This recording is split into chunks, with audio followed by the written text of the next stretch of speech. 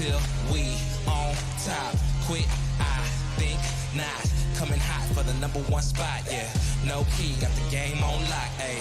Big threes when I take my shot, ayy. On the rise and we ain't gon' drop. On the grind, it's our time, just watch. If you want it, you can get it. Life gets hard, but don't you let it get you down. Go get the crown, because our time is now. Ayy, we gotta get it. Gotta get up, gotta go, we gotta get it. Ayy, they won't forget us. Made it happen and we all became legends. We gotta get it, gotta get it, gotta get it. We gotta get it, gotta get it, gotta get it. We gotta get it, gotta get it, gotta get it. We gotta get it. We can't be contained when we leave the game. My name will remain. We don't need the fame. You can keep the chain. We broke free so things won't be the same. Nah, on the mission, gotta get it, let's work. We were raised on the net, I'm raising my net worth. But it ain't about the money, nah, it ain't about the cause. All that matters is the world knows who we are. Stars. If you want it, you can get it. Life gets hard, but don't you let it get you down. Go get the crown, because our time is now. Hey, we gotta get it. Gotta get up, gotta go, we gotta get it. Hey, they won't forget us. Made it happen and we all became legends. We gotta get it, gotta get it, gotta get it. We gotta get it, gotta get it, gotta get it. We gotta get it, gotta get it, gotta get it. We gotta get it. Know that our time is now. Yes, life can get hard, but don't ever let it keep you down. See,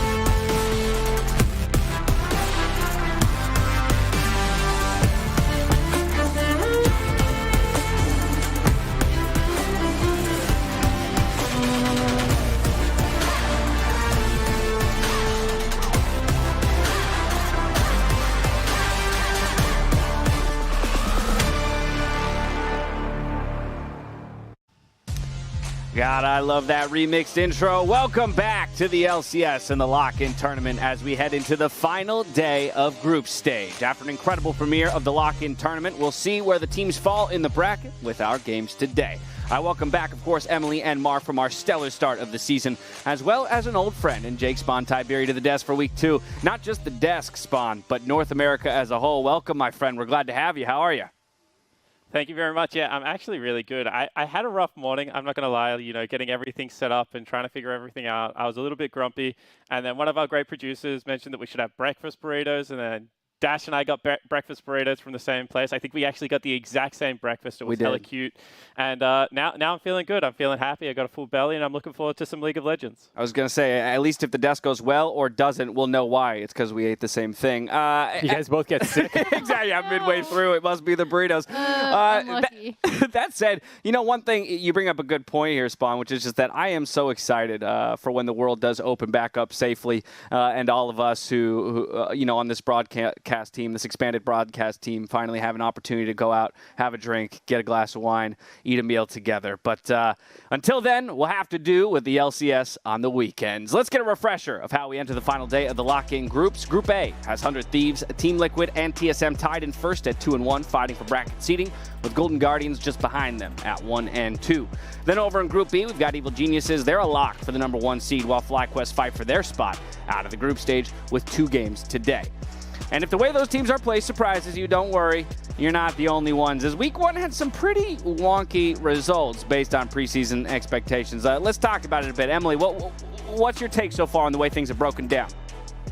I think the big shocking thing is Evil Geniuses. I'm not sure how shocked people are now, but initially I think people thought they were going to be kind of middle of the pack, and then it was going to be TL and C9, and then possibly 100T, because again, they were taking that Golden Guardians core. But EG has actually been the standout team thus far, in my opinion. So that was pretty interesting to me.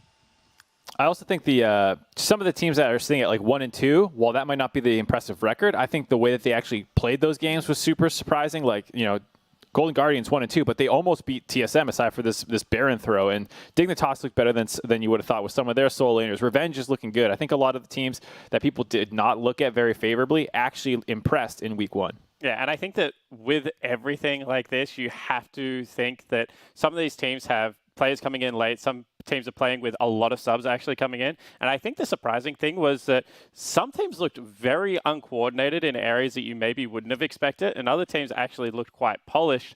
So I just continue to look forward to seeing how these teams expand and grow. I've heard from a lot of the coaching staff that they are using this time for experimentation and trying to figure out that style that they want to play for now the one season. And we'll see if they're able to get their seasons on track. That's the name of the game right there, development week over week, especially here in the lock-in tournament. Now the day kicks off with Dignitas looking to lock their spot in the knockout stage up there against Cloud9. FlyQuest, though, they premiered their starting jungler in Jose Diodo in Game 3. I could not be more excited for that matchup there against Sven Skaren. Of course, Team Liquid TSM, another marquee matchup facing off in our 4th game of the day. There we will see Santorin, of course, make his debut as the starting jungler for Team Liquid. Another big pickup and recent development this week. Now, in preparation for our 2nd week of lock-in items, they were a point of contention both in the community but also in our meetings from last week to this one. And one choice in particular became a hot topic. It was a purchase by TSM's new top laner, Huni, on Ornn. Yeah, so when I'm looking at this, I know people had their initial reactions. It's like, what in heck is he doing? Or, this makes sense because of lane. When I look at this, I'm looking at what Ornn's role is. I know Alram mentioned this on the desk last week, but here you're looking at the Ornn to kind of lose lane gracefully and then go into help setting up these team fights for TSM, especially with the Maokai and the Jhin bot lane. So it's not that big a deal that he's losing lane, which is why I was kind of down on the tier item buy, just because it delays it a bit, and you're already expecting him to lose lane anyway. He's not really going to get dove over and over with the composition on the other side, so I was not a huge fan.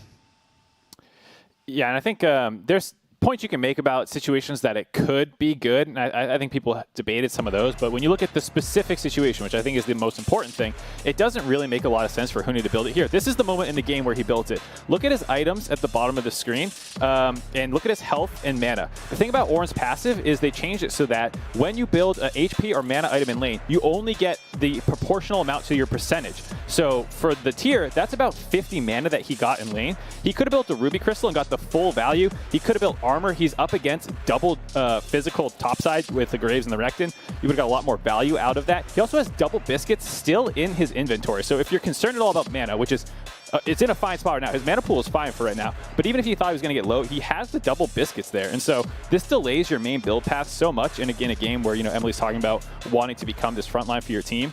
It's just not worth it. And people talk about resale value, but that only kicks in when you actually sell it back. And until that point, you've just delayed your core build in a situation where you're fine. The only time he actually runs out of mana is when Solo fake recalls. He blows all his mana on the wave to try and push it, and then Solo pops out of the brush and messes him up in a trade. So, like, hey, that would have been pretty good to have some armor there, dude. Yeah. So I think it was just one of those situations where you can debate it all you want, but when you look at the specific situation, it didn't make a lot of sense. Yeah, I think it's an interesting discussion, and on this, or rather in this specific instance, maybe it was the wrong buy, but the conversation is made interesting by the item's reduction in cost, now only about 400 gold, the amount that it refunds you to 80, so you'll only lose 120, of course, as Mark likes to point out, and rightfully so. That only happens once you resell it. Until then, it is a 400 gold sink, but either way, players and us alike figuring out the item meta as we roll along week from week. Another itemization standout, though, from TSM's roster. Great that they all came from TSM last week. Support, Sword Art, Imperial, Mandate, Maokai. It was Mark who wanted it all week long, but Emily, I'm coming to you on the topic. Yeah, so Mark finally got his Imperial Mandate, Maokai. We've seen this in LCK previously from Beryl and Keria before it was built last week in LCS. And I think it just offers you so much more AP damage if you're looking at what Maokai is going to end up doing. It was actually built by Ignar previously, but the reason why everyone looked at TSM is because A, Sword Art's damage was insane, and then B, as you can see from this clip, it just sets up this Jhin so well to go into team fights, and I thought Sword Art, the way he approached these team fights and the angles he was looking at to use that Maokai ult, really ended up setting up a lot of their success. Obviously, you can look at now his damage numbers, which were nuts. But so that's what kind of drew everyone's attention to it. But I really loved the build, and I really loved it in this team comp specifically for TSM. Yeah, and I think that's the important thing, right? Because once again, if you look at the role of the champion historically, Maokai has been required as like a top laner to be the first one in kind of beefy frontliner. But when you're playing it from the support position, that's not necessarily the case. You can look for more creative angles, especially when you're playing it with a double frontline of the Olaf as well as the Ornn. And what we saw there is that Sword Art was able to use choke points really well to be able to set up those team fights. And when it's coupled with something like a Jhin, the lane is actually quite safe, and you can do a lot of poke and chip damage. So I thought the TSM actually drafted really well around it, gave Sword Art a lot of windows, and then obviously was able to pay it back through good itemization and good use. I'm saying in a lot of ways it fits perfectly with the style that we expected out of Sword Art in coming to the LCS. So perfect pickup for him. Which other supports jump towards it? We'll find out soon enough. Finally, Mark, you got your Moonstone Renewer, the one that you were hoping for, but I think the natural follow-up there is, was it everything that you were hoping for? Let's just go with yes, because I love this item. And I like the experimentation that's being done with it right now with Staff of Flowing Waters as well. People are like, maybe you should build more support items at that point if you're already that far down the rabbit hole. So like, I like the experimentation. I think there are times you could argue it's been wrong that we've seen, but it's early in the season. No one knows exactly quite in pro play in particular how all these things are going to work out. And so I am happy to see the experimentation being done, especially in this tournament, even if afterwards we go, maybe it wasn't right there. Yeah, I was going to say, I think this is actually one of the situations where you could have said, okay, Dardoch could have gone damage because of the comp they were going for with kind of a more heavy poke initially. However, I actually really like it on something like a Lilia that's going to be in combat more often, so you get a lot more out of the unique on it. And all of that healing done. I think with Nidalee, it is a little bit more situational just because she's going to be attacking at range.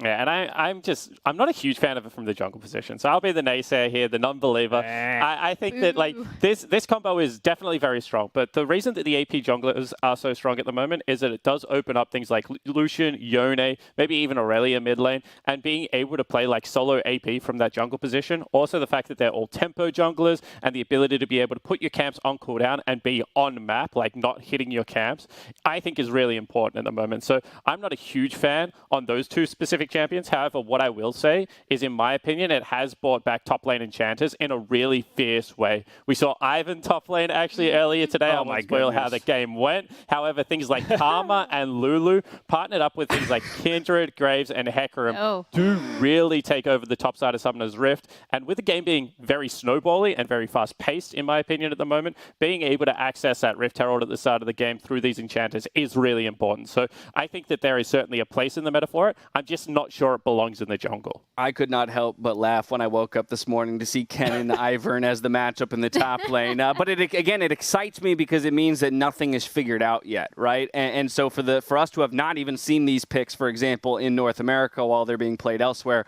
means that we still have a lot ahead of us here. Now, alongside some of those item purchases, we're also, of course, keeping a close eye on roster updates heading into day 4 of groups, and namely 2 teams that are going to get some play time with their starting junglers here today. First, foremost, FlyQuest still hunting for that first win of the group stage is bringing in Jose Diodo.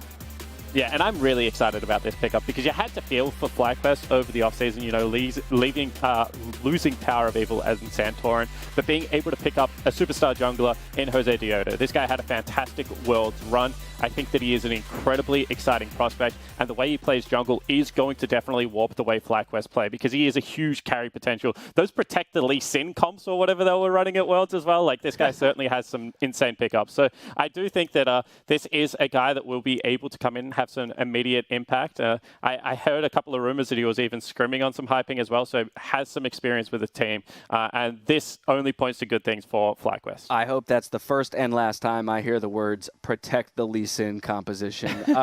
Emily, one of the other major jungle pickups and people that we'll be rather seeing out on the Rift for the first time this year is Santorin for Team Liquid. Yeah, and he looks like he's ready to take on the world. He's gonna fight somebody, right? Yeah. He's like mad. Which is funny because he's like the nicest person, actually. I rate Santorin really highly and have in previous years for his jungling and some of his early pathing. I'm really looking forward to seeing how he gels with Jensen because I know one of my major criticisms, actually one of my only criticisms of Jensen has been that I've never seen him have that like insanely good mid jungle with anyone. I don't think it's ever been like terrible, but I've never seen that like insane synergy, and I want to see it out of these two. Like that's what I'm hoping for it. I've just been waiting for it.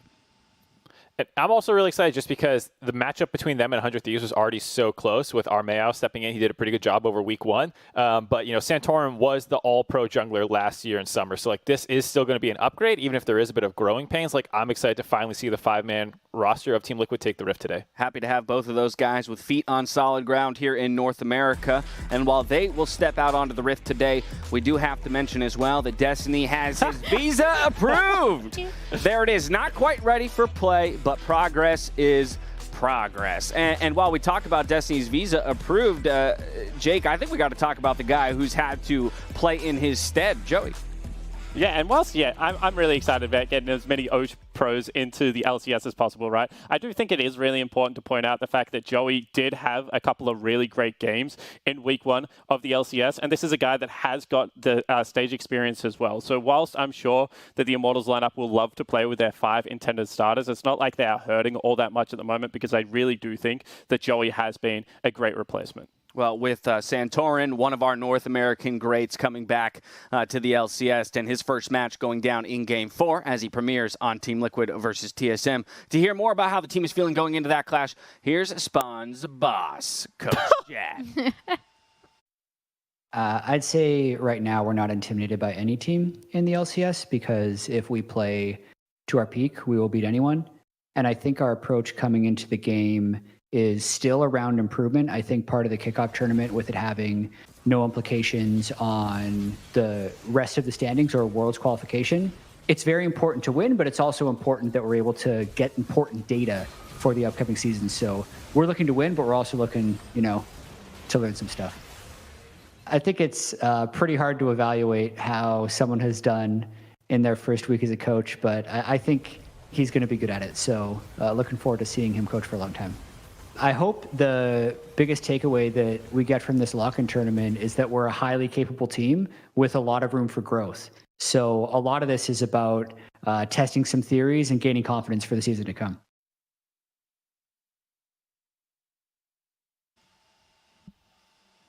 Testing theories, gaining confidence, all of that kind of tracks with what we have already been talking about through weeks 1 and 2. Just curious, your thoughts, Spawn, as someone who has a little bit more of a peek behind the curtains, being on the coaching roster over there. What has this 3-week period of a lock-in tournament allowed for teams to experiment and try that they maybe wouldn't have in a normal season? Yeah, I mean, I guess first things first, and they were kind of talking on the LEC earlier today, which I found interesting, is you come into the season where the games count towards the standings, and maybe you play a little bit more reserved, a little bit more slow, and try and figure things out in the competitive landscape. The biggest thing, I think, for Team Liquid and lots of other teams within the LCS is immediately you can come out and try and play fast, proactive League of Legends that does seem to be more beneficial in a Worlds format, and I think that there is, just a really good case that this is what it's going to look like. They're more than happy to take the risks, and I think it leads to a really entertaining brand of League of Legends being played. Well, Team Liquid, of course, looking to recapture some of that dominance that allowed them to four-peat in the past. That matchup is going down in Game 4 of the day. Don't go anywhere, because after the break, we hear from the Week 1 MasterCard Player of the Week and get a rundown of Perks' accomplishments heading into Game 1. Don't go anywhere. Darshan a little low, death mark onto Hui, and they're starting to help, but Xiao Wu is shut down by Stixay. I don't know how this one's gonna turn out, and that's insane. Looper is going low, but he chrono breaks back. A double kill for Hui, a kill for Hui. is going over again! I can't believe it! A triple kill! We're gonna That's win! gonna be the ace! Looper is down! CLT! Do you believe Kobe? Did it! Are you kidding me? They're gonna take down the undefeated team here at MSI! And I never doubted them! I never doubted them!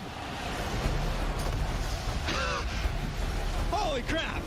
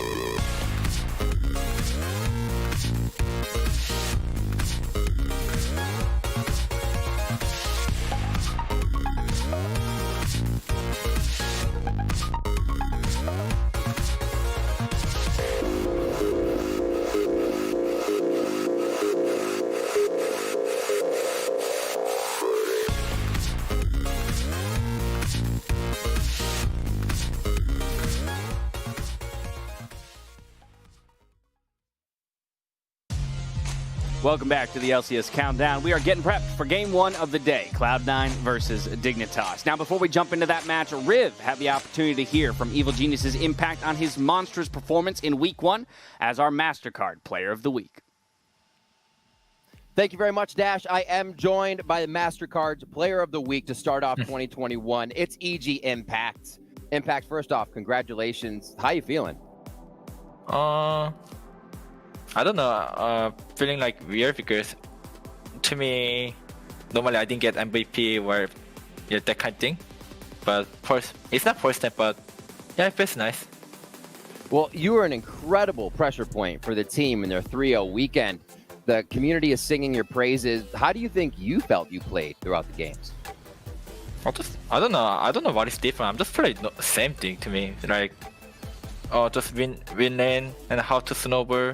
And just looking flank, or if it looks juicy and I'm looking flank or looking enemy champion. And yeah, I'm just looking win condition, so. It's like riding a bike. So do you feel like the lock-in tournament allows you to push yourself a little bit more? You said you're playing the same. Are you trying anything else? I think it's good thing I didn't get pressure too much. That's why maybe it looks fine. But I don't know, because normally I need to get pressure to play better, but this time I don't get pressure and my play is not bad, so I don't know. So what happens? The pressure comes on, they ban Renekton. Are you ready for the Renekton ban? I mean, they respected my champion, so I will like it. I say, look at this, they ban Renekton, haha, you know. And Impact, final question.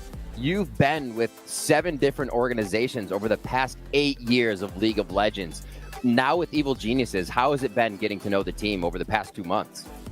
I mean, EG is nice. They respect me and care about me more.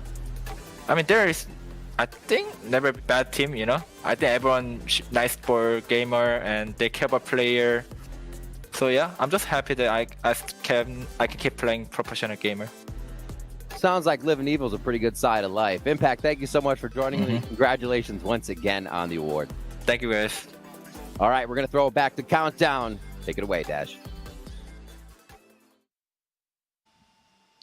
Thank you very much, Riv. 7 teams, 8 years professionally, 1 world championship. That is a career that so many dream of, so many aspire to, and so few actually achieve. Great to see the success that he's found on our only undefeated team remaining in the tournament, Evil Geniuses. We'll get to them a little later on. Now, turning our attention towards that first game of the day, we saw the return of Perks to the mid lane for Cloud9. But for those of you who need a quick reminder as to why he's considered one of the best in the West, here's our friend from the LEC, Quick Shot, with Perks Oversimplified. Cloud9 welcomes one of, if not the most accomplished Western player in all of League of Legends into the mid lane for 2021. So I thought I'd give you a quick rundown of the storied career of Luka Perkovic in Perks Oversimplified. As an amateur, Perks would hop from team to team until he landed on Gamers 2, a young European challenger squad owned by that one guy from SK Gaming. After a successful run in 2015, Gamers 2 underwent a rebrand and the young mid laner was officially G2 Perks, a name that would soon be known around the world. It was there that a new era started and Perks started rewriting the rules of European League of Legends. First being that Fnatic are not inevitable champions. With his first title, Perks would go to his very first MSI, which could have gone better. But he bounced back by collecting 2 more titles and then went back to MSI, where a solo kill had this guy calling Perks Baby Faker. After 4 consecutive European titles, Perks experienced his first finals loss, which proved one thing about the Croatian superstar. He would do whatever it took to win a game. Then came the greatest role swap in European history. Perks took on the bot lane and handily styled on the competition. As a bot laner, Perks earned Europe their first MSI championship and went on to compete in the World Finals, solidifying himself as a legend. Back in the mid lane, Perks! But in the LCS and Cloud9. As a European, I'm so happy for him. This has been Perks Oversimplified.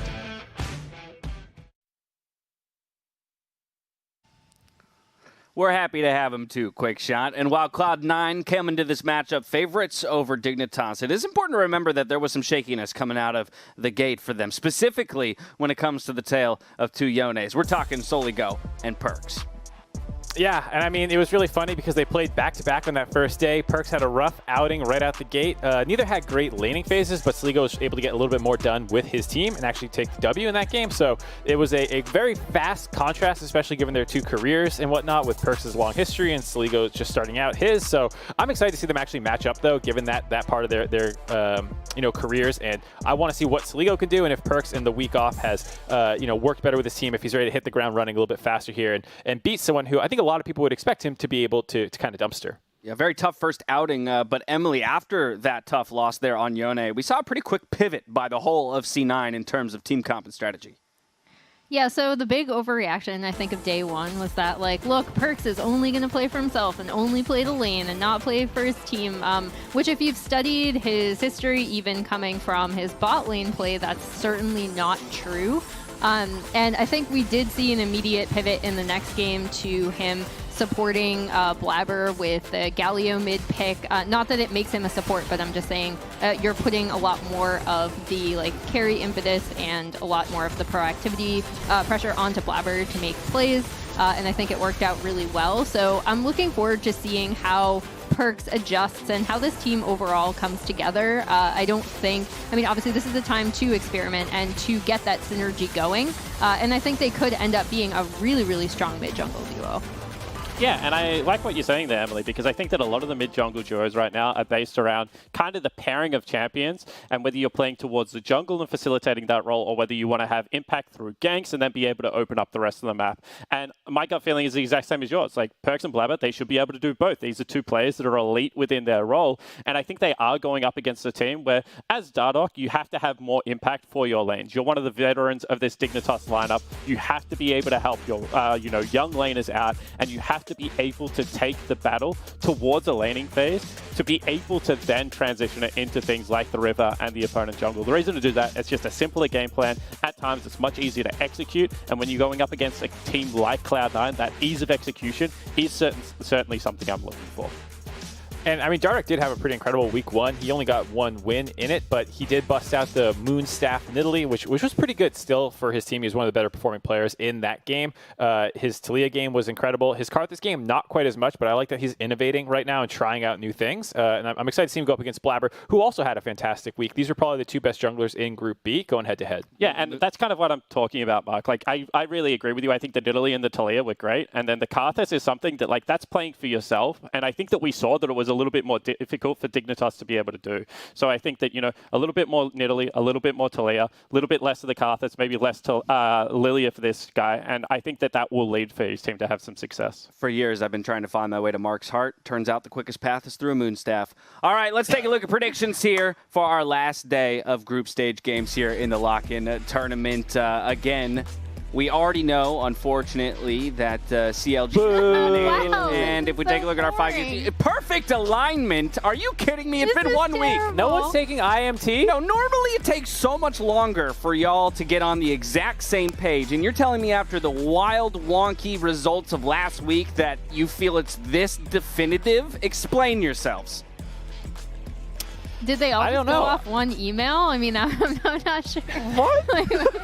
I'm actually really surprised. I think the thing I waffled the most was that IMT FlyQuest game, because I'm not sure what Jose Diodo is going to look like with the team. As Spawn already said, obviously he has more of this carry jungler style. He's used to receiving a lot of resources, so we're wondering if that's going to give FlyQuest more of a direction than they had in week one. I'm actually really surprised that we all match across the board, though. That's really boring, guys. So you just cited FlyQuest Immortals as possibly the closest for you, Mark. Was that likewise the hardest one to call?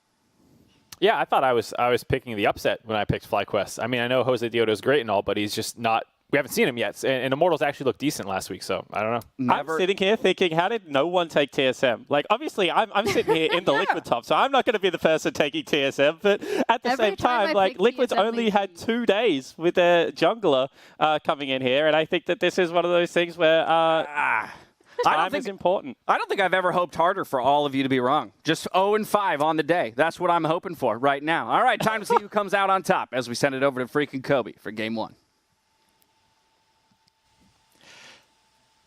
Thank you, Dash. Welcome to the LCS 2021 Lock-In Day 4. I'm Freak Kobe. Are you ready? Let's go. All right, so we've got a lot on the line today. As I said, it's day 4 of the lock-in group stage. Tomorrow is quarterfinals. Today we figure out the last teams to make it in and which seeds they're going to move into. All 8 teams that qualify are going to be playing tomorrow or Sunday. There's no buys. There's no double elimination. You make your seed happen here and you move on. So to talk about this group right now, Cloud9 have already locked themselves into the quarterfinals. They cannot get first because EG has already guaranteed that. But Dignitas, if they win here, they're in the top 4 of the group. They're playing in quarters. It's going to be fine. If they lose, there's a chance they're in a tiebreaker and can lose that spot. I think it's really important here if they're going to ban Taliyah or not. Leave this up as the question for Cloud9. Taliyah is the one jungle champion that Dignitas have a win on right now for Dardoch. He looked really good in it. As the analyst was Desk was pointing out, the jungle matchup is so big for these two teams because Blabber has been the biggest carry. Despite all the hype around Perks, coming over to North America, Blabber has been huge in carrying them. And the Taliyah is left up, so now we get to decide, is it the first pick or is it going over to Dignitas on the other side? There you go, we have our answer. Instant first pick Taliyah. Lilia comes in right afterwards, and our dog's very good at that one as well. We always ask, what is the mythic that Lilia's going to go for? And I gotta say, as much as I have seen some people flame the item redesigns in the 2021 season, the fact that we're they've picked Lilia. She has 4 item choices. Which mythic is she gonna go? And everyone's got their own camps, which one they think is best. I think it's awesome. I think that's actually in a good spot overall. Of course, Aphelios alongside, definitely an outstanding late game carry, gonna be in the hands of Neo. And we saw that quick Kaisa hover. We'll see where that one actually ends up going as Cloud9 lock in Alistar. Yeah, I'm definitely falling more and more back in love with Aphelios. He went through this period where just everyone hated him so much. But I think he's in a very good state right now. It's definitely very strong and has huge team fight potential, especially once you start, accumulating your items. But Alistar is a really good pick into him. I love, looking at hard CC here. It's another really important thing. When you first pick Taliyah, you're always looking for solo laners that also have hard CC to set Taliyah up, because that makes her devastating. Easily land your seismic shove. That's where these big wombo combos come from. Things like Renekton. Also looking for possible stuns and setups in mid lane too to give you versatility and to allow Perks to roam and work with Blabber more. Yep, so Thresh is going to be there to maybe land a headbutt or a hook or something to kind of slow things down. Maybe you can land someone away if they're coming at you. But yeah, Felix doesn't have any gameplay. If Alistar lands the headbutt, your CC chain through Pulverize, through the Seismic Shove, and then your health bar is 0 before your flash is ever even castable. So can be really scary there. We're seeing global bans going away. Of course, Perks had a very good Galio game earlier. Twisted Fate off the table here as well. Do want to see how Fudge ends up doing, because he's been a bit hit and miss. Certainly on Ornn duty, it's not been outstanding, but otherwise, still fighters getting dropped off the table for most teams. Yeah, Fudge is an interesting topic because he is now the youngest player in the LCS and came in talking some smack, which I love. Add some more excitement to the games. We'll see how he bounces back this week. Definitely struggled a little bit early on. Aatrox here with the second round bans. They're banning out some of the all-arounder top laners. The healing right now is really strong on Aatrox, so he's come back as one of the favored blind picks. And since Dignitas are probably going to have to blind their top and save their mid for last pick, Cloud9 are just trying to whittle down on the generalist top lane or good blind picks. Certainly, it's one more ban to go as Dignitas ban away Laurel to get rid of some more of the mid lane options there of Perks. We'll see what comes through. Still, of course, plenty of options available down the line as time ticks down. I mean, Renekton's already gone. Gragas, okay, that's kind of the next one up, right? Renekton, Aatrox, and then Gragas is kind of third in line. I think he'll probably jump a couple of spots over the course of time. I would actually take Gragas over something like Renekton in a lot of cases, but gets rid of another generalist top laner there, and so Fate God will see if he blinds or if it's going to go to Stoligo. Now the top lane gets a little bit more interesting because Gnar is, technically a blindable top lane, but we've seen so many teams punish mini Gnar and attack these Gnar players early on that it makes it look like, such a weakness. So Dignitas aren't going to fall into that trap. They go with the other one. It is Gangplank. Very good at absorbing pressure, using the ultimate, for wave clear as well. You have a lot of options with how you want to play Gangplank. You can play him super aggressively off the bat level 1, trying to use your passive if you know you're going to have jungler pathing topside too. Might have some range disparity here, though. Pop the barrel, stay out of the range of a barrel chain, harass him down, and not a lot of amazing lockdown for a Taliyah combo, but it is physical damage top lane with a magic damage jungler, which means you can still put pressure in. And Gangplank, you can't orange out of seismic shove. You can't, you have to flash if he's going to guess your position correctly. So that can look really good. Perk's on to grab the Orianna is going to be the blind mid laner here, and it means Saligo is getting counterpicked for Dignitas. Interesting. So not a lot of great setup for Blabber besides the Alistar here for Cloud9. As you mentioned, though, Fudge is not going to go down like that 2 weeks in a row. He's getting a good matchup. I'm picking a chase. I'm going to play aggressively. I'm going to get some CS leads, try and pop those barrels. You want to get your bush control really early on. I am really, really looking forward to the level 1 possibilities here, though. Dignitas with a Lilia and a Thresh can definitely go for that level 1 invade. I saw Cloud9 swap, after Blabber was already on Taliyah, Jace went mid and Ori went top, and I'm like, there's a chance you do this? But they swapped back, so it's fine. But I was like, there was a possibility. I don't know. I think top Ori could work in a GP, and I think mid Jace is probably a better Syndra matchup than Ori might be. Regardless, yeah, they're playing the normal stuff down here. Good late game carries on both sides. The follow-up's easy, of course. Taliyah can ult in. The Lantern can bring in an Aphelios or a jungler or someone else. This can definitely be really, really explosive. And I'm actually expecting bot lane is the place. Of all players in this game, Vulcan is the one with 100% first blood rate. So if there's going to be a kill, it's either in bottom lane with Sven 2 out of 3 times, or over to mid for Perks. But to me, the man of the match right now is going to be Vulcan. Yeah, honestly, Sven has been crushing it as far as the first week of the lock-in went. He has been farming up a storm, highest CS per minute of any player on any of the teams, and he has also been a huge, huge point for Blabber to then go work off towards the bottom side of the map. So definitely agree with the focus there. Also, not too surprised about the generalist team comps that they've drafted here. Dignitas, again, looking for this win to try and secure themselves a spot in the quarterfinals, though. Very important match for them. Absolutely. So Dignitas, can they lock themselves in? We got to see.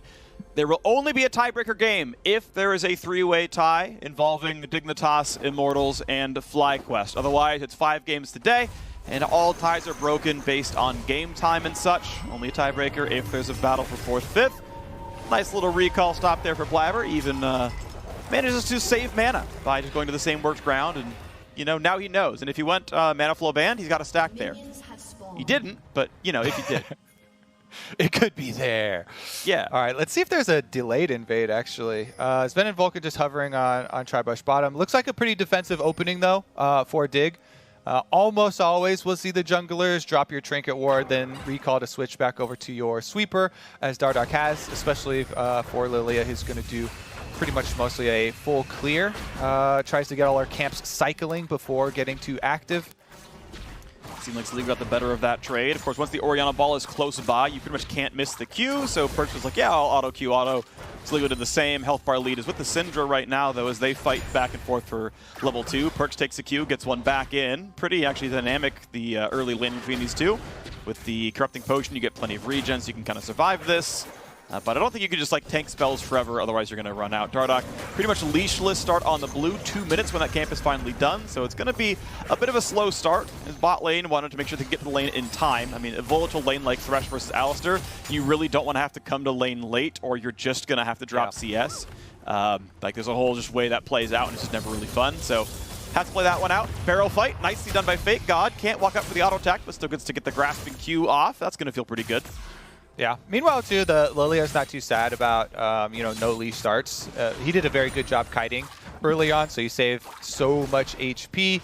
As you can see, he didn't have to use any potions. Lilia, as long as you don't kind of just stand and tank them, and you actually use the passive move speed and kite the camps around properly, she'll be just fine clearing help or not. Nice hook right there. Going to be a lot of damage. There's a flay in as well, and that is why you like level 2. Vulcan didn't run back in time, and look how much health he lost. Potions are gone, health bar is at half, and it's phase rush Alistar. They cannot take a fight. Vulcan can never engage, or he will just die to Afro Neo with an Ignite, and that's going to give C9 so much less pressure in this lane now. Yeah, big opening here for Aphromoo and Neo. And there were a bunch of questions circulating around this Dignitas roster. One of them was that Aphromoo, after putting in so much work last year and becoming, part of that big bottom lane force for Dignitas, how is he going to do trying to raise up another new rookie in Neo? Asta getting another shot here, name change and all coming in. So far, picking up right where they left off. Aggressive play here with the Aphelios Thresh, trying to push the lane in, trying to die some of those minions and retain control of bottom half of the map. Dardak, I believe, showed himself going over the Scuttle Crab, but going to walk towards Perks all the same. Can't land the W, does not land this Royal Sweep. Good sidestep by Perks. Means he's like, hey, here's a Moldiver. I'm going to go bot side, try to fight for the Scuttle down here. Yeah, honestly, not too big of a deal. Just keep on power farming through. As you can see, too, Blabber, having done red side first, gets to go over to super high value Krugs. Second spawn of Krugs feels so good. That's why I love starting red and doing red side first clear for Talia. Especially, she has a really easy time of clearing that camp. And Blabber's going to have a pretty big boost as far as the experience lead here. Dardak, meanwhile, does get the second reset off a little bit later, but rushes level 2 boots. Lucidity has been gaining so much popularity, Freak, among especially pro junglers, trying to rush this with the ability haste as well. Really does make a difference for Lilia. One thing that helps as well, I think, a bit is your blue and red smite unlocks based on getting 5 smites off. And Lucidity has Summoner Haste on it. Little so you actually get blue smite earlier by rushing at first recall and doing a 900 gold recall, which is basically a full clear.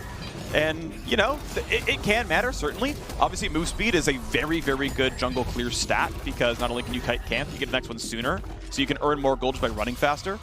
And that's obviously pretty important there as well. They're trying to get some recalls off, but this wave's in a bad spot. Sven cannot leave the wave here, but it's tough. Like, can you really go for the play? If Vulcan gets hooked, he's just kind of going to die. As it turns out, Talia's right behind them, or sorry, I should say Lily's right behind them. Talia's on the wrong side of the map, so flash play means Sven, can they land the hook? He's rooted, he's going to burn the cleanse, he's going to try to run away, but the slow is going to be too much, and the streak of first blood is over. Dignitas picks up their second first blood of the season so far. Fake God sidesteps, get away from the seismic shove, or he would have been dead too. Blabber tries the top lane, but can only burn some health. Level 2 boots, Freak! Dardak runs straight down the lane with the extra speed. He lands this bowling ball as well after calibrating it mid. Is able to find that kill onto Sven. Both summoners blown for Sven. And I was just talking him up at the beginning of the intro as being this huge carry force for Cloud9 that had been playing so well. Honestly, that was a well-controlled lane state by Dig. They went for the interrupt on the recalls. They had the deep ward in that lane brush that saw Cloud9's cancel on the reset, and they knew with the jungler position they were going to have it. Oh, and Fudge, he does have a flash, but he's got about 3 points of health. He cannot get away. Fake God claims the kill. Even gets the bonus gold from Parlay. Dignitas up to a 2-0 start against Cloud9. One of the biggest failures, Freak, is when top laners continue to shove up after they receive a gank from their own jungler. After Blabber recalls or goes back to his own jungle after helping it push up there, then you're so exposed, yet you still feel like you have this relative safety as the top laner that just had your jungler come and gank for you. So Dardak's able to slip in, just bottom side play, then top side play, level 6 Lilia now. Oh my goodness, Dardak is really set up here for Dignitas to rule this early game. My next sights would be towards the Dragon, since they do have that bottom control, having gotten off the successful gank towards Sven already and burned both his summoners and establishing this jungle lead. Dig, if they wait for the next cooldown for Fake God's ultimate, I think that should be 100% their Drake. Here's another look at it. Dardak you see hovering outside of minion vision, waits for the flash for Aphromoo. He starts moving. Beautiful flash from Aphromoo, by the way, and the way that they layer their CC. Neo immediately went for the Gravitum Snare. As soon as the cleanse came off, though, Dardak already threw the seed, gets the slow there, enough to chase him down. honestly just so beautiful, so that they didn't double up on anything that would get double cleansed or anything like that. Yeah, you might have mentioned, I might not have heard it, but Afro holding off on Ignite until the Graviton root was cleansed. Like, that's another one that would just go away if he did, Flash Flake Ignite. So really good stuff all across the board. 2-0 start, as we mentioned, is a 1,000 gold difference. That is kind of what you expect with 700 gold worth of kills, plus half that in assists, and indeed that's 10k. So beautiful right now. The laning has been good across the board as well. You can see the CS within 5 for every single person except jungle, but I'll take 2 ganks over 3 camps every single time. Left Rise cannot find it. Went for the play. Vulcan, I think, went for the headbutt, or the Hex Flash headbutt pulverized, but Afro had read it in time to walk away, and Blabber flashed for nothing. All right, Freak. I know Cloud9 are feeling already secure about their spot later on in the quarterfinals, and this is really big for Dig. But man, these things just keep stacking up. This early game is perfectly set up now for Dignitas to fight this dragon. Not only do they have control over bottom, and Fake God's Gangplank ultimate is coming back up, but now Blabber doesn't even have flash either, and there's no pre-existing vision for Cloud9 around that dragon, so they're just throwing everybody up at the Rift Herald. This is 9 minutes in. They're going to try and rush it. Interesting here for Dig. They're just keeping Neo down on bottom side. He should be pushing that wave as quickly as possible so that he can mine some turret plates in exchange for this Rift Herald. But maybe he won't actually start hard pushing until they get some vision. Well, now he goes for it. Yep, that wave's going down. So we're going to lose probably 2 plates or so in the bottom side. Probably not a third, not easily anyway. Doesn't have a ton of AD. Blabber gets the top scuttle. They've got the top herald. They've got the dual lane back up to the top side, so that should be some pressure as Gangplank can kind of only sit and watch. I want to see what the back half of this is going to be. TP not up for Fudge, nor for Fake God. The Fake God has ulti if he needs to clear some waves and buy some more time and keep his turret healthy. But Aphelios pushing into the bot side. Now that bot turret had 4 plates before he started. Now certainly, yes, they shared gold on the first one already, so that money's not going anywhere. But I am curious how much more gold he's running over time as Fake God fights in with Ven a bit more, puts him at half HP, and Aftermove, I mean, he's got his flash back up and some Swifties, means he can get a lot done. Neo checking in, got 2 plates into the bottom side so far by the time Fudge finally came back. So that is, I believe, maybe 2 plates to 2, but now comes the second round of the Herald Summon. As it's, the top lane turret's already down to 3 plates. That's the time you want to summon it, basically, once the first 2 are gone. Here comes the charge, here comes the wave, and there's the GP ult. But I do not believe it will save the turret. It's going to be a bit close, just because when the minions are all gone. But yeah, they're pushed off. Shelly's going to take a little bit longer, but here's the thing. It's at 300 health. The cannon's a bit low, but they can wait it around. But look at this. Neo got entirely first turret gold by the fact that he stayed down there. And so you spend all this time getting the Herald up, and it doesn't even get you anything more than the 80 carry got by solo pushing. And Freak, as you know, optimal Herald use would be to knock that other first turret plate off by hand, then cast the Rift Herald so that you just instantly use the true damage to finish off those last 2. Because they use the Rift Herald as they're still pushing up the wave, and there were still 3 turret plates to work through, the last one, the strongest turret plate still standing there, that actually does mean the difference, by the way, in the timing of rushing for first turret bonus. Yeah, first turret bonus got reduced in value, so it's only like 150 gold. So it's not the biggest of deals, but every 150 gold does count when it is a decision like that that doesn't really have an opportunity cost that you're going to blink at. You trivially just do it better by pressing, 4, or for my case, T, like 10 seconds later, and suddenly you've, siphoned away a kill's worth of gold by denying 150 and getting it yourself. So, yep, definitely a misplay. One that, I don't know, Blabber has been on Cloud9 for a while. You probably know by now. So, a little disappointed in him. But it's not going to make or break the game. Neither was the fact that he's not going Moonstone Renewer on Talia, now that you should. Meanwhile, Dardock is on the Med Deer, so that's really appreciated. That'll be fun to watch for. Nice barrel chain. Fake God, of course, can't Q it, but gets some good damage in a Fudge. Honestly, too, Dig able to pick up the Infernal Drake as well off the back half of it. So, man, they got so much. The first turret bonus, Infernal Drake as well, plus the deep vision leading up on this red side. I will bring up the topic of perks, though, because we haven't heard a lot out of him this game. He's been quietly just beating Soligo in farm on Orianna. Was able to play the early stages really well, and now got full lane control. He was even able to get a big chunk out of Soligo, force him back there under turrets. Top side, though, this is going to be the big... He's pretty screwed. He can try to ult. Nice play by Sven. W's to get the plasma on. Ult flash to guarantee nothing's going to land in time. You would have to basically, as Afro did, guess with Flay and happen to catch him mid-ultimate. Not going to tag Sven there, gets away burning only the flash, and that was going to be tough because flash by itself probably wasn't going to be enough. All right, Blabber is going to be able to get away with the blue buff on the other side, though, after seeing Dignitas overload top side of the map. Can they actually find this extra pick, though? Perks still has flash. They're going to go for the sleep. They've got some teammates coming around there as well, waiting for the combo to land. Hook's going to get kept up by Alistar. So Vulcan walks up, tanks for the squad. Over the wall comes Neo. And good reinforcement to keep Perks alive. Dardoch wants in but can't find it. Gets away from the ultimate, no problems. All right. The Perks point I was trying to bring up previously was looking at their last game in Lock In tournament last week, the Zoe game. He had only 20% kill participation in the entire game. Vulcan, though, goes for it. Big play, standing on the lantern. Neo can't get away. They're going to find Afro here as well, and Cloud9 have come back into the mix. Blabber gets the second kill for himself. C9 bringing the gold back to equal the kill score the same. Nice topside play there. Gonna jump right through. Let's see if Fake God can actually answer any damage on the bottom turret. Looks like not. He's gonna go for the recall. And Cloud9 with the expert use of Talia Wall here and teleport from Fudge for the team play are able to pull it off. This is gonna be pretty big as far as routing the Dragon stacking from Dig. Both the gold as well as the map control. And here it is. Vulcan goes in, flash combos Neo. Even with the lantern there, 2 wards go down. Able to get the green ward as well as the pink ward down to try and block that lantern. And already had Fudge teleport in the back too. So Cloud9 is closing all doors to make sure they pick up this topside kill. Well, it means that we are now tied in gold between these teams. I will say Dardoch has more of a sort of team-fighting standoff build. They've got 1 dragon so far, late in the game to be clear. Second dragon spawning past 15 minutes, so it's going to be a late soul if any.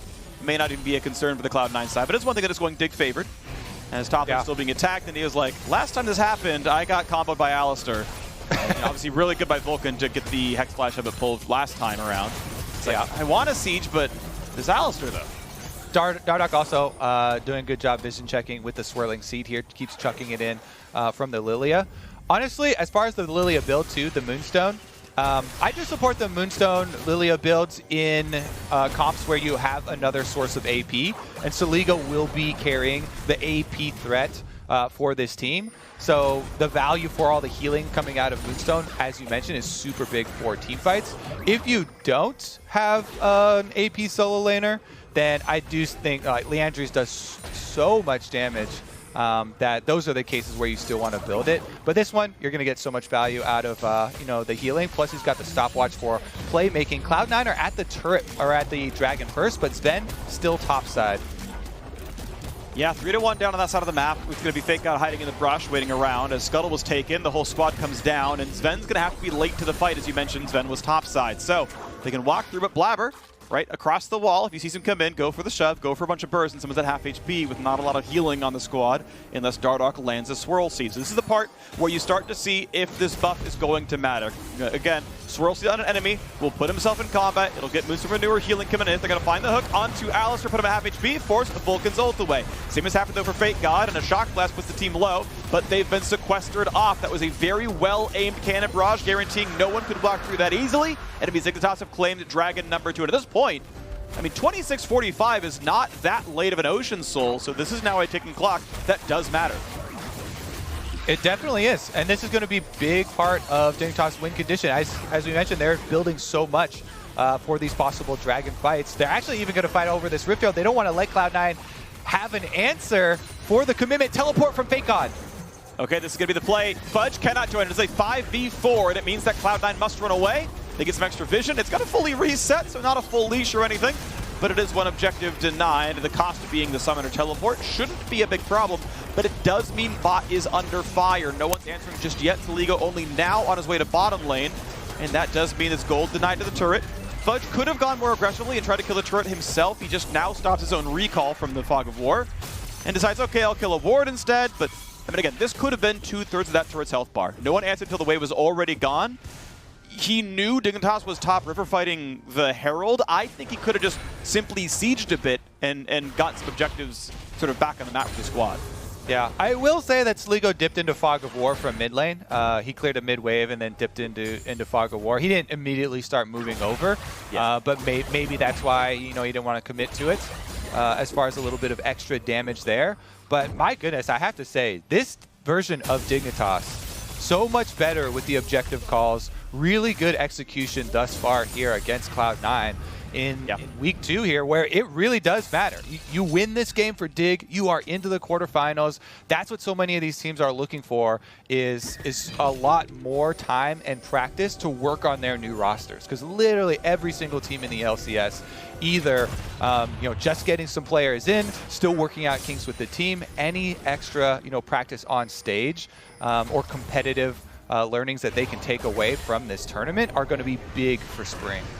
Yeah, and not only do they, get to lock in the spot, they have a chance of getting second seed out of the group, which, I mean, honestly, you look at the lineup having EG and C9 in it, and it's like, hey, good job. That's really, really impressive stuff.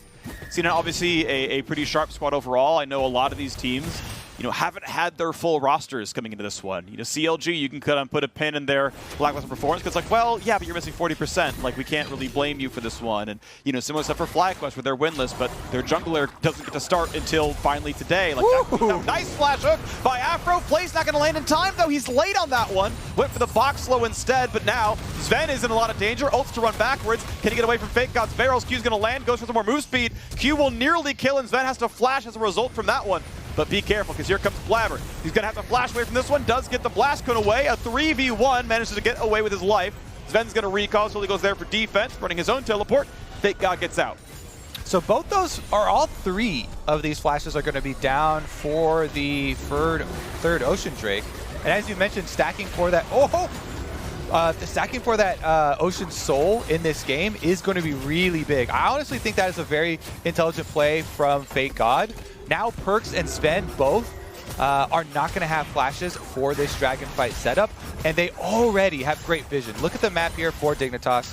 Aframu has been replacing these wards leading up to the Dragon through the red quadrant of C9's jungle. 1.5 minutes left, so they have plenty of time to reset, go grab the rest of your control wards, and establish control. That way, your Lilia Seeds, Syndra Stuns, and Thresh Hooks have huge threat here from the side of Dig. They get to be in place first, and Cloud9 are going to have a very difficult time checking these because Vulcan, no ultimate on Alistar, and nobody else wants to stick their head close to any of those skill shots. Gold's still pretty close, though. I'm curious who you would take, a 600 gold lead or a 2 dragon lead. Compositions maybe even notwithstanding. Hook's going to land on a Perks, though. He is flashed. He's going to take a whole lot of ultimates to the face. The shotgun buys some time, and Neo gets to walk in. The kill comes through, and Dardoch just heals up the squad. Neo's back to full HP. Sure, the red gun helps, but so does the med deer. 35 seconds on the Drake, and Perks, he can TP in as it spawns, but he may not be in position. Afro Moo just keeps on looking for plays, Freak. He flashed on Perks in the mid lane, trading those flashes earlier, and they get value out of it here. No flash on Orianna, down before the Dragon. Will come back up right when it spawns, but that's not enough time for him to get there. They don't have deep wards for the teleport, so it'd have to be a very shallow one. And I like the moves. Dignitas gets 1 kill. They know they have map control immediately. So Ligo and Dardoch run through bottom jungle. They run to bottom lane. Cloud9 goes for a counterplay. They say, you know what? You know you're going to Dragon. We're going to go for top side. They will instantly shut down Fake God. Perks TPs is that side as well, but this should make it a formality for Dignitas to claim this Dragon. It has spawned. No one is anywhere near. This should be Dragon number 3. And Ocean Soul is going to be threatened by the 27-minute mark. Good for Xenon to get a kill, but all they've done is keep the gold close. Yeah, and you could save that teleport as soon as the Taliyah wall fully connects and walls off Fake God, because they know that he has no flash. He just flashed in the top lane play earlier, so there's no way he's getting out of that. But teleport used by Cloud9, they get a kill in exchange for Dragon number 3. Now it's crunch time, though. Start the clock, Freak. Only 4 minutes, 40 seconds remaining. Dignitas definitely feeling good. Well, if there's a time for Grievous Wounds, it is now. Not only is there the Med Deer, but you've obviously got Ocean Soul on the way as well. So pick up your Morello. Sidesteps, like, into the flay, basically. Hook's gonna land, though, but Blabber lands the shove backwards. Afro is flashless. Afro is lifeless. 0-2-2 for the playmaker on Thresh. Cloud9 get the gold right back to Tide. They're right in front of Baron, but that seems a little bit too tough to do. Yeah, for sure. It is mostly just a revenge kill here for Perkz, getting some vengeance on Afromu for all the focus that they are putting on Perkz himself. Able to pick this one up. Zhonya's completed here for Blabber as well, making it a little bit safer for some of these Taliyah walls, going super aggressive with Flash and Zhonya's. You can definitely afford to look for those burst combos a little bit more dangerously, despite there being so much CC on the Dignitas side. So, the medic build keeps going through for Dardoch. Staff of Flowing Water picked up second. This is very standard when you go for the Moonstone Renewer, even though Lilia does not have any ally target healing in any way. Obviously, Moonstone Renewer triggers that. The staff buff gives, 30-ish, at this point in time, let's call it like 33 ability power, and 15% move speed to the target and to you. So it is a very good AP item just on yourself. It's like a 90 ability power item, in combat for 2,300 gold. That is incredibly efficient. It is why the build works this way. Yeah, I love the wording. It's incredibly efficient. Some would say overtuned. In fact, yes, everyone would say overtuned, including the balance team, which is why it is slated for large nerfs for the next patch. I'm a little sad that it got so much popularity because I've definitely been abusing it, but Staff of Flowing Water itself is actually just juiced. It's definitely one of those items from the off-season where they're adding a new one. It put a lot of power into it. Every single support that I talked to said, literally never build Ardent Sensor. Doesn't even matter what sort of comp you have with, what sort of auto attackers. Staff of Flowing Water is literally better. Yes. I would debate that somewhat. It's extreme, so you can always debate when it's that extreme. Yeah, but yes, it is a very, very good item. As you said, yes, it's getting nerfed in 11.3, so, down the line, that'll get changed up. We are still on 11.1, I believe, for the entirety of Lock In. LCS Week 1 will be on 11.2. That's going to be down the line. We'll get to those, in the future when it matters more. Right now, we're still into this game where we are 2 minutes away from the Dignitas Ocean Soul. And, you guys might have seen the analyst desk. Unanimous today. None of them had any upsets on the board. It was all 15 votes where every game's going to be the exact same. They all believe Cloud9 is going to win this one. Dignitas, though, right now, doing incredibly well, and it's going to be pretty soon on Blabber to smite steal an Ocean Soul Dragon away and then do it again in 5 minutes afterwards. I kind of love when games come down to this. We're going to peak at this team fight, Freak. Yep. Prepare your vocals because this is what matters. All right, Cloud9 are going to have to try and get some vision, as we talked about earlier, though. It's so powerful when you're sitting in the place of Dignitas. You have the Dragon threat. You have so much long-range CC that Cloud9 have a difficult time trying to face check. So if you're able to retain this control of the river, then this is your time to shine. This is your time to lock in your spot in the quarterfinals of this tournament. Everybody completing items on their side as well, just in time. Afromu going with the Shurelias for a little bit of the extra speed to look for one of those picks, and he does have Flash available. All right, sidestepping back and forth. Ward control belongs to Dignitas. 35 seconds on Ocean. So this wave and the next one meets, and you gotta be in Dragon in the pit by the time that happens. So mid being pushed in by Cloud9. They could go for the turret. Fudge could go. Perkz could go. They're gonna knock that one down. Bit of gold in the pockets. Cannot be spent for this fight, but at least it means they're getting pressure, and they might stay for tier 2. There's part of the wave alive. No, apparently not. They've turned around. That wave is gone, or at least gone enough. You do not want to give over Ocean Soul for just a tier 2 tower as Cloud9, so they have to come face check. Look at this. 3 control wards down, 4 control wards down for Cloud9, slowly moving up, trying to get vision, trying to force Dignitas off of position. And, Dig is giving the ground, right? They've given away every single control ward they've taken out. Here comes the flash. Engage on the Dardoch. He is gone right away. No kindness for the smite. Beautifully done by Vulcan. Takes exactly the member they needed to kill. And that means they can start on Dragon. Now, there's still a chance you steal with a barrel, with a Cinder, or something else. This is a 5-on-4 team fight. Fudge chunks 2 to 2/3, and this fight is over. Afro goes for a hook and a 4v5, and he dies for it. Easy dragon pickup, and Baron is that way. What a power move from Cloud9. Dignitas have 26 minutes of great setup for this fight. They have vision control of the river. Cloud9 don't care. You see that 2 seconds. They move from mid-wave, control ward down in every single brush, charging forward. Then Vulcan on the front lines does not hesitate to initiate, and they just make it look so easy despite Dignitas having the biggest upper hand for the beginning. Cloud9, just like that, Freak, take away everything. Dragon taken, Baron on top of it right after. They can use this to get all of this standing gold in the secondary towers. Yeah, Aframu hooks him in, but Vulcan just pops the ultimate, immediately flashes and blows Dardoch up. Yeah. No hesitation here, just decisive play. And then staying around here to me just feels so fruitless. You know you're no longer as powerful as them. Sure, you've got some ultimates up, but I don't know what you're getting out of this play. Like, the expected value in that's got to be so negative that even trying feels like a mistake.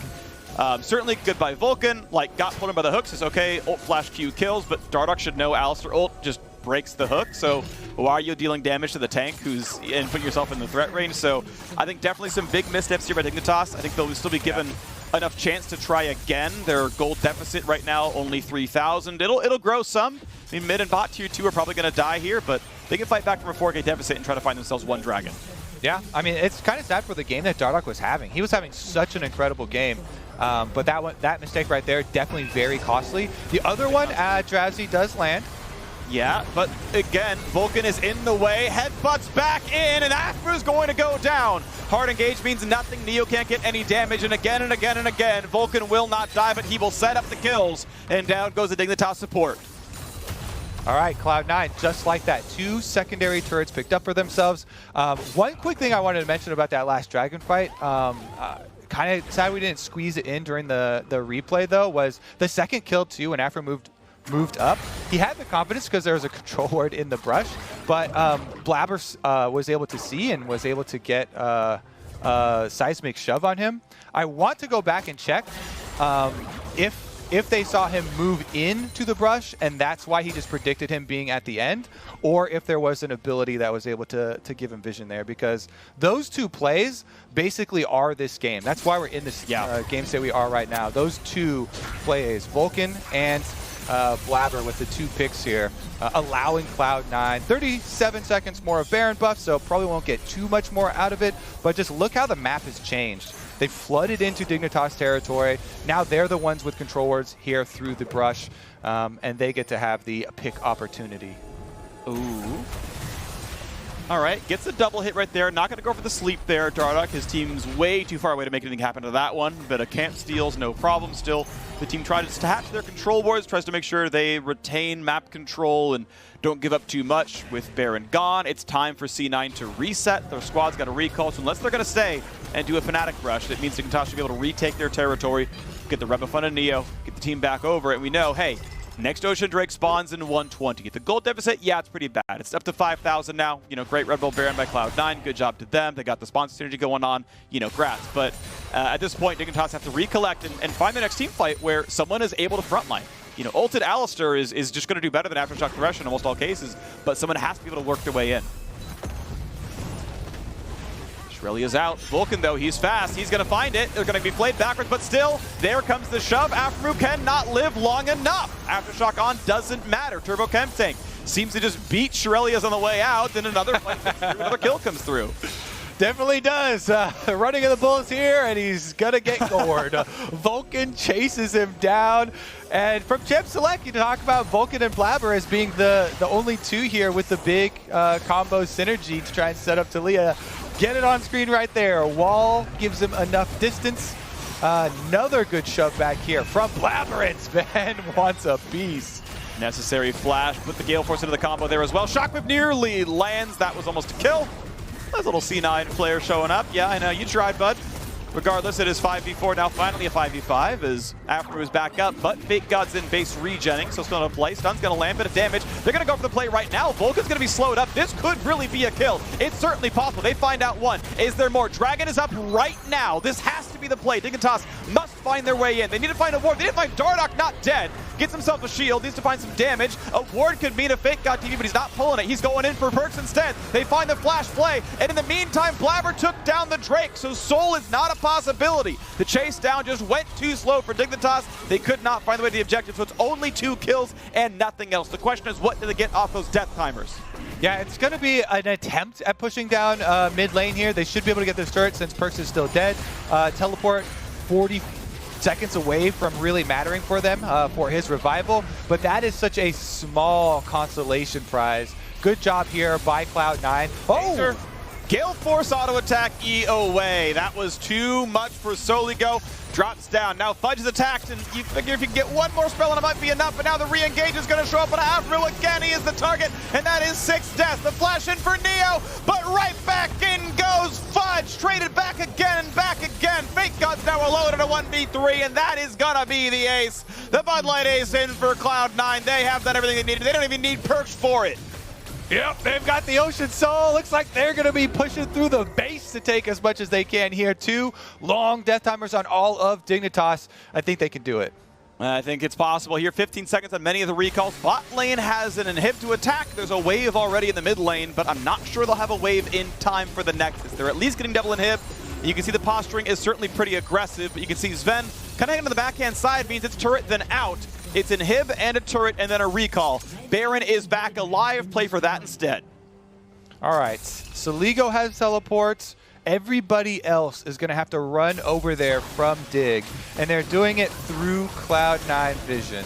So we are going to have Afro move. He's got Lantern. He can bring somebody a little bit closer, but Dardoch is so far away. Don't think he's going to be able to get there in time. Lantern him forward. Not enough. Forward is vision. Oh, okay. Try for an E over the wall. That's a nice attempt. Dardoch went as fast as he could. It couldn't be enough, though. And yes, quick Baron secure. Nicely done. All right, here's another look at it. Cloud9 looking for the punishment. And there's only one Lantern to take. So Soligo there behind. It's a flash into Gale Force auto from Sven, finishing him off. Then Neo, they know that they're in such a tight situation here with Ocean Soul already being given over. They're trying to break something open, and so he just goes for it. Flashes in, but the Zhonya's pays up huge, and then Fudge is able to go in for the combo here. Yeah. Good barrel time by Fake God to secure at least one of the kills, but yeah, that was an outright, 4 for 1? If you count the Soligo death as not part of that battle, that is just better team fighting on the C9 side. Well done to them.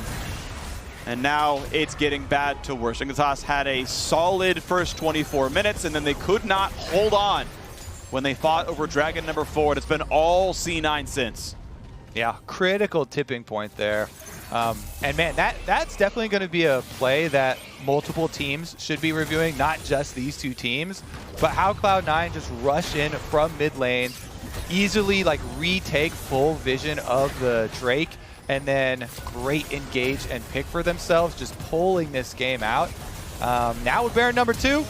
Flash engage, they found the AD carry. Sven around the back, he's dominating. They're going to find Fake God as well. No way out. 2 for 0 so far. Sven is running for a third. Can't quite find it. He's hooked. He's asleep. This could be a kill, and it is. A shutdown. Soligo is rich, but he can't even spend it in time. So they shove backwards. Blabber in front, going to be attacked yet again. Takes a lot of damage. Just barely staying alive. The hook's going to find another target. In comes Afro. In comes the fight for Perks. He's going to kill Soligo. He survives the whole engage. Turrets are falling left, right, and center. Bot lane under attack. One turret's going to drop. Yes, it is. 4 alive for Cloud9 and only 2 for Dignitas. That should be an easy pickup, and it means that Cloud9 are going to be looking good at 3-1. They secure the 2nd seed in the group, and Dignitas at 1-3. We'll see if they're going to be in a tiebreaker or not. They're going to be big fans of Immortals. They can stop down FlyQuest. There's no chance for them, but GG, Cloud9 take the win. And speaking of looking good, I think especially Blabber and Vulcan looking so good this game. The Alistar basically a pivot point for this entire team. Everything based off of Vulcan making those picks. Blabber's Talia, even without solo lanes that had, point and click easy setup for him, really, really well played in a lot of the picks, a lot of the team fights for himself. So honestly, yeah, Cloud9 definitely coming in with those more supportive roles and playmaking roles have an effect. Yeah, I mean, really beautifully done. I know the biggest news of Cloud9 was, all right, they have brought in perks. They spent big for that one. They brought budget from Academy. And the players that mattered this game were the 3 that didn't change. Cloud9, turns out, they were really good already. This is 3/5 the squad that won the spring split, that had a perfect start to the summer split as well, that were like, this is maybe the best team of all time. And it's like, yep, Blabber's and Vulcan are really, really good at League of Legends. And off they go, doing a whole lot of work. And even though Dig had that 2-0 start, Vulcan was absolutely incredible in Alistar. Every engage was on point, very, very intelligent. Yeah, they had to wait until Dragon 4, but even at that point, they just made good choices. So super well done to Cloud9. 3-1's going to be the scoreline. They will lose that tie break to EG, so they will not get first seed, but we know they are second seed out of their group, and we'll see them either tomorrow or Sunday in the quarterfinals. Now, make sure you subscribe to youtube.com/LCS, your home for all things LCS. Get that set up, and after the break, we've got an interview with Cloud9's Fudge. See you.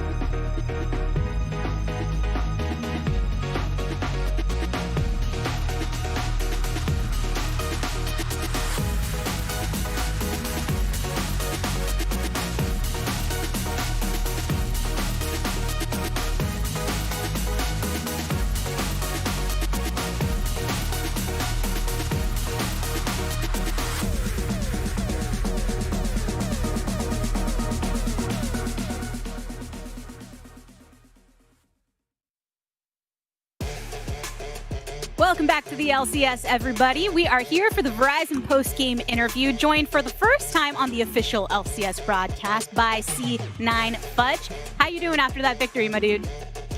Well, during the game, I think I played pretty badly. So, I mean, I'm happy that we won, or I'm relieved that we won, but I'm not very happy with how I played. All right, diving a bit more deeply into that, because I know there's a lot of anticipation of you coming into the LCS. You're obviously a bit outspoken about your own performance. So how has this transition been going from Academy, your leagues of time pass, into this new scene and the lock-in tournament thus far? I think I had already played against a lot of like LCS top laners and scrimmed against a lot of LCS teams before I had come into the main team. But obviously, there's a lot more pressure playing on stage, a lot more pressure to play well, which I actually think is a good thing that there's a lot of pressure. I think I'll improve a lot, like going into like the future games as well, because I have to play well, right? And there's a lot of expectations, and obviously right now I'm not playing very well, and I'm very aware of how bad I am. But in the future, hopefully, I'll improve. All right. I do appreciate the self-criticism, but to bring some light to your play as well, you did have some shining moments, and ultimately it was a victory. Is there anything that's coming from the overall team, especially with the consistency of the players that are here from last time, the bot lane and the jungle, that are allowing you to feel comfortable with exploring your own play and developing at the speed that you wish? Yeah, playing with like Sven, Vulcan, and Blabber. Obviously, I was friends with them before I came onto the team because I was still on the academy team, and they're obviously like really like helpful. They're very like friendly, so it's really easy. And especially actually playing with Perks as well. I think he's like really good. He's actually like a really big leader for the team, especially in game. Whenever we get really chaotic, he's calming everyone down in the middle of a team fight when everyone's yelling. He's saying calm down and take a deep breath, stuff like that. And I think that actually helps me a lot whenever I'm in game. And I'm sure that's going to help in the transition to your next games as well, because you will be moving soon from this group format into quarterfinals, best of series. Is there anything that you are looking forward to experiencing that for the first time here in the LCS? I think we're either versing TSM or TL. If I'm pretty sure we're either versing TSM or TL for our first best of 3, as far as I know. So I'm looking forward to versing either Huni or Alfari. I think they're both like pretty good players, so I look forward to versing them, especially in the best of 3 where drafts can change between games. So that'll be fun, I guess. Well, and we look forward to watching it, Fudge. Thanks for stopping by. Thank you. Time for us to hear more talk on our first game of the day here this Friday evening. So let's send it over to the State Farm Analyst Desk. Thank you very much, Latigris. Not happy with his own play, but happy to come away with the victory. Back here on the analyst desk, myself, Emily Spawn, are now joined by Primal to break down that C9 comeback victory. And that's where we have to start, Primal, is the fact that it was a comeback. And when we first looked at this matchup, our eyes were set on the junglers. Blabber versus Dardoch. We got Talia versus Lilia. How did you feel about how all this broke down for these two squads? So I think Blabber tried to do what he was supposed to do. You know, we saw Fudge surprisingly get the Jace and an opportunity to carry the game. And we saw Blabber try to go top and exploit the ability for Jace to kill GP with a little bit of jungle assistance. But it didn't work out because I think Fake God actually played that super well. There was a moment there where he got ganked. He managed to just sidestep the abilities from Talia, and he didn't even burn Flash, which created a lot of stability top and didn't give C9 the ability to control the game from the beginning. When I look at both of these team comps, I actually heavily favor Dig's team composition. One thing I do think that is kind of interesting, though, that ended up playing out is we were talking about the specifics of the jungle matchup and who you'd want to be in lanes more. And when I look at this, it's definitely the Talia, but that is actually not what we saw. I also, as an aside, think it is a good idea to go Moonstaff on Lilia here, but I know Spawn disagrees with me. I'm going to go to Spawn in just one moment on that exact point. But before I do, I want to understand a little bit more why you do like Dignitas's composition ultimately more than Cloud9's, Emily. I mean, I really like the team fight from this team comp, right? If we're looking at, that's actually also why I said that I think it's a good idea to go Moonstaff for Lilia here, because I'm not necessarily relying on her for AP damage when I'm looking at the Syndra. I love the Aphelios Thresh. We were talking about this off camera, but I'm kind of surprised that we haven't seen a little bit more of it in LCS. We've seen so much of it in other regions. It's just such a great lane to have in that bot lane. And I think it just gels a lot more than what C9 ended up blocking in. Fair and enough. to kind of build on what Emily's saying there, right? Because I do want to talk about like kind of how the team fight should look, because Emily and I were talking about it during the game. Is that like when you have a look at Cloud9's comp, is like it's all mid to short range where you have to dive into Dignitas, especially if Dignitas has an early game lead and can get to an objective first. And then diving through things like Gangplank Barrels, Scat of the Week, Threshbox and Flay, especially onto an Aphelios, who diving into Aphelios historically has been an incredibly bad idea. Just seems like an incredibly hard thing to do. As Emily was saying as well, the additional fact that they can move around with the stuff flowing water movement speed also just makes it very hard to get onto this team. Now, we saw Cloud9 execute really well, but Dignitas were able to get that early game lead, and a lot of it was through these bottom lane ganks. You can see here Dardoch goes for a gank, and this gank is quite surprising because on this timing, if they knew Dardoch started on his bottom side, his Raptors as well as his Krugs are up, and they both could have been stolen. Now, as Primal was saying, instead, they did go for a gank top lane with Blabber. Blabber then off the top lane gank went for Krugs, and that probably gave Fudge this false sense of security of, hey, he's on a tempo jungler. He's going to want to put his camps on cooldown as quickly as possible. He's heading back bot for that wolf respawn and maybe into an early dragon, so I can get this lane out by myself. Now, obviously not the case. I think Dardoch played it really well, got his team 2 early game kills, but overall, I do think that the roles were reversed here. I would expect Talia to interact with their lanes a little bit more, and the Lilia to be hard farming a little bit more. And this is where I want to come back to you, Primal, because so often when we look at a player like Dardoch, or rather just Dardoch specifically, I am fondly remembering the start of every season and how well it seems to go for him, that he always gets these early game leads, and yet the wins don't always come for the teams that he's on. So I want to identify why it was such a difficulty for Dignitas in this game to ultimately close it, as we first take a look at a very successful dragon take by them. Yeah, so I think here we see the duality of Dignitas. I think this is an example at the 16-minute Dragon of a really, really good understanding of the comp and what they need to do to take Dragon. They realize they don't need to actually fight. They can just disengage with Thresh and Gangplank ult and zone and completely dominate the Dragon.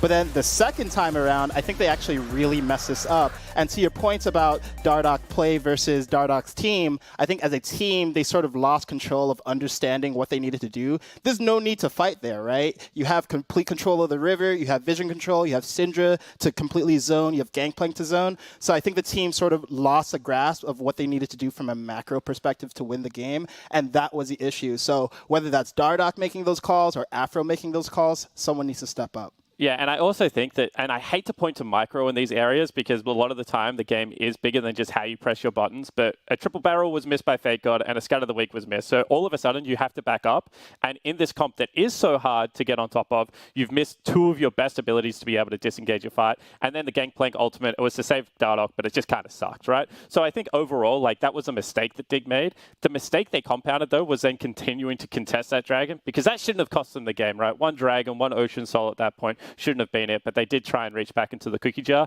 and Cloud9 is just way too good. When you do that, when you make the compounding errors, they're going to be able to take that and run away with the game, and that's what we saw. And this is where finally I just want to get Emily in on the discussion, because from the interview with Fudge, he cited the fact that Perks is very much already that steadying force for Cloud9 when the game starts to go awry and gets a little bit out of hand. When I look at Dignitas and their roster, Afromu is the person I'm looking at to fill the very same role on Dignitas. I'm just curious, your personal take, Emily, do you think that Afro can fill that role for Dignitas with a big personality like Dardoch and ultimately, you know, groom them towards a team that can bounce back the way that Cloud9 classically has?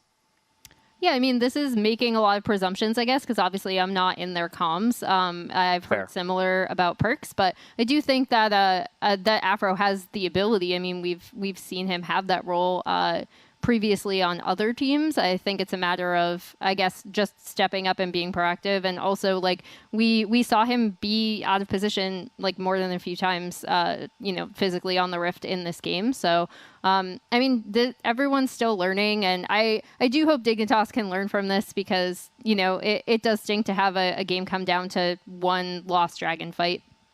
Stings as a loss for Dignitas for Cloud9. Very happy to get that comeback victory. We're going to step away. When we return, it's Golden Guardians looking to topple 100 Thieves.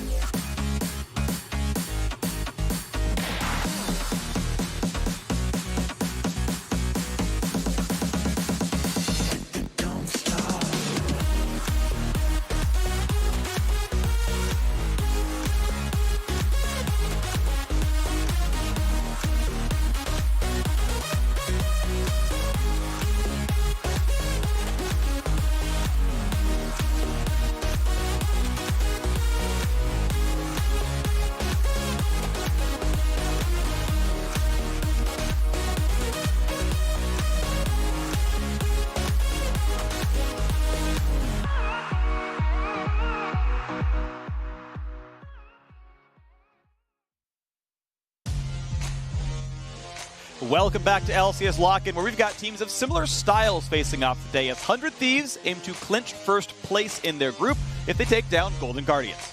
Yeah, and one reason they might have similar styles is because one of these teams, 100 Thieves, is running 4 players that were previously coached by the Golden Guardians coaching staff, still intact today. Nick Inero, Smith, Choo Choos, and Spooks. Here's some review, though. Both of them really, really effectively using a lot of these globally mobile champions. Twisted Fate, Galio, Talia have been pretty big for all of them. All of them very aggressive as well and looking to have mobile mid laners. Honestly, yes, even in some cases when the Galio is rotated to the support in some of these all-in melee matchups to counter around there, it's looked really good as well. And honestly, I expect both teams to continue with these similar strategies. We'll see if there's any added level of, old team members from Golden Guardians versus their old coaching staff trying to exploit some extra little insight or extra little weaknesses. Always fun to keep track of. As far as the individual players, Huhi and Closer got a lot of praise. I think Huhi, as a support, has become a star, honestly, for the league. But I really wanted to credit Iconic because coming in as one of the 2 collegiate players and performing super well in the first week, very aggressive jungler. He's going to be in a very important matchup here as well for this game versus Closer. So he's going to have to keep it going. Graves, definitely one of the big ones for him, but the Talia pick, as we said before, also really big. Yeah, that 80% kill participation, by the way, is second highest in the overall league. He is absolutely massive. Behind, by the way, his teammate in the mid lane, Ablaze Olive. You mentioned the fact that they play around global so much, but those two have been basically doing everything for the squad. Now, Golden Guardians, sadly, have failed in the late games a lot. They have nearly taken down some wins, and they've gotten turned around either way, but it's still going to be fun to watch for if they can attack and then hold on to the game. A lot of these players are, of course, brand new to the LCS, that entire top side. Their first games were just last week, and they're going to keep going for here. Will any of those global champions we mentioned get it through Champ Select, Freak? Twisted Fate, Talia already off the board. Yeah. I'm guessing Galio also follows. So then it becomes a very interesting game. If all of these kind of shared strategies and this shared champion pool does get taken out early on in the first draft phase, then it actually gets really interesting to see what they revert to. I like it. We're 3 for 3 here. See if we get the entire pack. I very much doubt not a third. Actually, I will. Hey, Pantheon. I think this is going to rise priority, though, on super strong lane matchups, individual matchups. And so this might actually give a nice advantage over to 100 Thieves, since they can save for very last counter pick here. For either Damonte or Someday, I would prefer that they save it for Someday, actually, since Damonte has played a very versatile role, either roaming around with the team, with one of those aggressive picks, or also being able to play Orianna and some of these control mages. I think he gets overlooked in that aspect sometimes. True. Well, a lot of the high-end tier list gets dropped off the table regardless as Olaf joins the ban list, and it means that Elise gets through. And looking at Niles' game so far, he's been on really high farm junglers, where if you don't interact with the opposing team, but you take more camps, that's okay. You're still doing really, really well. Champions like Talia and Graves. Elise is not that champion. Graves, again, is, as he played it earlier, but as you heard with the Elise, that is a get stuff done for your team kind of champion. Lilia's kind of in between the two, where I think she does scale reasonably well. Ends up saying, okay, we want magic damage in the jungle because it can open things like a Renekton possibly in the top lane. Yeah, that's the big thing to me. Renekton still went through Champ Select here, and we're talking about strong lanes. That is one of the strongest that you can pick. Is blind pickable as well. See if 100 Thieves actually want to dip into that super early on in draft phase, though. I don't think they necessarily need to. Niles, of course, known for the gangplank. At one point was a gangplank one trick, so that's still available and still very high priority. If you have a Nidalee pick here, though, I think you kind of need to deny Renekton, because no matter what Niles picks in that case, he's going to be under huge pressure. Already, he's facing Someday, one of the best, if not the best top laner in the league. If you have to face a Renekton-Nidalee combo, that is pain. That is going to be a lot of pain. It is. So Set gets locked in. Now, Set by the way, does have some awkward interactions with Renekton, and Power W breaks the shield, so if you W first, you get pretty screwed. It is a takeaway from Huhi. We know it can be played pretty comfortably at support or in top lane. I'm still a big fan of set top lane. I think it is quite good. There's Renekton that we indeed expected to see that, you called out, Kobe, and so now we get to wait. Okay, is this more of this? And he says, yeah, it's kind of likely set support, so we'll drop the GP off right now. Okay, let's see what else they want to whittle down here on Niles. Honestly, maybe the Gragas, so one of those safer picks. Lots of regeneration for lane. Gragas rose to priority in top lane as one of the generalist picks because Q does so much damage, and so you can push waves and get harassment in a lot of these melee matchups. Plus, he's super safe with Body Slam. You can always save it for either engaging, setting up with your jungler, or it's a great disengage tool along with the ultimate being so versatile. If, like you're postulating, this is a support set rotation here that they pick, as, looks like 100 Thieves definitely think along those lines. I prioritize set a bit more as support right now. Sure, of course. Let's see what the last and final support will be, though. Alistar? Yeah, Alistar's my inclination here as well, although he is one of the players who will actually play Enchanter supports. The difficulty with playing Enchanter into set is Hex Flash E is in range of everything an Enchanter ever does, so you're never safe trying to play the lane out. You're instead playing like defensive Soraka with Relic Shield, and that doesn't feel very good, so it is just tank bans going away. They leave Alistar up. That is an easy snap. If Under Thieves wanted a priority mid laner, they could do that and then save the rest for counter, and indeed they say, yep, Akali's most important champion left. Grab this now, give you counter pick, that's okay. Alistar's coming at the end. I'm so excited here. Damonte on Akali. Everyone always talks about Damonte. Yeah, he's this low econ mid laner, not good at lane matchups, always roams for the team. That's what makes him good. I love seeing him on Assassins. Melee carry champions. If we get Damonte here on the Akali, some early pressure, you get him to the level 6 comfortably. That is so fun to watch. Lilia is a great target for Akali. Aphelios is an amazing target for Akali to 100% to 0. We got the Quinn though, Freak. Forget it. All this Damonte, talk. That can wait for in-game. We got the set. I think it's Quinn top set and mid, although honestly that can move around. So now Golden Guardians have their lineup in. The Alistar goes to themselves. I think it's for sure that. Quinn into Renekton is one of the very few counter picks because it is so precarious in nature. Yeah. If Renekton gets that early gank, if Renekton gets even the outplay early on the Quinn and blows summoners, and even just something as little as the cleanse is blown in like a level 1 or something like that, that will be hugely detrimental to the Quinn because Quinn needs to play this matchup very offensively. You constantly push the Renekton off the wave so Renekton can't build up rage. You get your brush control. Everything comes with playing aggressively for the Quinn side. If you lose that, then you lose the entire point of the pick. So a lot of your team play has to also revolve around that, jungle pathing as well as warding. But man, I love it. The confidence too. We were talking about Iconic in the intro, but also Niles came into the LCS. They're like, you know what? We're coming straight from collegiate, skipping academy. Everybody doubts us. Everyone thinks we're hard 10th place. They perform really well in week number 1. Now he's picking one of the biggest matchups here into Renekton. Quinn, he's going to try and play aggressively. He's going to try and take it to someday.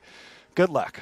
It's going to be a lot of fun. Niles has pretty much one play style, and it's an aggressive top laner there. Of course, has a long-standing history playing alongside Iconic. 2 of them played in Maryville for quite a while, and it means that, look, with top lane pressure, you can go for jungle poaching and get a lot done there on the Lilia. We'll see how he interacts with Closer on his Nidalee, but we are on to the Rift for this one. It's going to be a fun one to watch for. Once again, 100 Thieves can lock first place in their group. Those records are swapped, by the way. 100 Thieves are 2-1. They lock first place in their group with a win here. Golden Guardians, despite being 1-2, they are already guaranteed to be in the playoffs themselves as they've beaten CLG, but they can tie TL, Thieves, and TSM at 2 wins and find themselves in a high seed as a result, depending on how the games go. So, waiting now for the first place to happen. Who giving us a nice little dance. Appreciate it. I actually love Gragas. Ooh, doesn't let him get the W off. Nice. Niles protecting his ward. So Renekton is one of the few champions that will just instantly destroy wards because, especially if he's there when you place it, auto into W, instantly clears it. But Niles, nice use of the knockback there. Able to defend his ward, plus get a nice lead in lane. It's going well already, Auto, Freak. E-auto, yep. Someday, you have no reason to walk to that brush there. Unless you're like really, really trying to make the wave push, like you can play it from a different side and, you know, just not lose half your health bar. But as it is, Niles is playing very far up. He is denying farm, and that's out of experience Someday, range. And the blue minions, exactly. When can he be pushed out of XP range? Nice auto comes there from a Blaze Olive. No problems here. Trading back and forth a little bit, but so far so good up there. It's about like half your screen, depending on your resolution and what you play at. So it's going to be different for everybody, but that was out of range for experience when he got him up to the base of the turret there. So now he's playing this really well in the opening. As you said, Someday playing a little bit carelessly there, taking the extra trade of chunk of damage. Not even a trade because he didn't get anything back as he's blocking with the minions. But he is getting real squishy already. If you work through the potion and whittle down already the Renekton, that takes away so much of the threat even of the gank on top side. You know both junglers are looking at this matchup as the most spicy matchup of the entire map that does hinge very heavily on ganks, on kills. Especially since Quinn not running teleport because she has to run cleanse to get out of the combos. First jungler here oftentimes makes the difference, but big chunk on Someday. Cannon minion wave stacked up in here for Niles, so he's able to earn with the pressure he put out already safety himself, and that will buy time for Iconic to finish his clear on Lilia. What you absolutely love with the champion, you want your full clear first before you start interacting with the lanes. Then you can easily and cautiously get to your Scuttle Crab pickup. So honestly, really good start here for the comp for Golden Guardians. I found the last 30 seconds a really interesting sort of experience there because theoretically, I'm not saying it would be good, but theoretically Closer could have ganked top. Not Iconic was far away, hold to fight in the mid lane. Damage, okay, he's fine. Closer could have ganked top. Someday could have, dash W'd and found some damage there, assuming he didn't already show that he learned Q. If he did, then never mind, there's no play. But, Niles, without even warding, was like, no, it's fine, I'm going to hard push. And I think a lot of that was because if you did anything at all, you just lose the entire wave, and he would at worst cleanse and get out anyway. Exactly. The cleanse is the big kicker here. You're not going to get that kill on the first pass, and so you're giving up more than a single wave. There was an extra minion in addition to the cannon minion, so I'm pretty sure there were almost like 8 there. Or so. So it was a huge amount of gold that you're giving over in an attempt just to burn these summoners. Plus, you give up your positioning and probably take damage on the way back. You saw Newbie walk up trying to debate who he ended body slamming. He's like, I'm not going to go for that one. Want to point out, Newbie is going Aftershock on the Alistar here. Needs to frontline a little bit more as a result. I mean, they are on top of each other. Like, if you want to pulverize, you could have. And he's like, no, it's not the time. Iconic was there is the thing. Yeah. Right? Like, he was there. They could have gone for body slam or, like, pulverize, maybe a flash headbutt or something, but decided, no, it's not the play. One of the interesting things, too, to track in League of Legends, or aggravating, depending on your point of view, is the priority of CC abilities, because some CC abilities will override others. Gragas is at the top of the list for almost overriding all forms of other dashes and CC abilities. If you body slam, you gain priority, maybe just because he's such a big boy, but you definitely interrupt Alistar W's, so there's no way you should ever be getting destroyed by an Alistar there. That's one of the reasons who he goes for the counter pick here for the Gragas. It's really good in situations like that. I mean, you even can win out on stuff that like Warwick Ultimate is supposedly unstoppable, and yet it loses things like Camille hook shots and stuff like that. Sure. So honestly, we should probably have like a public tree that shows power. Maybe it's related to your lore of your champion or something. Gragas is an ancient celestial being from the Freljord. I mean, who could ever stop the body slams? Here comes the play on the top side, though. Level 5 for both junglers. Fight commences, and there's no stun. Cleanse held on to. Iconic, though, does not have that luxury, but able to walk away all the same. Decided that a flash and power W is not quite in range from Someday and might not have been the kill, so no play to be had. Out they go, no harm, no foul. Only an 8 CS difference in the top side, though, is not gigantic. Well done there. I'll catch that one. I like it. Meanwhile, mid lane, Akali's main goal is usually to get to level 6. That's where you have your big spike in kill pressure. And as you can see, Damonte has rushed for Sork shoes. So he also is looking for targets like Lilia and possibly even bottom lane or top lane roams. These are all viable kill targets for Akali, fairly squishy champions. Funnily enough, it's pretty much everybody except his lane opponent, Blaze Olive, that he's looking to try and take advantage of here. But Sork shoes definitely give you the extra mobility to roam around, and you still have really good burst damage, with your ultimate, with your spell penetration. Some trades back and forth there as Damonte's to whittle down a Blaze Olive. Otherwise, though, pretty close one. CS difference of 3 is fine. Merc Treads are not going to do anything tenacity-wise against those two champions he's facing. Even for Huhi, it's mostly the knockback and not that much of a stun. But MR, bot lane pressure, though, pretty good for 100 Thieves. Not only have the farm lead, but they come down and they shove in a wave and they grab that first Drake of the game. So ulti cooldown's going to be there. Of minor importance. Nice stun for Someday. Means a pretty good trade overall. And Niles, has to kite away from this one. Conqueror fully stacked up, but autos come back through from the Zerk Greaves, and he's going to feel reasonably okay. Time for both players to sustain back up. His Closer is going to take the blue. Cully doesn't need it, and so Closer gets to keep powering through the jungle. Yeah, and honestly, I think Someday has had the right plan for this lane. We had the earlier point where they don't want to sacrifice any of those early minions for the forced attempt onto the Quinn, and he's just rushed his steel caps with his Doran shield, has been able to sustain very, very good numbers for CS for a Renekton Quinn matchup. It can be way worse than this, especially if the jungler on the side of the Quinn is something more aggressive than the Lilia. That matchup can get way, way, way, way worse. Right now, the wave is in a little bit... we got an extra range minion there, so he's fine. Pushing back towards him. Iconic will take that chance, though, to start up the Rift Herald. They're moving.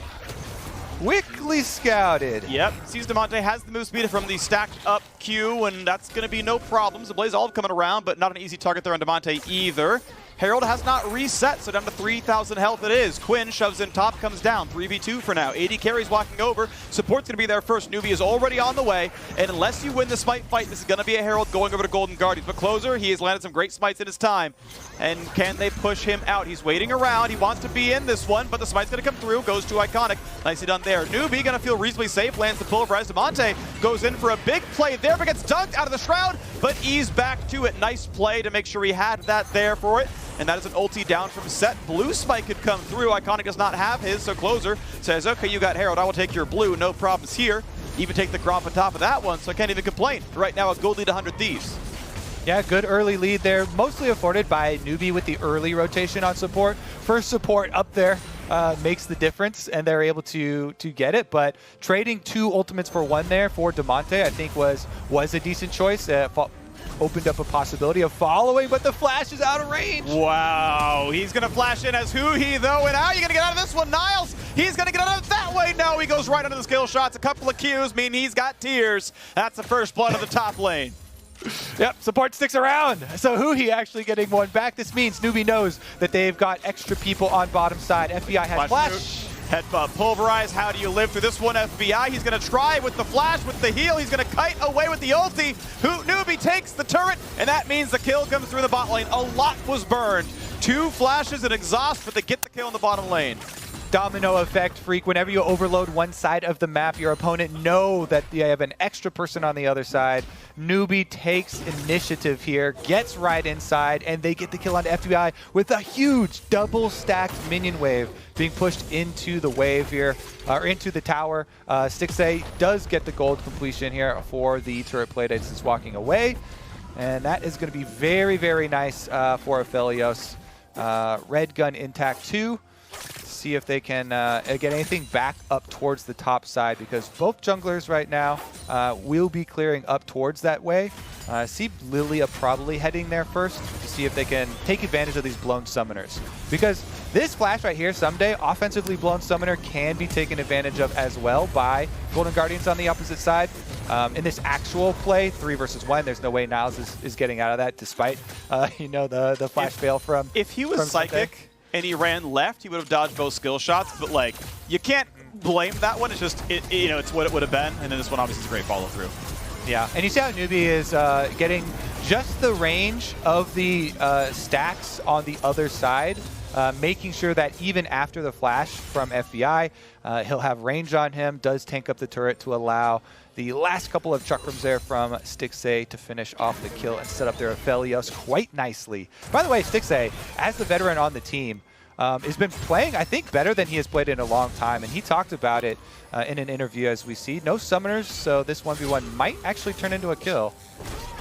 And Vault's going to get enough space away, though. Yeah, I mean, eventually that cooldown comes back up. So Stixxay in his interview started talking, at least after week 1, about how confident he feels now that they don't have expectations on them on Golden Guardians. It's actually manifesting in his play, I feel like. He's been playing very confidently, very aggressively, and very well thus far. Yeah. And Golden Guardians, all the players are kind of flourishing here. They're like, everyone thinks we're 10th. Okay, so we can only do better. We can only surprise. And they are really, really doing it.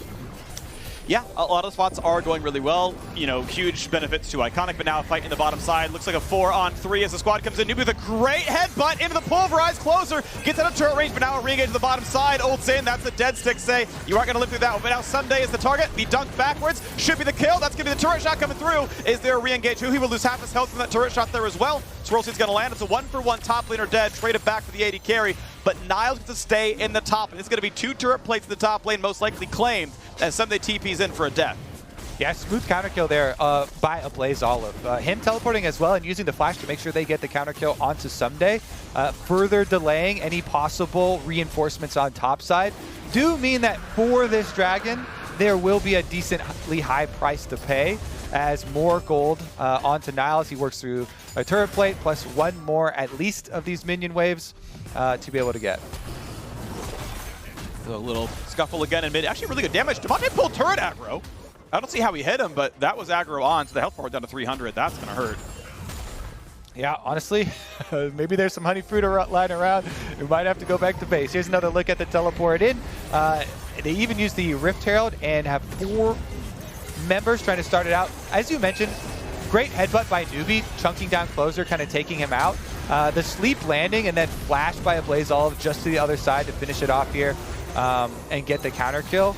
Nice little bit of gold back, and as we mentioned, a little bit of delay on top side, allowing Niles to get some more too.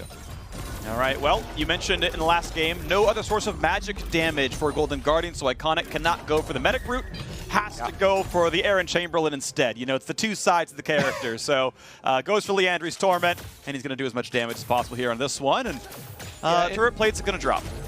It works just as well, because everyone talks about how, oh, you're passive and the procs so good for Moonstone because it continually, you can proc it and get your charges up. It does that with Leandri's too, just so both forms are really effective. As you mentioned in Champ Select, the versatility is definitely there. Niles, though, again, 3v1, not an easy survival. Indeed, he is down. Easy pickup there. Closer has both the kills that they have sent to the top side, but once again, Iconic can show bottling. This time around, the Hunter Thieves know they have that nice control ward there. Defense is in, and they just walk back to the turret. But this turret is not long for the world. The other turrets are healthy enough. This should be first turret itself dropping. Nearly lands that body slam. That could have been pretty lethal if there was a combo into a lot of burst. But solo turret gold goes to Stixxay, 450 onto him. Gold lead once again goes to the Guardians. But top lane unanswered because Niles is dead means a lot of cash is lost to Niles, and somebody will answer the turret soon. It's kind of the trade. And you notice when you're taking this Quinn pick, there is going to be a lot of focus, or you're going to have the winning Quinn. So in this one, there's a lot of focus from Hunter Thieves. Repeated 3-person dives onto Niles, and what you trade for that is extra farm, extra kills for the Aphelios for your bottom lane. So the question becomes, can you effectively use that? And knowing that they have set as mid lane, a Blaze Olive, many possibilities of setting up for the team. See if we can actually finish off this kill on the closer, make him pay for it. Niles finds the slow, lanes the Q, the chase down, that's going to be the pickup, and ulti still saved. Iconic has it, but did have to burn the flash. Niles did the same. Herald, though, as we mentioned, was picked up, so closer has it. A Herald on one side, 2 flashes down, and, you know, a kill on the other. We'll see if that can manifest into much more. Outer turrets in various side lanes have dropped. Again, Golden Guardians got first turret gold on Stixxay. Someday got solo second turret gold up in the top lane. 900 gold difference, but 2 dragons to 0, which is interesting because of Hunter Thieves spending so much time ganking top lane, getting kills up there, they have not managed to lose Dragon Control, despite the fact that Golden Guardian's champion kills have been in bot lane. Yeah, and the attempt on top side too, with the flashes blown. Actually, Lilia and Quinn both heading back up there. Sumday's got a little bit of early vision here, should be able to just back off. Can he get out of range in time? Yeah, that vision means that's a really big change in map state here, where they know Lilia immediately to the top side, so 100 Thieves get deeper vision. Someday actually getting closer. Pretty good damage here. Is going to be stunned. Ult comes in. Iconic's going to kite away, but now Niles can chase through. Sumday's out of gold except for the dash. Does burn that, does go away. Ult traded for ult, but it also somewhat forces Someday to recall out of this one, so it might mean some turret damage on the top side. Honestly, without the Lilia around, though, Niles would have had to been so scared. Because he offensively blew his flash there, going for the kill onto Nidalee, he kind of had to have Lilia with him, and that's why they use so many members on the top side. Someday, though, gets out alive, allowing his team to have priority mid. Rift Trail used, they convert it into the tower, so in addition to your 2 Dragons Freak, 100 Thieves keep on chipping away, rotating through 2 outer towers down now for both squads. Yeah, tied in turrets, tied in kills, the gold 1,000 apart, but 2 Drakes with the movement towards a Mountain Soul is going to make 100 Thieves very tanky if they can make that happen over the next 5.5 to 6 minutes. Drake spawning in 20 seconds. They've got to run down. Someday will have teleport. Niles already on his way down, but down to level is going to make that tough as well. Doing Kraken Slayer on Quinn, by the way. The full assassin version is probably Prowler's Claw, so you can kind of like get rid of your dash backwards, but wants to make sure he's more of a conventional marksman when needed. Demonte is going to be in a scuffle with a Blaze Olive, obviously very tanky on the set. Not in a huge trouble. Going to start regenning his health bar back. Top was pushed in. Someday walks all the way down. Doesn't have to burn the TP. Blue Trinket sees the squad. And now Closer going to look for poke, dash away. Look for poke, dash away. Mid lane pushed in. So Someday is on a flank, but not in the fight right now. Watch Gragas ultimate looking for Iconic. No flash on Iconic or Niles. Huhi should have his eyes on these 2 champions. There's the flash forwards, goes in, sticks, they flashed away from the barrel. Demonte can be the target. Can they land the damage? He's so close to dead, he's pulled back in. Ultimately gonna land on a Closer. FBI fighting Iconic, though the health bar is low, and FBI wins the duel. Opens up the fight with a 1-0. Make it a second as Renekton finds the kill into Niles as well. A Blaze Olive now low. Closer nearly takes down a Blaze Olive, and now this is a fight that goes to 100 Thieves. He tried so hard, Stixay got away from the Dragons, but couldn't win the duel. And what a battle. 100 Thieves 2 for 0. The Dragon's going to be theirs as well. Yep, and that is going to be a divide and conquer for 100 Thieves. That's Dragon number 3 for themselves. Only 19 minutes into the game. Very, very quick pace for themselves. The only thing they have to worry about now are the map movements from the Quinn. You know, some of those surprise ganks can catch you off later onto the game. Look at the top part of your screen. That was so well coordinated. Right when Huhi flashed in for the initiation and you get the flash out of Stixay, Someday also simultaneously flashed onto Niles, burn those summoner spells, so they get this kind of quadrant where they have full power and 100 Thieves just get to turn and focus fire, winning both sides of it. Honestly, really, really good division there. Here could be a target. Nice ult over. Newbie went for the headbutt, but he was already gone. Demonte R1 gets him to complete safety. Oh, I guess that was Protobelt. Sorry, not R1. Okay, no, there it was. He did both. Okay. I saw it correctly. Yep, we're fine. Now, ooh, Niles stunned up, tries to kite. Got to be careful. Ruin King means a bit going on as here comes the rest. Who he's there, not Ruin King, just a kill coming through. It was Kraken Slayer that I saw. Regardless who, he makes the roam and makes it an easy kill. Niles 0 and 4. And that one is communication because they know that they're making a play onto Akali. They're making a play onto Demonte.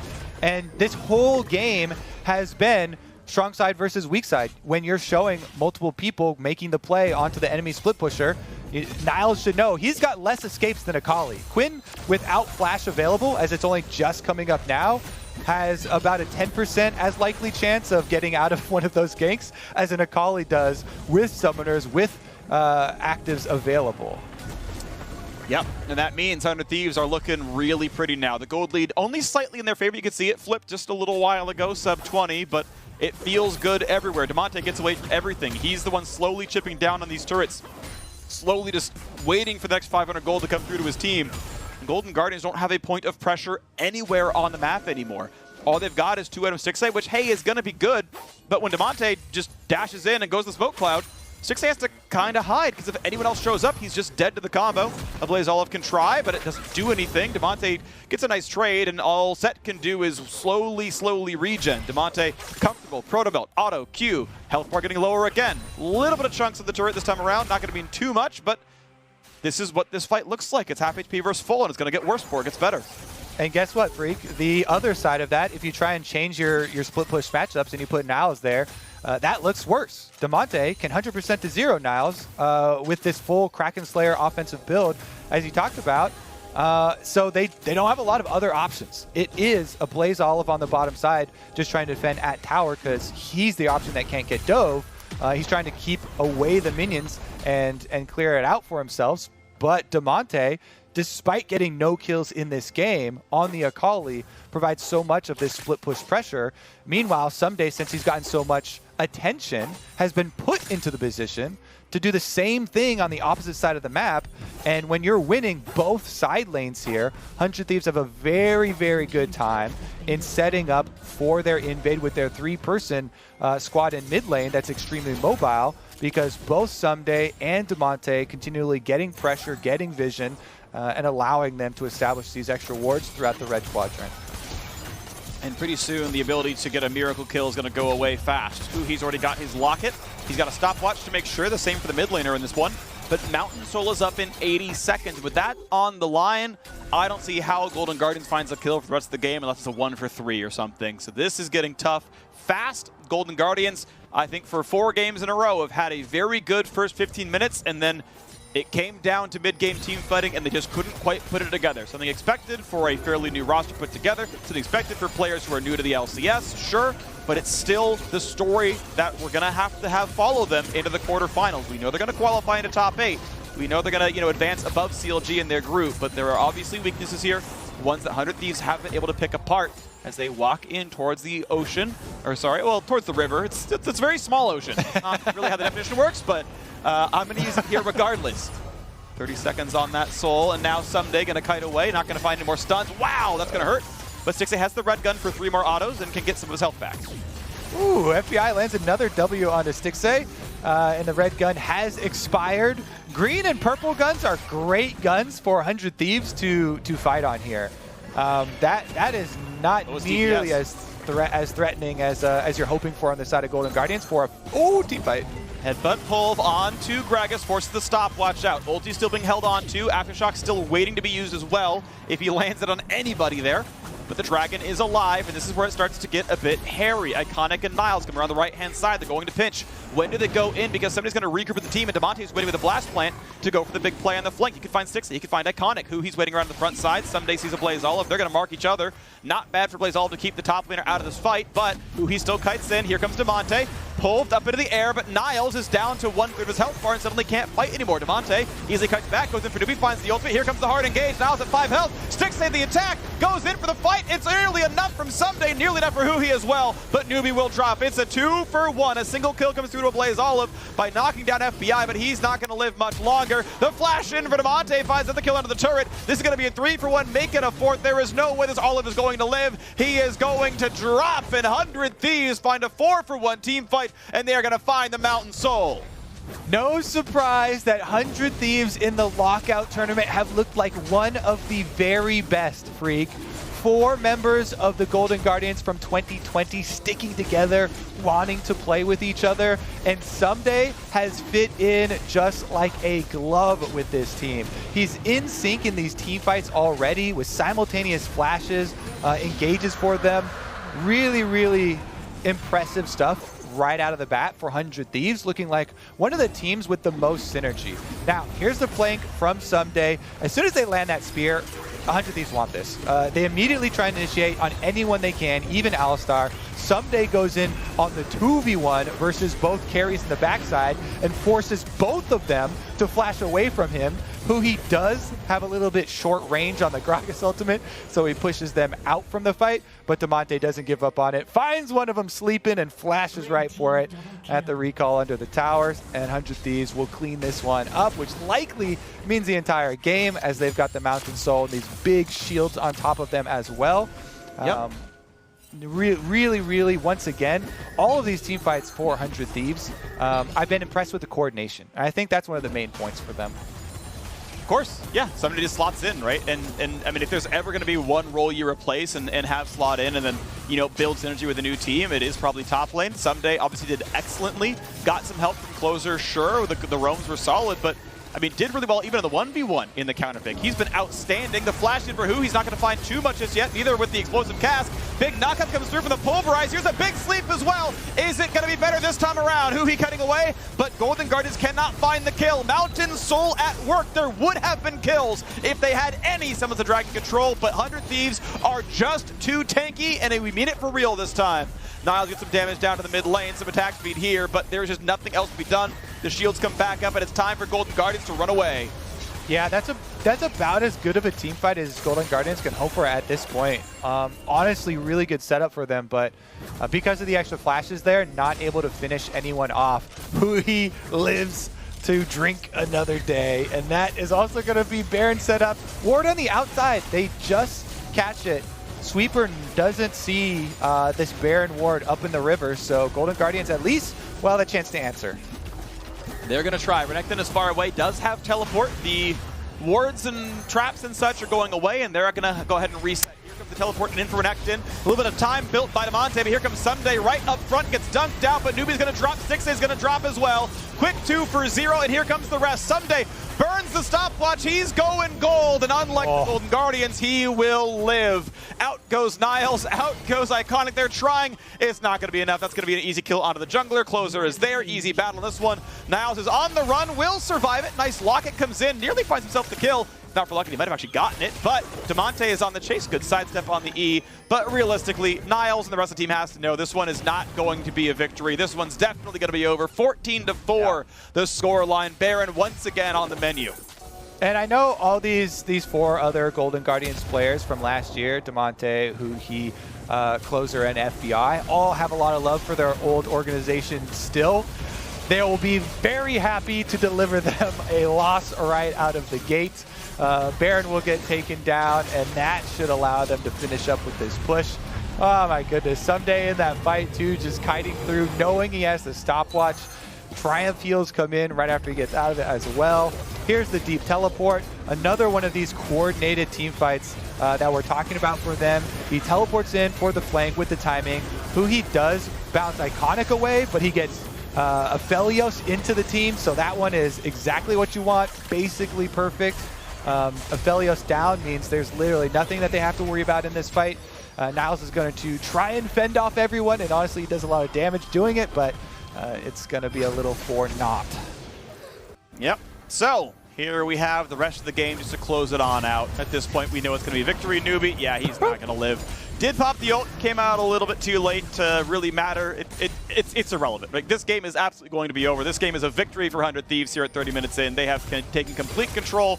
Red Bull Baron in there for them to help siege down the rest of the turrets. You've got FBI pushing the bot side, 4 in mid. They wait for the cannon siege.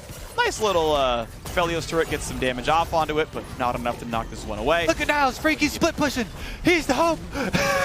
Niles is going for it. Top lane wow. win. Niles, win. He's on 2 items to the pickaxe. His damage output means he knocks down a turret. They've got 4. Wow, look at him go.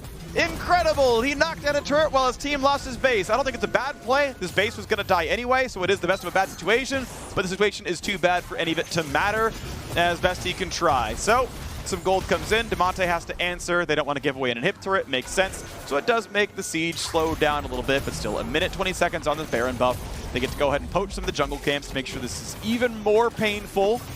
And Elder Dragon spawns in 55. If there is a miracle comeback, it is with the Elder Dragon pickup, and somehow you win a team fight. It's unlikely, but that's the way in. All right, well, the real way in is going to be bottom lane for 100 Thieves here. Teleport in for Demonte, 5v5 to end it. Stride breaker in, slowed up by who he punches in, has to burn the stopwatch. The ult's going to come in a second. He's going to try and dies way too fast. And in goes Demonte for a second. A solo coup onto Iconic as the team fight starts 5 versus 3. They're running under the turrets. Who he will just dive right in, find himself a triple and a double in for the Akali. A full house here inside the Golden Guardians base. 100 Thieves against their old team for 4 of them. Knocks down their old squad, knocks down the Nexus, and will take first place in their group. Looking good doing it. 100 Thieves coming in. A lot of these global champions we've seen them use before, banned out, taken away. Demonte doesn't hesitate, snaps up this Akali. I was surprised in week 1 when Akali got through a couple of times and actually no one picked it. Demonte shows us, yes, you do need to pick it. That's exactly why. Really good split push for him. He operated in the team fights very well, too. It's really hard to pin her down. Able to assassinate backline targets when you get good flanks and you can coordinate with your team, which is exactly what they did. So 100 Thieves at 3-1. We know they are first place in their group. We also know that Golden Guard's going to lock into last place in their group, which means they will face EG in their first round. Best of 3 in the quarterfinals, either tomorrow or on Sunday. We'll get that schedule when we sort out the rest of the teams. Let's move on to the next topic, though, which is on the other side of this break. We'll hear from Closer for more on that 100 Thieves win. See you soon.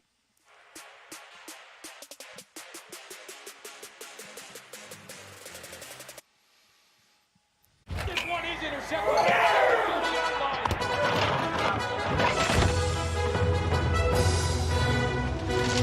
Decorative towel. There was a mess. I wiped up a mess. Yeah, you Where is the Never mind, I found it!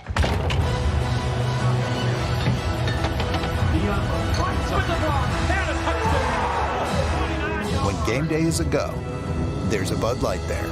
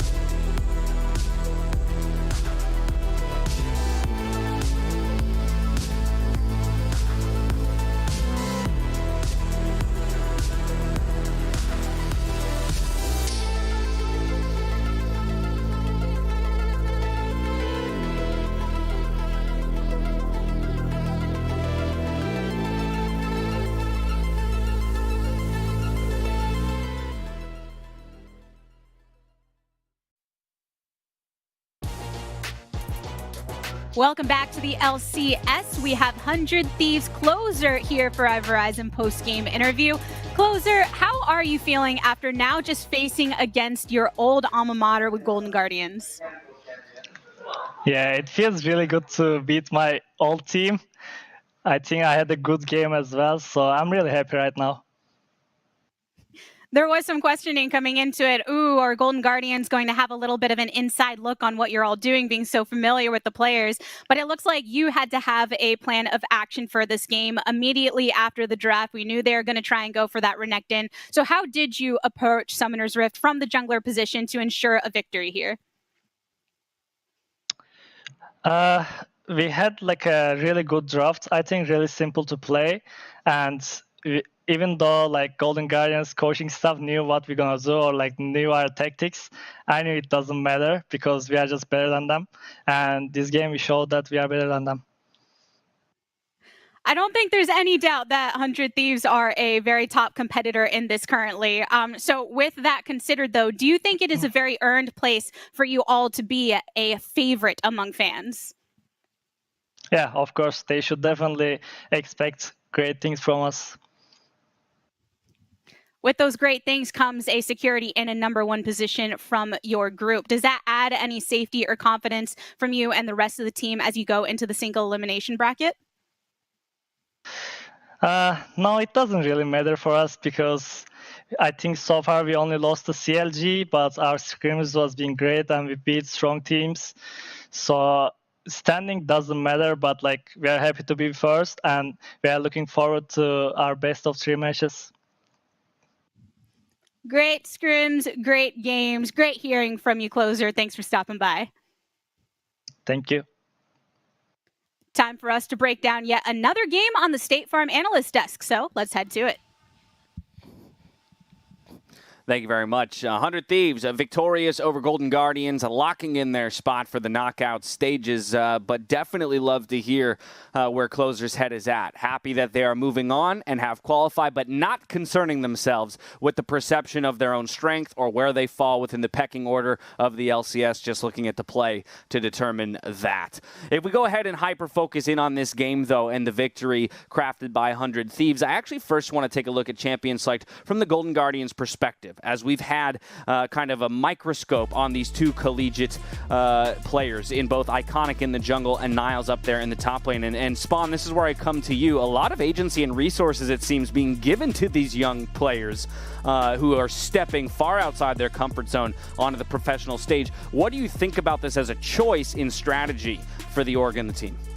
I mean, I absolutely love it. When you're the Golden Guardians, you're coming off a year where you had great success, but now you're in a full rebuild, and you're obviously building around your collegiate top side. So I think that they deserve the agency in the draft, and the only way they are going to get better as a team is to be able to take these kind of counter picks. So the Quinn in the top lane makes a lot of sense to me because it outright wins the 1v1 versus the Renekton. That means that a Blaze Olive also needs to be on a frontliner. They pick up Set into Akali, which during the laning phase is a matchup that can get pushed, and I think their 4-man core looks pretty balanced. You know, Lilia for the AP damage, and then Set and Alistar for the front lining, and you have a Felios who's great anti-dive. So I think pick ban actually makes a lot of sense. Now, can you execute that in an LCS game is a completely different question, especially against a top-tier team like 100 Thieves. And unfortunately, we saw some promising signs, but the last step there was like just way too hard to take, and in the end, it kind of fell to pieces. Against a top-tier team and a top-tier top laner, Primal, over to you on the same topic of discussion. Love to see the confidence and the willingness to try new things,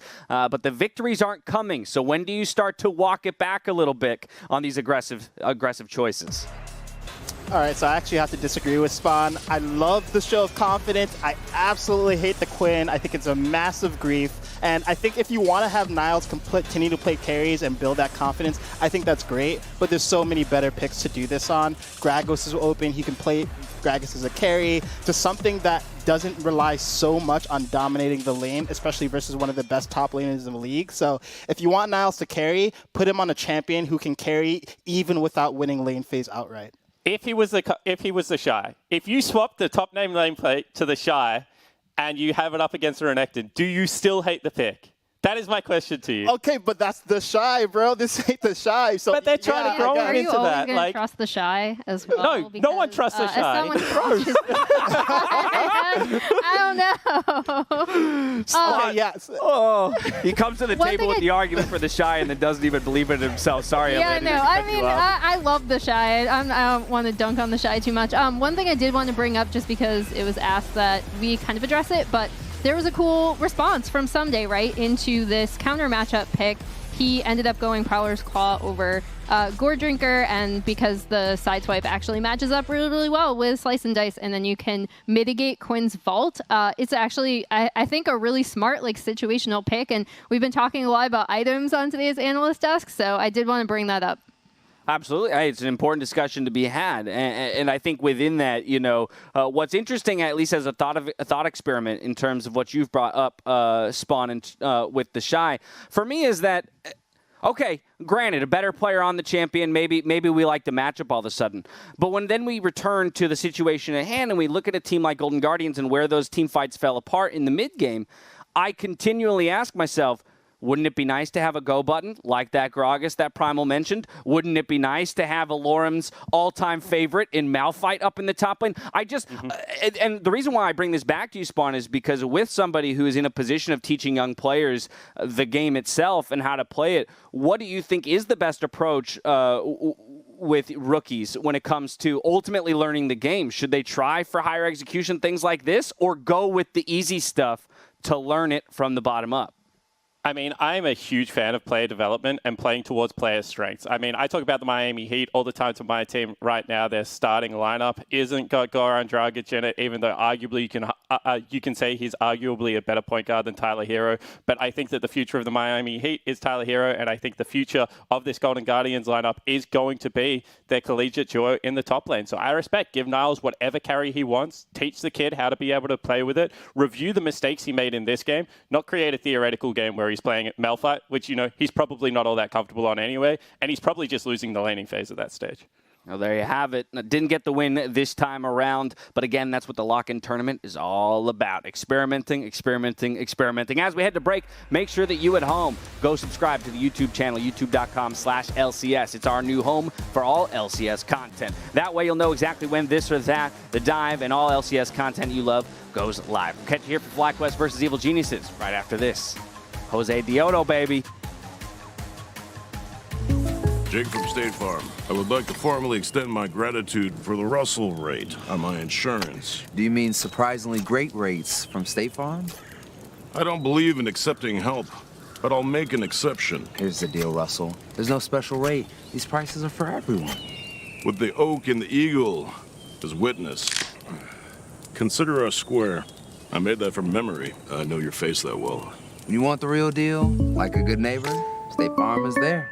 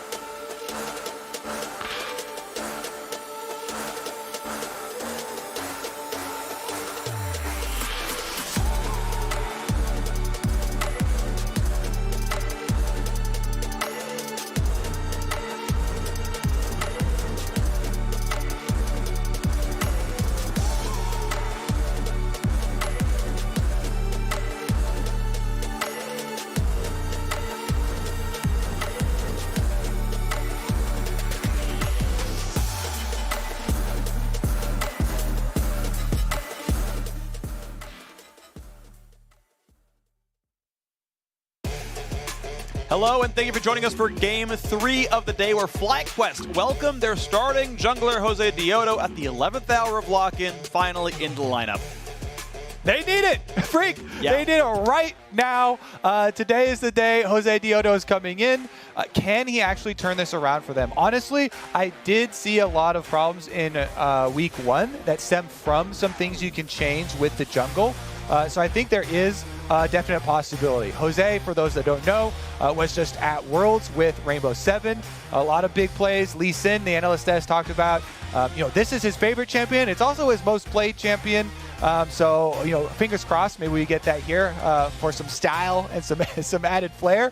But honestly, coming into this game versus the undefeated Evil Geniuses, EG, they're already locked in. They feel great about their position. FlyQuest are more looking towards their second game because that one is going to be the breaker with Immortals. But as far as this one goes, it can help so that they don't have to play the extra tiebreaker.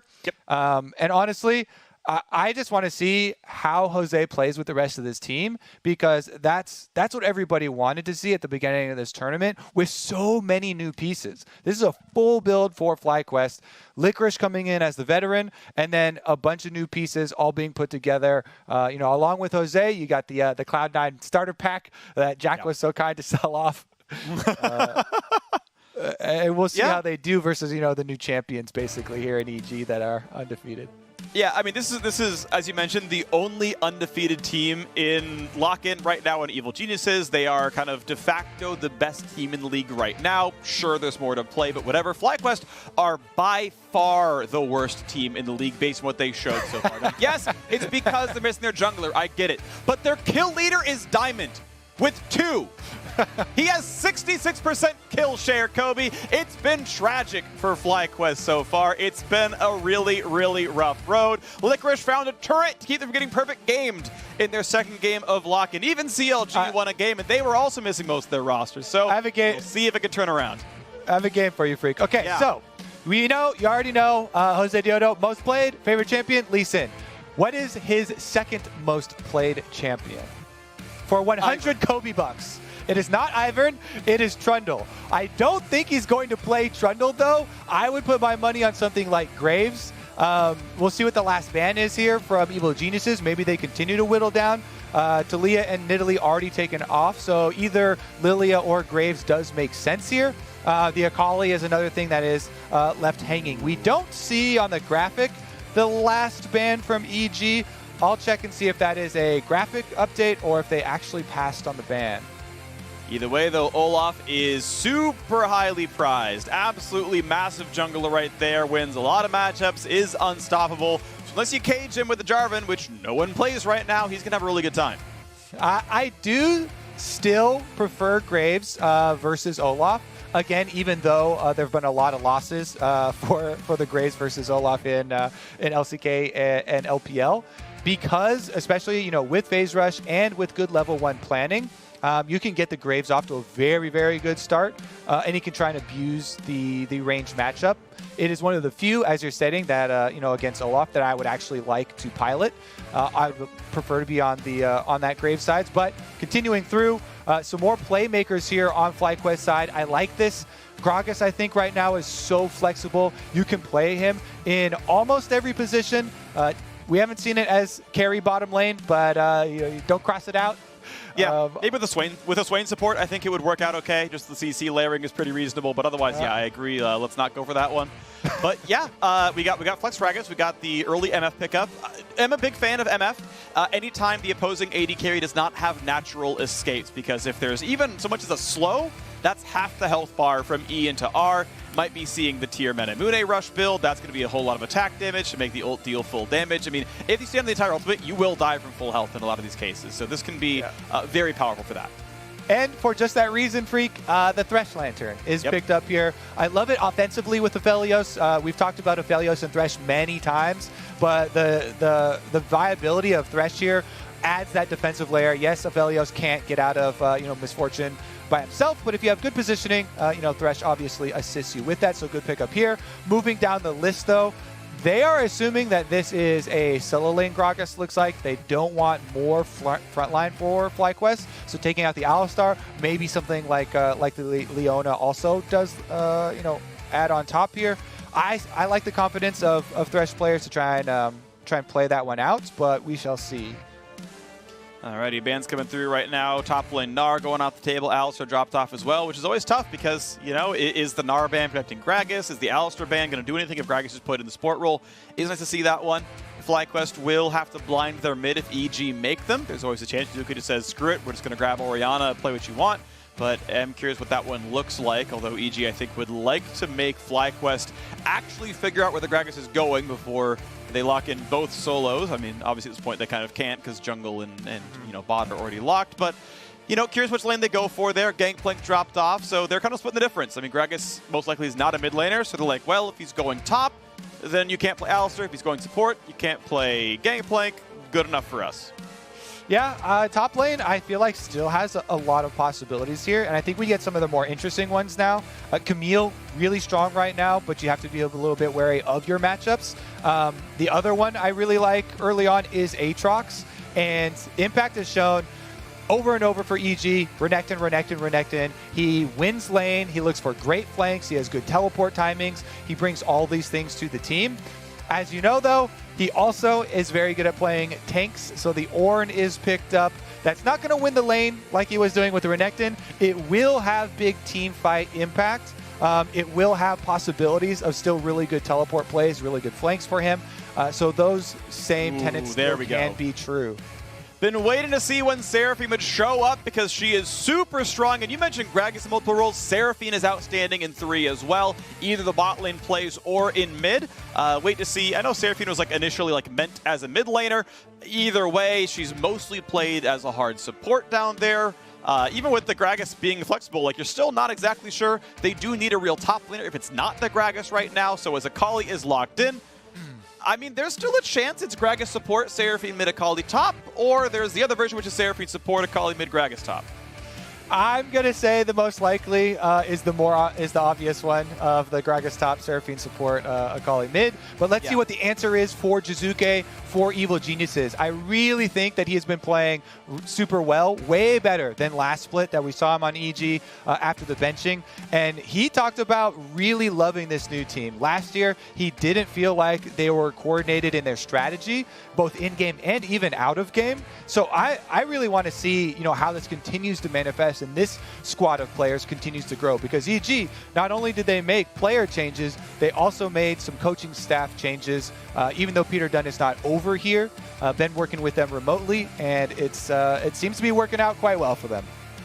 Alrighty, so the comps are locked in. No big surprises. Seraphine indeed is going to be the hard support down there. This is a lot of poke down to this lane. Now, if you hook Seraphine, Diamond's going to be in a really bad spot, but none of her skill shots really care about minions in the way, so she should always be able to play outside of hook distances, always keep them in middle, and kind of force the opposing support to have to walk through a Make It Rain or the Seraphine E slow, and this should be a fairly easy hard push lane with a lot of control.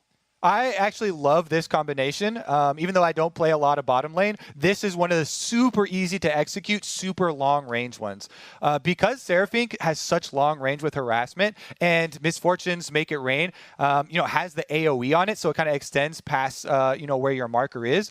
Mm-hmm. Like you're saying, it is very easy to single out someone in the lane and hit them with both of these, just big chunks, very, very safe. As long as you don't get hit by skill shots, you can hide behind minions and watch out for the flash plays and jungle plays from Thresh. But otherwise, the long-range harassment is insane from that duo.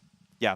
Other thing to point out is because Misfortune has a slow on the kit, if they're slowed, Seraphine's E upgrades into a root. If they're already rooted from Seraphine's Seraphine's E2 upgrades into a full stun. So Misfortune essentially provides, an extra layer of crowd control to Seraphine. You can combo that into the ultimate. That's 3-4 seconds of hard CC, which means the MF ultimate just does full damage the entire time. It is a very, very good combo. This is a strong one. It is tier start MF to try to spam. That's not going to surprise me very much either. Guardian for Seraphine is outstanding because it will shield herself as well, which means her W will heal instead of just shielding. A lot of really good choices here in this combo.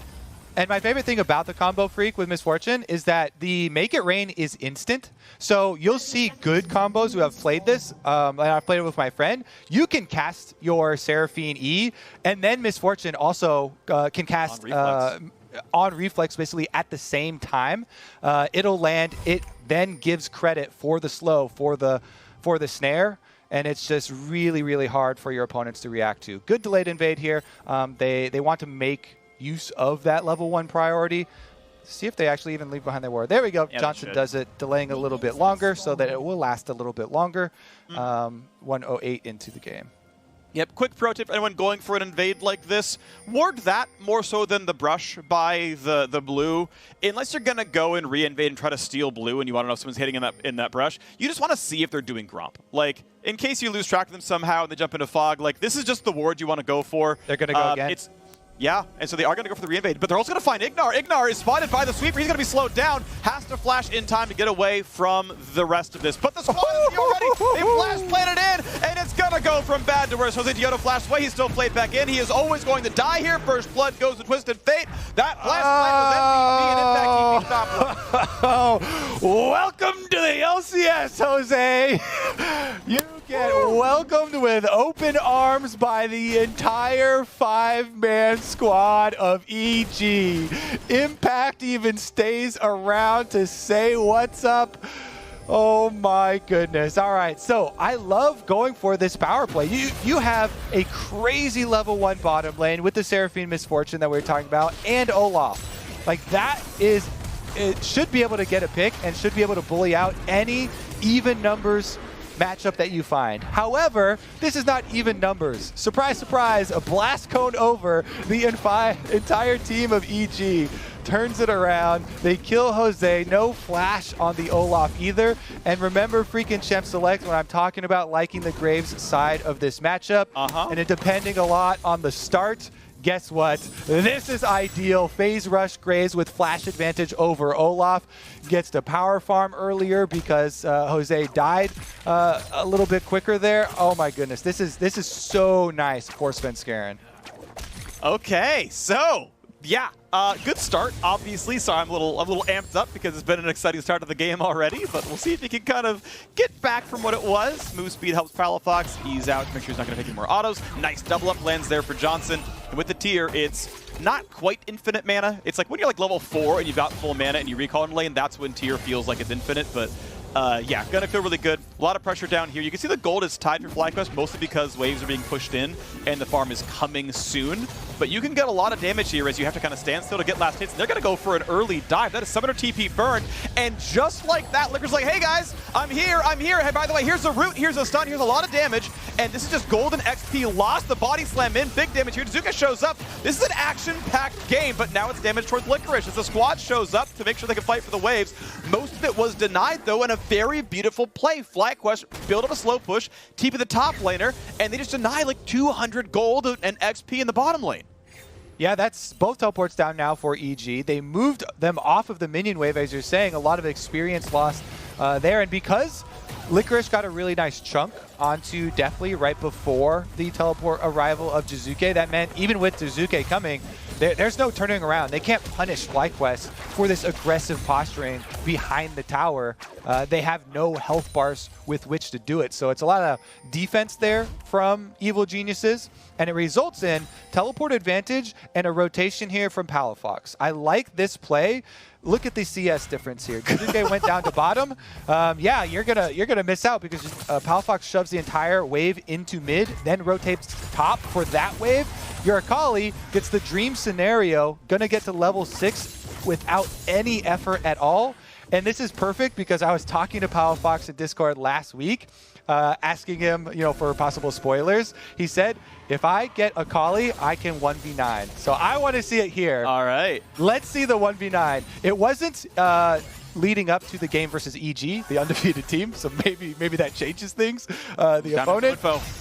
That is a nice hook into a Lantern. He's going to go for the flail a bit afterwards now, and this is going to be a lot of damage to the Diamond. Gets the shield on. Guardian helps a little bit. They're going to go for the re-engage now as Exhaust is on Ignar, and they've got Palafox. He's going to find the Q. He's going to run for his life to try to get the kill, and he picks it up. One front of the scoreboard, takes the Q though from Svenskeren, who can wait to jump over the wall. So you're gonna go for more damage here, nearly the kill, has to flash away, just barely keeps his life. But Licorice has already come back down yet again. He was already, I think, the mid laner as Palafox TP'd in from top. This will sacrifice plates and minions in the top side, but they get a kill for it, which seems worth it. I'm liking the action-packed new FlyQuest, Freak. Week 1, get that out of here. FlyQuest Week 2 is all about the aggressive plays, all about the team play, and now Palafox is at that level 6. Yeah, and this is, I'm going to call this the high effect, where it's not like Jose Diodo is actually part of the fights, but everyone's playing better when he's on the map right now. This is going to be a lot of damage though on a Diamond. This is going to be a lot of pain. Does have flash. It's not going to help too much. Presses W, flashes away, but Lantern brings him right back into range, and Diamond should die. Definitely gets himself the kill. 2-1 EG. Really good play here by Ignar. Even has the extra Lantern here, making him follow. Diamond does not land that snare onto Deathly as they're trying to get away. Dragon taken up by Jose, though, while everybody's looking towards the bottom side. Olaf then power farming through the jungle, trying to catch up after the disastrous level 1 invade for himself, and is at least able to get that neutral objective for FlyQuest, despite now EG taking over in the gold lead. Bit of damage down here, though, as they put some shots towards Def. They want to get a little bit of harassment. Now, with Johnson being completely they're under absolutely no threat, and they can perma-push kind of forever, and it's just nothing's going to happen to them. A little bit of harass here from Palafox. That's going to hurt. Ease backwards. Still going to take a turret shot, though. It does mean Jizuke is quite low. 54 to 36 CS over in that mid lane as the TF keeps trying to scale. Top laners are close, but again, a pretty tight game between these two. 400 to 500 gold difference is what an early First Blood costs. So even after the failed invade, the teams have been overall laning about equal. And the reason we didn't see impact in any of those bottom side plays is obviously that he used his teleport level 1, for that 5-person welcome party for Jose. Now, with the second round of the teleports coming back up, they are desynced. So Impact will have his first and be able to get the early advantage in topside too, as he's got his early Bombing Cinder for pushing. He's got the level advantage, continues to harass Licorice, and has the wave in a really nice position. Want to point out, it is AP Gragas in this game. We know he's got several viable builds. This one is going for, I believe it's normally Proto Belt, or I guess it's called Rocket Belt now, but has the extra alternative, meaning it's going to be, Rocket Belt or Night Harvester, basically, that kind of build. One of the non-AP ones, so...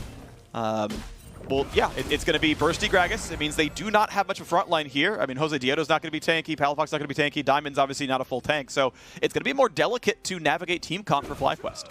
Yeah, definitely possible for Proto Belt. I think the more popular is the Night Harvester, but either way, very, very similar items. Is the more bursty option like you're talking about, not going for the tank option. Jose continues to be a PvE jungler freak after he decided the PvP in LCS wasn't his liking in the early invade. But honestly, that is huge value for them if he can actually finish it out. Graves is coming here, and I think he's got the timing. Got it just in time because here comes the chance of TF. Now, even if he ults in, keep in mind that you can just ult away for the gold card and he'll be reasonable. So, yeah, that's not going to hurt too much. Out they go. Early Rift Thrail picked up. The Drake, of course, is already there. And at some point next few minutes, we'll get the summon and we'll try to knock down some turret plates. And only one plate has been knocked down to the bottom lane. For both teams, actually. Meanwhile, Impact is taking one plate top side, so that's a bit of a gold lead there. Diamond's not going to land the root. Ignar will be able to claim that control ward, though, and that's 30 gold in the pockets. You love when you get to see Ignar just walking from your side of the map back out to lane.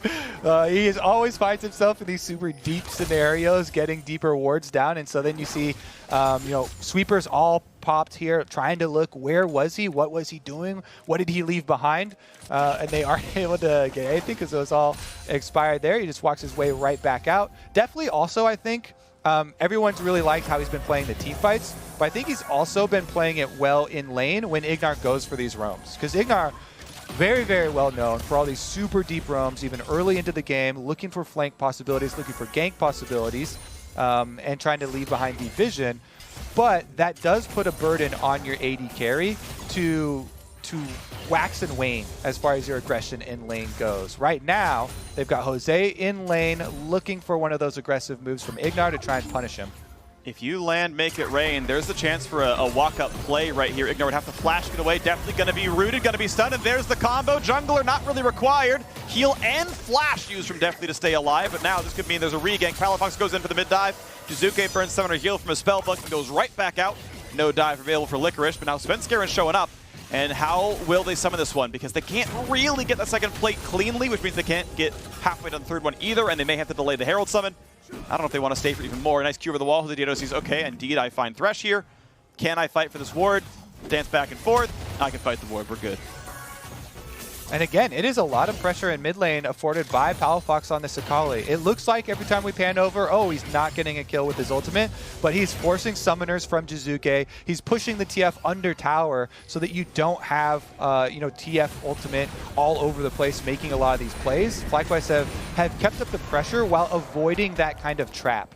TF ultimate number 2 about to be available for Jizuke though. Maybe with the teleport and the Twisted Fate ultimate, he can make something happen for EG to try and increase this gold lead. A little bit of damage there. Hoseidio trying to say, hey, maybe I'm gone. I heralded. Maybe I left. You guys ready to go in for an engage? Now we got to fight in the top side. Only a stun, though. This shouldn't be terribly lethal, but I mean, Licorice is not that durable, and Impact's going to go for the Ornhorn. He's supposed to cast, not timed well enough. TF's here already, and that is a very dead. Gragas needed to cast that one earlier, got knocked up. Nice try for the dragon fight now. Hoseidio going to lifesteal tank against this red big dragon. Gonna get really low though, and that's gonna be dangerous because now the rest of the squad is there. The TPs are burned, and you don't have the people to fight this one off. So Dragon partially resets, is gonna go back, but Smite's gonna be there. Gonna be claimed. The dragon goes over to Svenskeren. And as soon as we mention it, Freak, looking for Jizuke to make a Twisted Fate play, boom, he goes to the source of his own team's global. Ganks for Impact gets the kill so that then they take away the possibility of FlyQuest having Gragas teleport in. Palafox, though, deep in danger. R2 goes away. Should survive this whole thing. Even a slow comes down for Hoseidio. He's going to be okay. But you can see EG turn in the corner here. 1,200 gold lead. They've tied the Drake count already. And that's after the Herald charge is, cashed in another 300 gold. So really all across the board it's looking great. Definitely gets a little bit of alone time down to the bot side. Licorice will answer him. Still a minute and a half left on turret plates. Definitely will, I believe, not quite. Actually, he may take plate number 3 after all. But the wave goes down. That's AP. Gragas gets to wave for the casters. Yep. AP Gragas feels so nice auto-clearing that entire wave. Topside switch for FlyQuest as they do arrive onto the top side with Jungler and Duo. See how long Impact can try and clear that wave. Gonna have to, he knows that he's weak side, very accustomed to playing this, so goes for the reset actually inside the ward. And it should be just the trade on the other side as they reset with definitely an Ignar getting there in time. All right, build still pushing through right now as we've got the nice Sunfire done already for Impact. The Licorice still, of course, needs some farm. He's been not able to get in those fights nearly as well as Impact has. The 2 assists from the squad have been really good. The wave clear, though, is going to be fine. Licorice has 40 seconds to knock down a turret plate, or this turret itself. It's going to be a tough one. Still pretty tanky, but Palafox has come down as well, so how much do they want to spend? He's going to get the rest of the gold here. If there's going to be first turret, it may indeed be in that lane. That'll be a really big surge to AP Gragas. Smites the Gromp, but now a fight over towards Ignar. Can he get away with the Blast Plant in time? Yes, almost certainly. Range champs couldn't reach the Blast Plant, but look at that. Solo, first turret gold, the plate included, skyrockets Licorice's money. He probably earned about 600 off that play. Interested to see if they can take any recourse on top side to make this worth it, and that's going to be teleport. They're going to collapse on him. Alrighty, Ignar's going to only find himself with the teammate, and it's not much for Definitely to do. Nice body slam, nice cast, nice open up. The ult for good measure. Johnson guarantees the double. Fiddleby had to burn it, but it certainly made them go down quickly. FlyQuest determining this game, Freak. Plays on bottom side, immediately teleporting up to the top side to punish Definitely and Ignar for staying in that lane. They take them out. But Impact's going to try and make him pay for it on this turret. Ornn, not the quickest of turret takers, so it would need another wave. All right, he has to kite back for this one. Interesting to see that FlyQuest went for the instant double recall. They wanted to get back on the map instead of going for the turret, because they could probably knock down all of that top lane outer turret if they wanted to. All right, here it is. Licorice with a good teleport in. You were just talking about how Impact had those assists, had been getting in there with the team. This time around, Licorice has the great body slam combo into R to make sure they knock back both of the teammates here from EG, picking up and kind of evening out their map pressure. As you mentioned with the instant recalls, yeah, they don't push down on the top turret, but they also get Licorice back in time to defend on bottom side. Yeah, just surprised the MF is all, but she does pick up Gale Force off the recall, and there wasn't going to be a lot more time to do so. So picks it up, still going to stack towards the Manamune, the expected build down there. No Mythic done yet for Deftly, so a huge difference in power for the AD carries. Next Dragon spawns in 120. Honestly, I think Cloud's pretty good for a lot of these champions. There's a lot of really ult-based members. The Ornn and TF really care. I think Seraphine and Misfortune really care. Speaking of Ornn, he's up there. He's going to find a knockout of Diamond. TF's there as well. Speak of the devil, they've got those cooldowns back, and they've got that kill. No way out for Seraphine. Mikhails can't come soon enough. Really good ult from Impact. Lands the slow before the flash, and then after the flash even is able to hit it on Diamond. Makes it look so easy. What a collapse for EG. This one results in the Rift Herald for themselves, plus priority on mid. Licorice, as you can see on the bottom side, does get another wave in, but that doesn't mean a whole lot. This Rift Herald will be what they can actually use to help this Twisted Fate. Jizuke is going to try and be the side lane pressure for them if they can get this one to open up the map, taking down one of the outer turrets, actually creating some distance here. Then they can start to make those 4-1 plays. Where they have Jizuke splitting, teleport in, look for the picks with Twisted Fate. Since they don't have Akali teleport, even though Akali is a very good 1v1 in the side lanes, it would mean greater possibilities of collapse and pick for EG.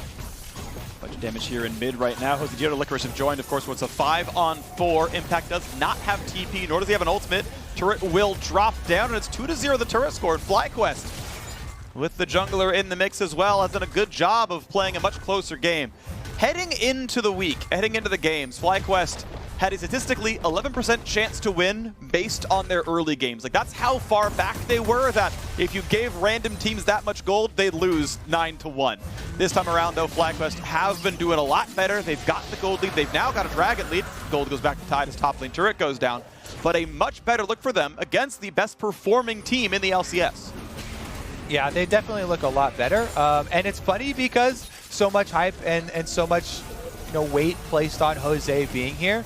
But again, after the level 1 invade, it's been pure farm and mostly PvE from him, and actually just a lot of the FlyQuest players themselves that were in week 1 making adjustments. So it is up to coaching staff, it is up to the players making adjustments themselves, and obviously they've made the call to be more aggressive, create more of the plays themselves rather than playing reactively, which I definitely like the look, and it is definitely affording them a better situation here versus EG than you would have predicted after week 1. I still want to see one of these big possibilities now that Palafox does have teleport up, the Akali towards the side lane.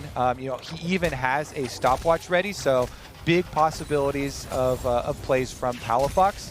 EG, though, very quickly can now finally finish up on this second outer turret for themselves, as we talk about them really trying to open up the map for that Twisted Fate to apply pressure, and then use his ultimate to come look for picks. Here we go. Nice job getting away from most of it. Enough move speed to cut away. That's going to be Ornn ult meaning nothing, but look at that cask! That's the open up. That's kill number 1. The double charm might mean kill number 2 and 3, as they will knock down the double. 2 for 2 again for Johnson. The body slam flash means a third. FlyQuest are back, baby! A drink for you, a drink for you, a drink for you. Licorice comes in with the flank on Gragas, and Freak, that Twisted Fate ultimate, if it was popped, would have given them vision. Gragas, though, comes out of the bottom side after splitting on bottom side. Licorice with the ultimate, nails Svenskeren, hits him into the team, then follows up with the flash for the extra kill. The veteran here of the team, Licorice, definitely making some big mid-game plays. He did end up going for the Night Harvester too. And my goodness, EG, they don't want to let it go. They want to stay undefeated here. Let's see if they can actually coordinate it a little bit quicker next time, though, as FlyQuest just came out so hard. Now, again, when you're going for this play, if you pop the Twisted Fate ultimate, then Svenskeren and the rest of the mid players would know the positioning of Gragas. But Svenskeren's walking right back down towards the minions, doesn't see Licorice until it's too late. And Licorice has a great Gragas ultimate. Those are hard to do without any previous setup. Gragas is one of those champions that has such difference in play and viability there. He's able to get the ultimate, plus then has the flash to follow up and get the extra kill for themselves, get FlyQuest right back to it. Now they get the Herald Summon. It means a lot of damage on the mid lane. It will not kill the turret, but at least chunks off half the health bar. So at some point in the future, it'll look a little bit better. Rapid Fire Cannon second comes through for Jizuke to have that better gold card access. It's decent single target damage, but obviously a much less burst since you're not getting any raw AP, and your base AD is pretty low, so the crit's not exactly important. But it is part of the TF build all the same. We kind of expect Lichbane to come through at some point. The tier may not even have to be a Seraphs. It can just be mana because TF's pool is pretty low. We'll see where that goes, though, over time as Licorice is kiting around the bottom side, knows bot's being pushed in, knows the Graves is kind of nearby. Can be a bit precarious, but he's going to be fine as Collector is on the way for Svenskeren. And you can tell, too, that Jizuke looking for more picks. Let's see if Licorice gets out of this one. Body slam, yep. Because Jizuke's gone with the Proto Belt, it gives you the most mobility of the possible mythics there. So much move speed even after you use the dash. So Jizuke has a very, very high probability of trying to pick somebody off. Misfortune, Seraphine, both very, very good targets. Diamond definitely does have cleanse right now, but he's also under fire. Gale Force gets away from the Graves queue, and there is a chance Johnson could have ulted as soon as Svenskeren Gale Force downwards, but with the Graves ult, maybe could have gotten out, but that was maybe killable, actually. Regardless, though, mid is under fire. Svenskeren can look for a jungle camp to go forward. Jizuke not going to be rooted up. Kites away from Diamond's spells, and the waves are okay in bot and top. Just at equilibrium, waiting for the next play. Dragon up in 25 seconds, though. FlyQuest would like their third Drake to go towards Soul, but EG own the river right now. All right, let's see if they can actually do this. Very similar to last game. This was, Cloud9 in the position, pushing down mid lane. Retaining vision control over bottom side here for EG, but they teleport Jizuke back out. He does have Twisted Fate ultimate, so he can get right back if they decide to go for the fight. Any sort of extra stay here from FlyQuest. He can get basically half of the map. Twisted Fate ultimate can't get him all the way to Dragon, but now that it's used, they know he's definitely not joining. And at that point, yeah, the distance also does not get you from top lane into mid, like, on top of the wave. So realistically, this is not playable. This is something that EG gave up. As soon as you saw the TP away, you're like, okay, we play this right, we guarantee we get Dragon unless there's some kind of miracle steal like Impact ults it right now. That seems almost impossible. It will be picked up, no problem. Good smite comes through. Second Cloud Dragon picked up, and not too long to go until Cloud Soul. And one thing I was going to mention about Seraphine, but there are just so many other things to talk about, is this is a good comp for Seraphine because of the move speed buff. There's so many, walking required champions. Her big shield gives move speed to the squad. Olaf cares, Gragas cares, MF and Akali care a lot about just the walking movement speed. Cloud Soul will do the same thing. These champions really just do want to run fast, and this is one of the better comps for Cloud Soul. Yeah, I definitely agree. Plus, Akali with Cloud Soul is so annoying. The kill pressure there actually goes through the roof. And whenever you do have a lot of melee carries, you super highly value that move speed like you're talking about. It's really going to empower these big plays that we've been looking for, been setting up for them. But honestly, it would be such a big bounce back here for FlyQuest if they come into week 2 and are able to defeat the undefeated Evil Geniuses right before their big game with Immortals. That is going to be a huge confidence booster in addition to setting themselves up for better positioning in the ranks. Decent amount of damage. I think Johnson was just barely out of range of the Q. It looked like it would have hit, but didn't seem like any damage went through, or maybe that was just Guardian going on cooldown and doing the exact same thing. But a nice hook's going to land right on the front line. This could be a lot of damage on the Licorice. He is not that tanky. Ult comes over the top and forces the EG disengage. The charm is perfect, and it means there is no engage available for Impact. Of course, he has to sit still if he's ever going to cast that spell. So when you see Ornn, you pick Seraphine, you press R at the right time, and you will never be knocked up. So good play by Diamond. The disengage means no kills on either side, but FlyQuest still looking forwards. Yeah, and Licorice has always been looking for this entire game. His constant engages, playing that front line too with the AP build. Now that he's got the Zhonya's for himself, does have a little bit of extra safety to make those super aggressive plays, and it's definitely paying off for this team. Again, 3 minutes until the Cloud Soul actually comes, so we've got quite a long time for the setup for it. And this is going to be about the battles over side lane here with Twisted Fate trying to cover with extra vision applied by the ultimate. All right. Pops. Yeah, nicely done. Gets the big steal. Well done, Jose Dioto. A little bit of money in the pockets. Some extra XP is going to feel good as well. The red buff going to be cleanly claimed here by Definitely. Still trying to get as much farm as possible. Is on a solid 2 items on this Aphelios. I'm expecting Muramana to come next for Johnson finally. After picking up Collector because he wanted the lethality. Now here comes TF topside. Palafox Ult's gonna try to E away as best he can. Ult 2 comes out, and is it gonna be enough? There's the second E, but a flash for Jizuke is a flash to chase away, but he's gonna keep running. Next gold card comes up in a second. I mean, he runs pretty quickly, but Palafox is gonna kite back. He's got a teammate coming and gets the shield, gets to walk away just in time. Lantern's there if he needs it, but Jizuke is left for the walls. That's gonna be the auto attack, and Diamond gets his 3rd kill of the season. Nearly the leader on the team. Johnson, though, with his 4th in this one, is going to be above him, but this could be more of a chase. Licorice, when does he go in? Casp pulls back Ignar. Body slam going to land on defense scare, but a great Lantern brings him to safety anyway. Chase still continues. That's not going to be an axe for land. It's going to be a slow. Is there going to be enough? Oh, he gets the double up on the ulti, and that means the kill comes through. Licorice nearly juked it, but it came through. Good shot by Diamond. Yeah, and it's exceptionally funny when you have phase rush on too, because you get charmed and you run even quicker back towards the team into your death. Yeah, love it. Nice one there for FlyQuest though to be able to pick that up. If they don't get those last 2 kills, then their rewards are not nearly as big. This means Baron. Who cares about the Dragon? Big long timer till that one comes up free. FlyQuest now with Baron, they get a full reset plus a purchase to go set up for it. Well, this is a good look for FlyQuest right now. They brought in their intended jungler, and just like that, they have turned the corner. They are very slightly in the lead here, of course. What can they get with the Red Bull Baron is the real question. They're certainly ahead, but this is not a formality in any way. Muramata comes through for MF. That's going to feel good. Moonstone done for Diamond for a while here. Deathcap or Horizon Focus on the way for Licorice is going to be a big chunk of burst, but can they navigate the next fight? 35 seconds, so the chance at Cloud, so you expect them to battle for it. I definitely expect Licorice to battle for it. This guy has just had his eyes on a YouTube highlight reel. Engage after engage for him. So much of a positioning advantage here for EG, though, with wards throughout the jungle. They're looking for a pick for themselves. Jizuke does have ultimate, and he's actually swapped over to Ignite for right now to look for one of these kills on the pick. A little bit of extra damage to try and finish somebody off if they can before the Dragon. FlyQuest have the option of giving that Dragon, foregoing their soul, and just running straight up mid, though. Because there's so much more high priority on EG denying it, they actually get a wide open road straight through the base. Jose's calling for inhibitor turret.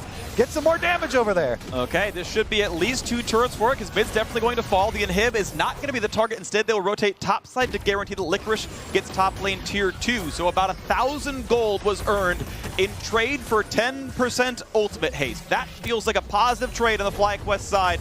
A great mid-game shot, gotta say.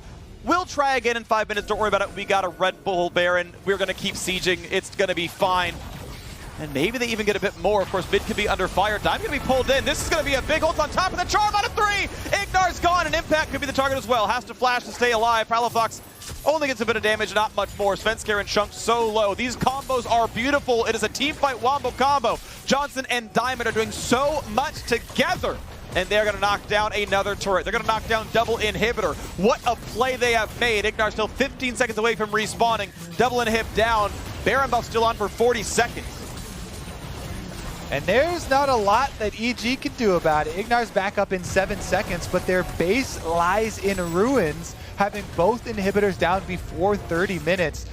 And another soul point coming up is so difficult to deal with. You're going to have a lot of pressure with the super minions on 2 lanes, plus very, very strong pushing possibilities on multiple members here with FlyQuest. Palafox, especially on the Akali, already proving to be way too evasive. This is why this champion is banned so heavily globally. And gets through another game here for LCS. It hasn't been the biggest part of their win, but it definitely means in the game state now, they just have so many options with how they want to finish out for FlyQuest.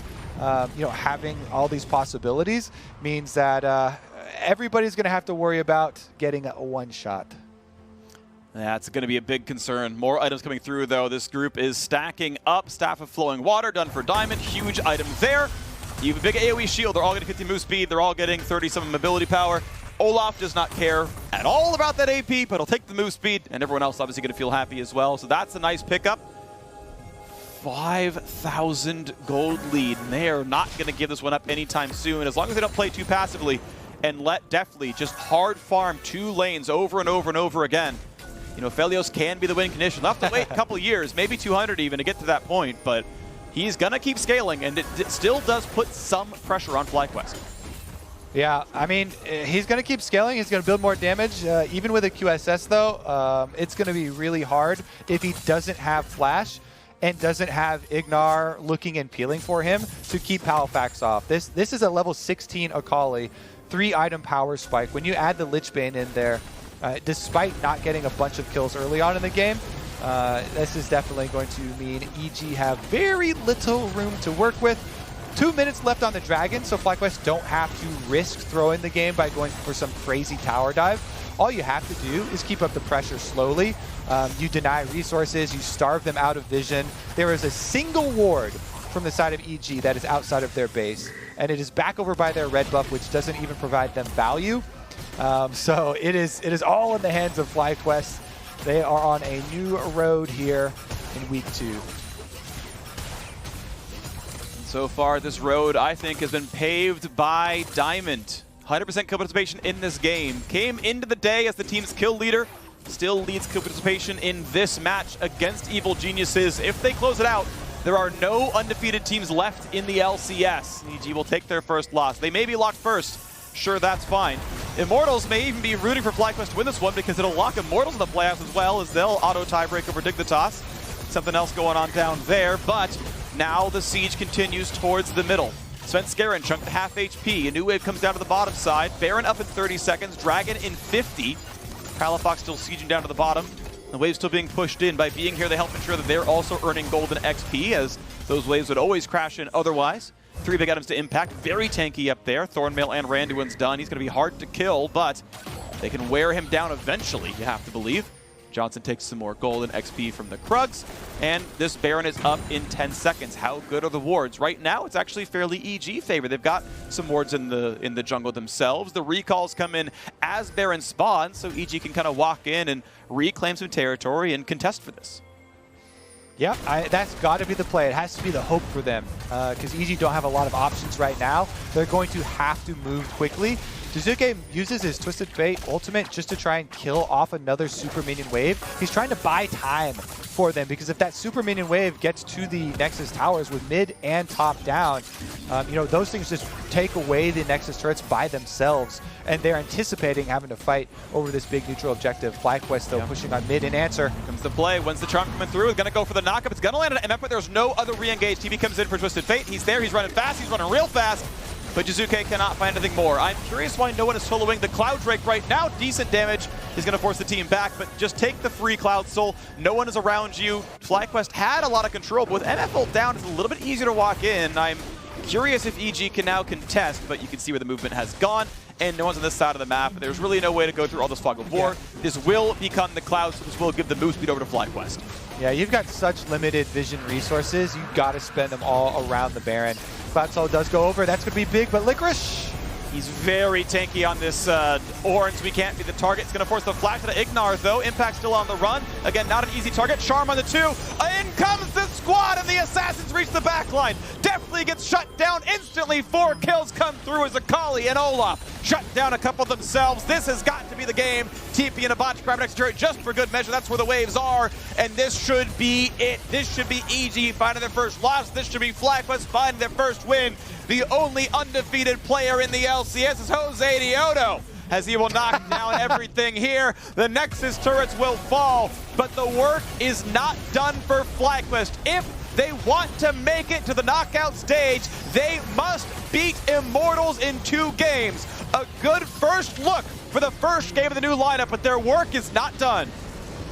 I am so happy that we get to see FlyQuest turning it around here in week 2. There was so much excitement in the offseason about putting this roster together. A lot of people have been looking for building up rookie talent, importing, from smaller regions as well, bringing Jose over after his Worlds performance, and combining that with Licorice, the veteran from the top side. He really showed it in this game, but he was leading the way with this Gragas, constantly looking for plays, teleports, flash initiations, going for Gragas ultimates on targets that are not snared is not easy. That is a very easy ability to miss with the different angles that you're having to try and look for, and he was able to land so many of them. I have to say the biggest difference were improvements in a lot of the players that were existing on the team last week, but bringing in Jose even after the rough start with the level 1 invade just turned his mind towards PvE, grinds out those neutral objectives for them, and FlyQuest ramping up for an exciting end of the day now, since we do get some really big important ones.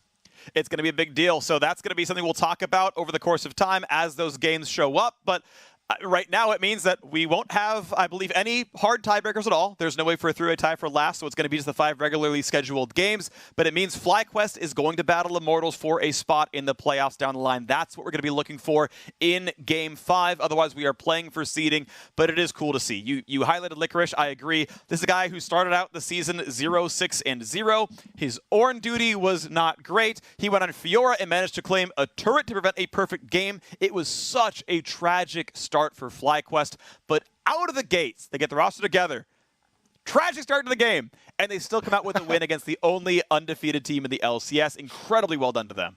Yeah, pretty comical, honestly, with the 3 people, including the enemy top laner, blast coning over to your face at the blue buff invade. Definitely not the start that they wanted, but bounce back from it really well, and that's going to take you a long way on stage. Well, congratulations again to FlyQuest. After the break, we will hear from the State Farm analyst desk for more on Jose Dioto's premiere, so don't go anywhere. Introducing Fantasy LCS, live now on the Sleeper app. Create a league. You are the coach. Draft your ultimate LCS team. Plan your roster and make coaching decisions each week. Compete against friends throughout the season. Rep your team, talk trash, and see if you've got what it takes to win your league. Download Sleeper now. The fantasy season begins on February 5th.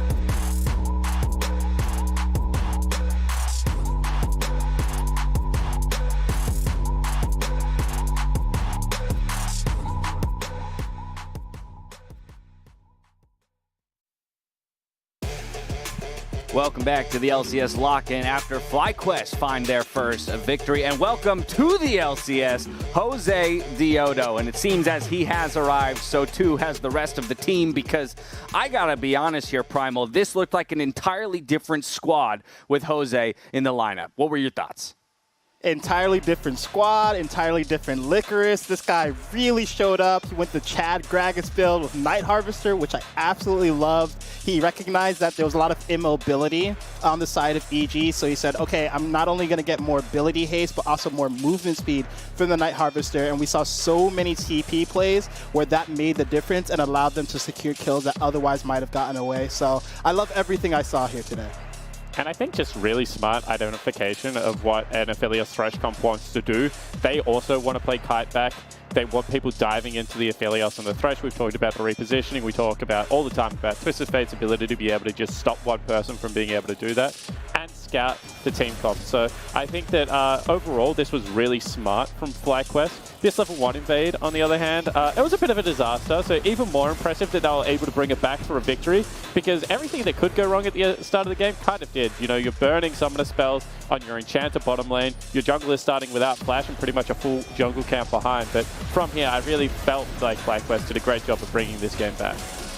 Yeah, they really seem to know what they wanted to do with this team comp. And additionally, one of the things that I brought up previously is what's going to happen when Jose Diodo gets here, not only from what we're looking at from FlyQuest as to how well they're going to communicate with each other, but also as someone who's used to getting a lot of the resources, right? Like we even saw in the highlight reel of him at Worlds getting, you know, shielded like crazy Lee Sin, protect the Lee Sin comp, right? And here he was set behind. Yes, it's an Olaf, so obviously he is going to be able to farm up pretty easily. That's his greatest strength in the meta right now. But the way that they were able to play around it, the way they kind of let him farm up, get back into the game while relying on the strength of their bot lane, I thought was really impressive. Also, too, in the midst of all of that, Spawn, seeing the potency of a pick like Seraphine. We have been so hyper-focused on those engaged supports, the tanky frontliners, and yet Seraphine comes out for her first time on the main stage at the LCS and finds success. You laugh. Yeah, it certainly does. But I'm going to give away a trade secret, all right? Because like everyone's like, Seraphine's just like Sona, right? Her ultimate is the exact same. Well, it is, but it has a slight difference because you can make it go further by lining it up with the allied champion. So what I mean by that is if your Olaf's running forward, no longer do you have to flash forward ult, you can just ult through the Olaf and the thing will keep going. And I saw multiple times in this game where Seraphine either could have got a better ult for herself by positioning not forward but more to the side, or people on the Seraphine team just needed to run in front of the Seraphine as opposed to like kind of running parallel to the Seraphine to be able to set up positions where the ult would have been useful. It was kind of funny. It's one of those champions that not only do you need great mastery, I feel like your team does, but when we finally have all 5 players on the same page, I do feel like this is a champion that can be absolutely busted. I was going to say, rather telling then, if that isn't even the optimal performance of that pick, and yet they're still able to find the win. Finally, I do just want to return to that Licorice point that you kicked off the segment with, Primal, because I think that's the second piece of the Jose Diodo puzzle. It's not just him coming in and being a stellar individual. It is what it does for the rest of the squad. And Licorice, as we know, is a star here in the LCS on a new team trying to make a new way and build a legacy. That's a pretty good way to start things off right there, that scoreline. Absolutely, and the thing we have to remember is that Jose Diodo did not get an ideal start, based on the level 1 where he blew his flash. So that was a situation where he knew what he needed to do when he's playing from behind, farm, use Olaf's ability to clear more quickly than Graves to catch up and get back in the game, and then unlock Licorice to make TP plays around the map. So even from an unideal situation, I think we saw signs of what we need to be seeing for the rest of the season. First win in the books for FlyQuest. Gonna feel good. They still have one more match ahead of them. That comes in the 5th game of the day. We are going to step away for a brief moment. When we return, these 3 are going to break down TSM and Team Liquid. Don't touch that browser. See that? I'm not going to say anything. It's just the 3 of you. Sword Art comes online in this assist of the day, presented by State Farm. Already planting fear in the minds of his opponents, Sword Art scrambles CLG's bot lane before making a great escape with a quick heal from Lost to assist the weak. Sword Art going to say absolutely not. Flash Twisted Advance. There goes Speaker in, but can't quite find it as Turtle does. Well, actually, not Flash Out, back in. That's a Turtle classic there, but could be a problem there as the ulti. It's going to catch him over the wall, goes Speaker, and that's first blood for the Olaf.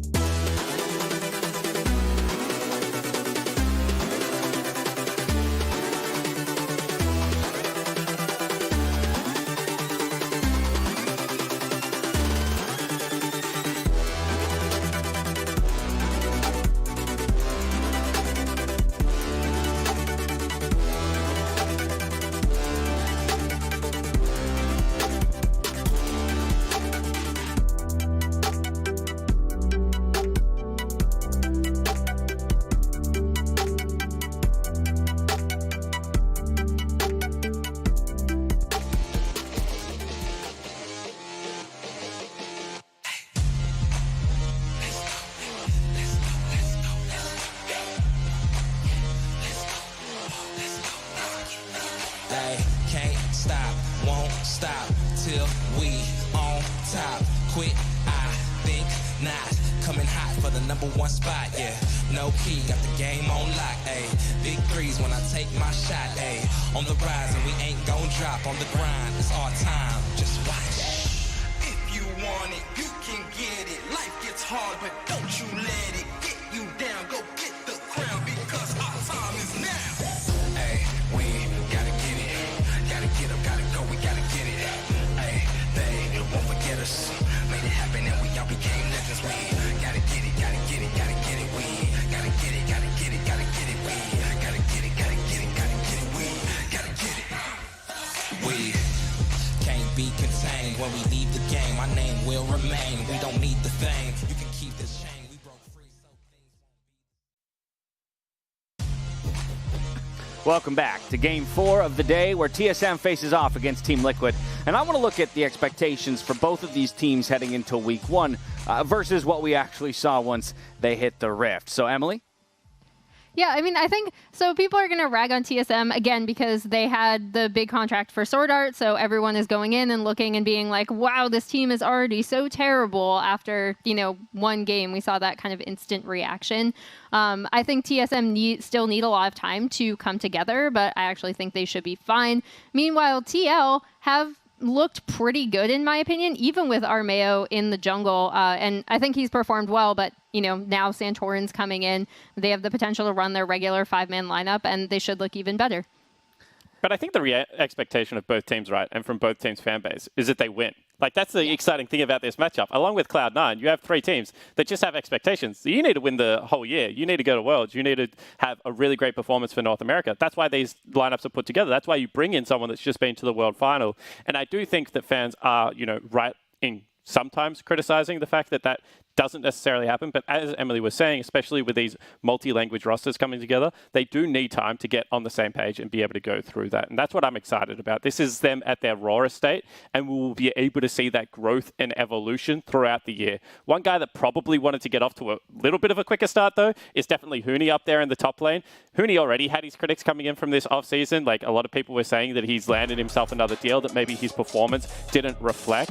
And this is a guy that we know that he has ups and downs, but he is a very capable top laner. And I feel like after a week seeing that he needs to be traded for someone like Haunter into the academy slot is a little bit of an overkill, because they seem to have put together a lineup where they want Sword Art to be able to be on map, roam. They want Lost to be that weak side, AD carry. And I think that Huni, therefore, needs to be able to play a carry role. And I think that he can do that when he's in form. And I hope that we get to see Huni return to that past glory. Okay, well then hyper focus on the top lane matchup here, Primal, because his opponent today, none other than Alphari, one of our newest imports from the LEC. This guy was a monster across the season and looks to continue to be that here in the LCS as well. Yeah, and if we want to talk about best imports, Alphari might be it. I mean, this guy is posting insane CD, CSD differences, and Huni is actually last in CSD at 15, so I think there's actually a huge top lane gap that needs to be plugged in. The thing is, Alphari has also done this on multiple different champions. Admittedly, Huni was on Ornn duty, and we all remember that Ornn tier game, but I don't think if Alphari is able to get a big lead, that Huni's going to be given a chance to get back into the game. So I think TSM really needs to stem the bleeding top and look for an advantage matchup for Huni where he can at least maintain stability in the lane. I just want to call out for the viewers at home, because it may have been confusing what they saw versus what they heard. The statistics on that full screen graphic were flip-flopped. So while it appeared as a negative 20 CSD for Alphari, that actually is attributed to the difficulty that Huni's been having in lane, whereas the plus 16 over there for Alphari, a lot more the picture that we're trying to paint here. But yes, top lane matchup is going to be a big focus. And I think then the question becomes, when Alphari's been putting up numbers like that without a player like Santorin behind him, what happens when you do finally, round out the entire team comp? I mean, Emily, how do you expect Santorin to affect the map? I think, like I said, I'm really looking forward to seeing his mid-jungle with Jensen, but also just having a stronger mid-jungle core obviously also helps facilitate top lane, right? And we've seen top lane being used in a lot of different ways, either even if you're losing gracefully or going into team fights and then doing really well. Alphari is just a monstrous laner, so using that to either just fully stomp top or then extending that pressure, having him TP bot side. Like, they have so many options already with Alphari, and I expect Santorin to come in and really help facilitate that as well. Yeah, and that's what we need to talk about when we look at this Liquid lineup, because it's very rare that you get to say that a team could have arguably best players across the board and have it in a way that they are actually all carries. You're talking about Alphari, Jensen, and then Tactical. And their support staff is also really fantastic. So I am really interested to see how Team Liquid, in this game particularly and going forward, decide to allocate their resources. Because there's only so much gold on Summoner's Rift. And not everyone can have everything they want. And it is going to be up to Santorin and Core JJ to be able to knit this together. Because we have seen super teams get this wrong in the past. In saying that, I do think Team Liquid, personality-wise, is one of those super teams that can certainly work out. And I'm really excited to see them get into action. Emily? I was just going to say, you're not at all biased about the support stuff, not at all. Right? No, I do agree, though. I think TL, I mean, I love this TL team. I actually picked them to take Spring all the way back in our 2 early predictions. So I really want to see how Santorin does today. I'm excited to see him back out on the LCS stage. From here, we're going to hand it back over to Pastry and to Zip. Yes, Pastry and Azale. Almost read that as Freak again to see how these Titans match up. It's me, don't worry, Dash. My name's Pastry Time. I'm here with Azale. Azale, TL versus TSM for game number 4. Things are getting spicy here in the LCS Lock In. Yeah, it should be a good one. And what a shocker. Team Liquid Spawn thinks that Team Liquid's roster might just work out. Thank you, Spawn. Some things don't change. Spawn, love you, buddy. Great to have you on the desk today. As we said, though, Santorin is in for Team Liquid. That's kind of the big news coming into this game. We'll see how it affects the draft, because Champ Select is right here. TSM on the blue side, TL over on the red, and first ban is still to come. We'll find out what it is in just a moment. Yeah, should be a pretty exciting game here. Team Liquid obviously going to be their first go with their completed roster. Santorin having arrived. We just saw Jose Diodo, his first game over there with FlyQuest, and one of the big acquisitions for Team Liquid was, of course, Santorin. That was one of the best players in all of the LCS last year, made back-to-back finals with FlyQuest last year, just barely missing out on a championship himself. He is extremely consistent, and I do think that while Team Liquid doesn't have, the name power behind some of those acquisitions, like a Perks or a Sword Art, it didn't get as many headlines. Alphari has been incredible. They talked on the desk about how good he has been, and Santorin, I think, quietly has been one of the best junglers in North America for a long time, really, since he's come back here. So I'm very excited to see how this roster does gel, and if they're going to be, up to the challenge of TSM today. Right, and Team Liquid kind of already been in the spot, despite having Armeo in earlier, being like, hey, they're already a good team that's only going to get better, and we're assuming that Santorin is going to be an upgrade, even though, again, Armeo did play quite well. TSM, as you said, did have one of those big off-season acquisitions in Sword Art. He has played fairly well, but it does feel like this team is still figuring out how they want to play the game together, whereas Team Liquid, kind of that Team Liquid system's just been applied to another set of very talented players, and surprise, surprise, they're pretty good. Yeah, they've been looking really good. And I do think Armeo was solid for Team Liquid, but in their one loss, which I want to say was over to 100 Thieves, if I recall correctly, a lot of it was about dives on the bot lane, where Armeo wasn't in position to actually respond to that. So that is a game where potentially Santorin would have pathed differently. Potentially he would have been in the right place, right time. You don't really know. Team Liquid, though, looking strong with the sub. We're expecting to look even better here with Santorin. And for TSM, I'm going to be interested to see what we get from them. There's a lot of criticism being levied towards Huni. He has not been playing, I think, up to his potential. There is a big difference, I think, in opinion of this player when you talk to pros versus when you talk to the community, because the community is very negative on Huni, whereas most pros still see him as a really strong player. They think that he's good in scrims. They think that he has a lot to offer. To me, I want to see him gel better with this team, though, because in a lot of these TSM games, it just feels like Huni is kind of off on his own world. Even if he's mechanically executing on the plays he's going for, it's often not the same plays that his team is going for, and that's something that you really do need to get shored up. Right, so we'll see if he can indeed look better, especially against a fearsome opponent in Alpha. We were almost through phase 1 of the draft. Bans are Twisted Fate, Talia, Renekton on the TSM side, and Olaf, Pantheon, and Lulu, which means Lilia is the first pick here. See a lot of these strong junglers picked early. Does seem like Lilia is the one next in line with Olaf being banned away, as Camille going to be selected for Alphari.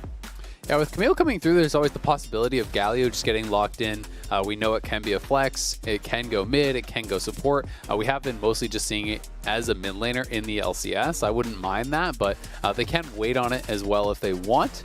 But it will be the pick. I think it makes a lot of sense here. It's just really such a strong global composition. It also allows you to pick an aggressive farming jungler. You know, if they want an AP jungler alongside the Camille, you can look towards something like Nidalee that is still left up. Lilia has already been taken for Spica, so that will be available, and that would allow Santorin to really get aggressive in the jungle here as well.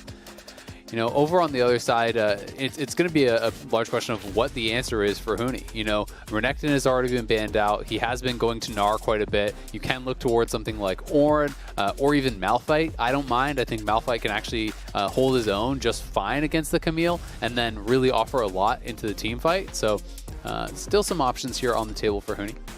Yep, Kai'Sa, though, kind of the best AD carry in the pool, is going to be picked up there by Lost. And Syndra for PoE, so sticking to what he knows here. Pretty safe blind pick as far as mid laners go, so no worries there for PoE picking up a pick he is very comfy on. Last pick here in phase 1, though, for Team Liquid could be interesting. Probably not going to be Janna, although I will say we have seen a pretty big uptick in Moonstone Renewer in general, so maybe see more of those Enchanter-style supports to support that, although Nidalee also can build the item, and that's going to be the jungle here for Santorin. Yeah, Enchanter support's on the rise, but I don't think we're just going to get the rando blind Janna like that. You know, probably not going to be the play. Nidalee makes a lot of sense. You know, that was one of the AP junglers that is still up. Elise really hasn't been getting much play. Fiddlesticks, a lot of the other AP junglers really just don't see play.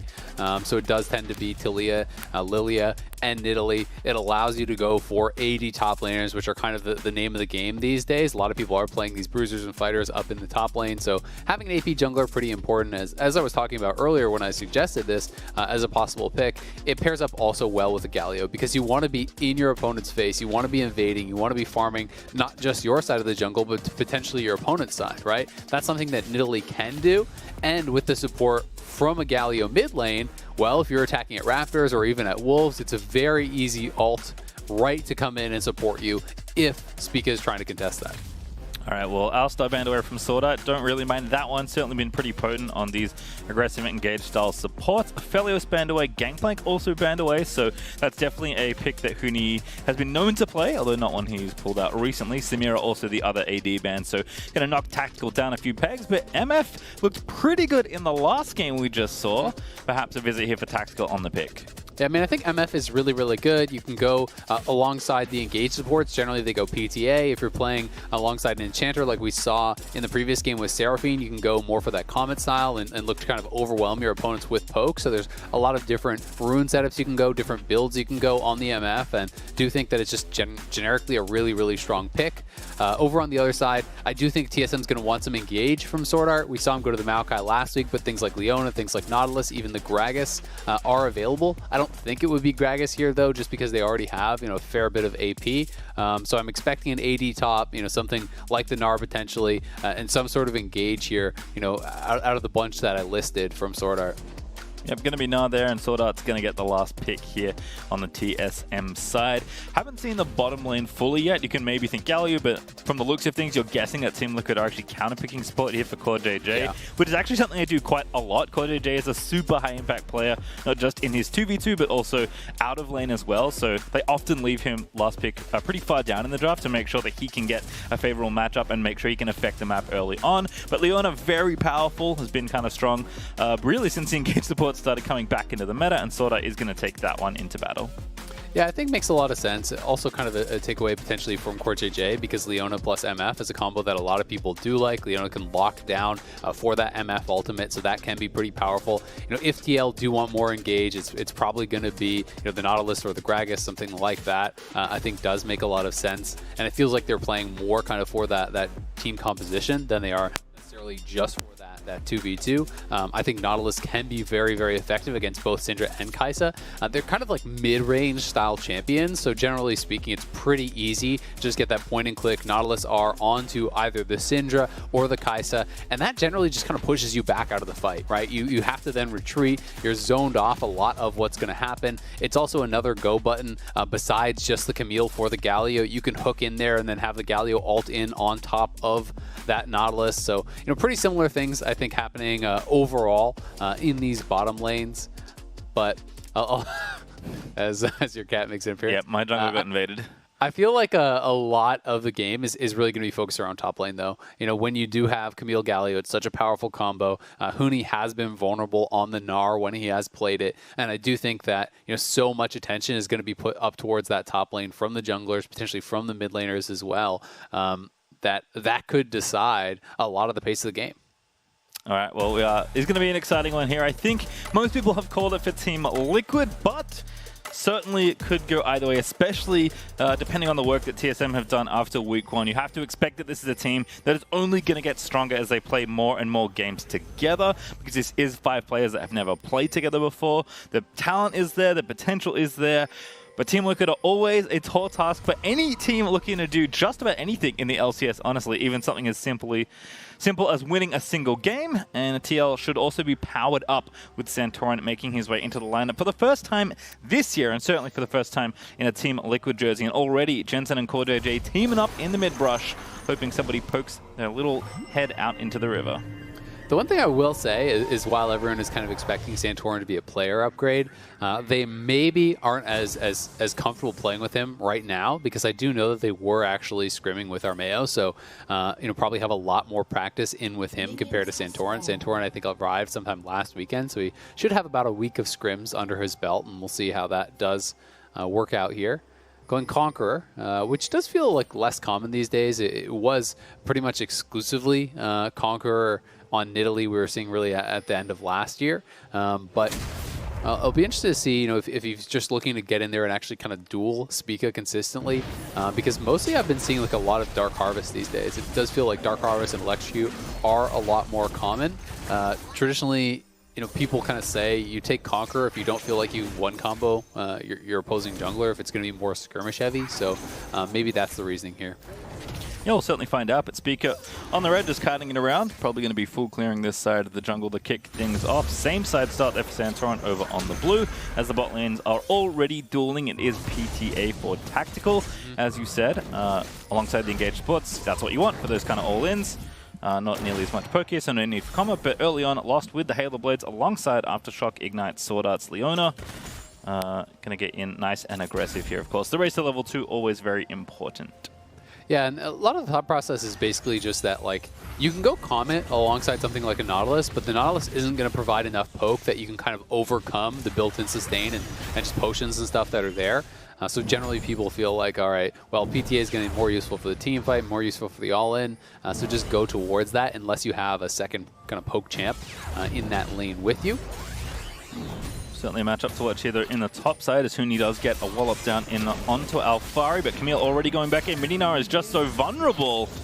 And Alphari going to win out on that trade, but Huni looking for the proc. One more auto required, hops around looking for it, but not going to be able to land it on Alphari before the debuff expires. Yeah, not a great angle on the jump there from Huni. He didn't want to jump into melee range of Alphari, so he was kind of trying to find an angle where he could jump and basically land max range from Alphari while still getting that ultimate, or rather that auto off for the proc. Unfortunately, he did not land that, and it does put him in a pretty awkward spot.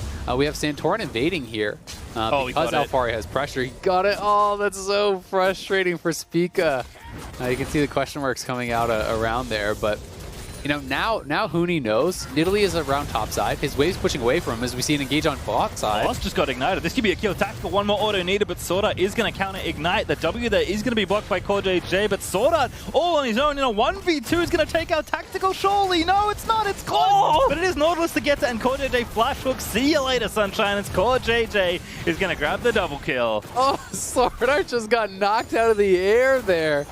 Just barely not able to finish off Tactical. He's flying through the air with the Zenith Blade, dies midair, and then Lost had kind of just hung around, unfortunately for him, and gives up a second easy kill after that.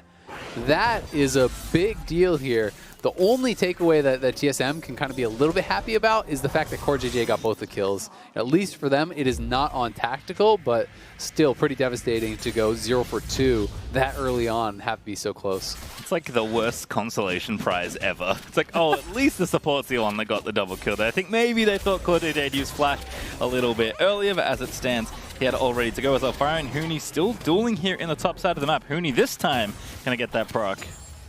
Yeah, and Huni needs to be able to play aggressive as we go into the Honda performance play here down on the bot side. We can watch this one more time.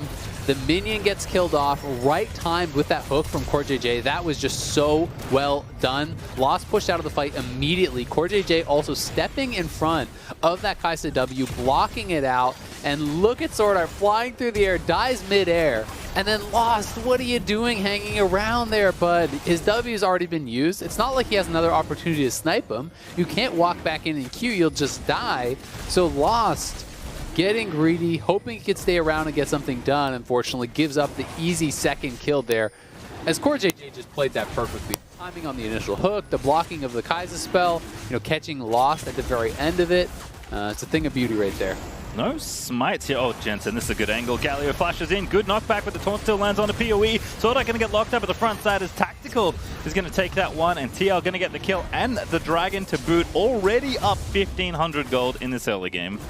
I can't say I like TSM even trying to poke around there, knowing that Spica is topside. I mean, look at the map, right? He is on the other side of the map. He's not even remotely close. So it feels like such a risky play to go for, knowing that you're going to be down numbers if TL matches the roams. Sure, Power of Evil is over there, but if Jensen matches, you're always going to be down on numbers. And that just felt like such a high-risk, low-reward play there for TSM. Like, really, what are the chances you're going to steal that from Nidalee without your jungler? Like, maybe you can push him off, but instead, they give up the kills and they give up the Dragon anyway, and now Power of Evil has no flash, so a roam from someone like Alfari could set up, for that Galio ultimate onto Syndra and could be another easy kill. Yeah, Speaker on the enemy Krugs, not in the vicinity as you mentioned. He's actually looking at lane gank here in the top side. Huni ready with the ultimate is Meganar currently, but I think maybe just shadowing here for Speaker. Exactly. Zafari has been trading pretty aggressively, especially as Huni dips into mini-nerf form, but just some coverage here from the TSM jungler as both of them will take a recall here in the top lane. Yep, Huni just really wanted to reset. Unfortunately, not only does Spica go up there, but they don't even get the reset. Like, it didn't actually get a full reset. Alfari still had that mini freeze. He was able to pull the minions to the side. And that's one of those things that can really help to create these big advantages. They talked on the desk about Huni and his negative 20 CSD, really has been struggling in the laning phase and feels like kind of heading towards that again here as he's already down 15 CS. Yes, he did just get a base off, but we'll see if he can actually, get this wave into a more manageable spot because thus far he has been very, very nervous about fully resetting the wave, knowing that Santorin could be around, knowing that roams could come across from Jensen, but sometimes it's better to just risk it and try to reset the wave because if you don't, you can lose so much experience in gold for free. Yeah, it's going to be tough here, but I think the wave is at least moving back towards Huni's side of the lane, so that's good news there. Jensen going to go ahead and roam over to the blue buff. Santorin had it set up nicely. Looks like Winds of War was on cooldown for a second there, but Jensen does grab it as Santorin continues to fly through the jungle here. Speaker is also level 6, so has a significantly higher ability to try and force something in one of these lanes or these skirmishes with the sleep. But looks like the lane did reset here eventually for Huni, so still down, 2-ish waves, and he's going to have to just bash Alfari out of the way because CoreJJ is on the roam already in the top lane. Yep, Alfari, he pulled the wave, but because it's so close to your tower, it does usually eventually stack and push back to your opponent unless you have a lot of minions held there. So that's why CoreJJ is up here, right? And they can potentially set up for a Rift Herald. They can potentially look for a dive, so it's a pretty valuable roam. Alfari is just playing it safe. He knows that Spica could have been in a brush there. Of course, we have full vision and know that he wasn't. But he was just sitting back, giving up some of those minions, giving up some of that experience until his teammates could be around and he can get that wave reset. Santorin, meanwhile, is on the Rift Herald here. We can see that Tactical feels like they have it secured. So Tactical is actually just going to go back towards bot and catch this wave. I actually prefer teams doing it this way a lot. Recently in pro play, and really last year too, we have been seeing a lot of teams just kind of really overcommitting to Herald. You know, even if they're not 100% sure that they can fight it, they're sending up 5 members, and they're giving up so much golden experience off of missed waves. So I'd rather see teams, you know, kind of roam halfway up and go back to catch those waves if it's looking good. Yeah, unfortunately for TSM, Sword Art was up there, so TSM actually had enough people to maybe get a look in and try and contest, but instead Team Liquid walk away with the Herald still up about 2,000 gold after also getting those first 2 monsters in both the Rift Herald and the first Drake, with the next one coming up in a minute 15. Speaker will at least grab this Scuttle Crab on the right-hand side of the map, but Sword Art still looking for that level 6 alongside Core JJ, as the bottom lane has been relatively even. Tactical up right now, actually a pretty healthy amount of CS, but other than that, Team Liquid just kind of, you know, doing the Team Liquid thing, which is slowly but surely get ahead because you better. Yeah, I mean, they have really strong laners. They have very good coordination, you know, throughout the last couple of years, especially since Core JJ has joined. One of the strengths of TL has really been their vision control. They're very good at controlling vision in the area that they are looking to play towards, especially, you know, mid and late game. That's one of the reasons when you talk to pros that people will attribute to it being so hard to actually come back against TL. You know, they often have incredible win rates when playing with a lead because they are very good at closing out games, at setting up vision, stealing away your jungle camps, and doing this kind of slow, methodical play.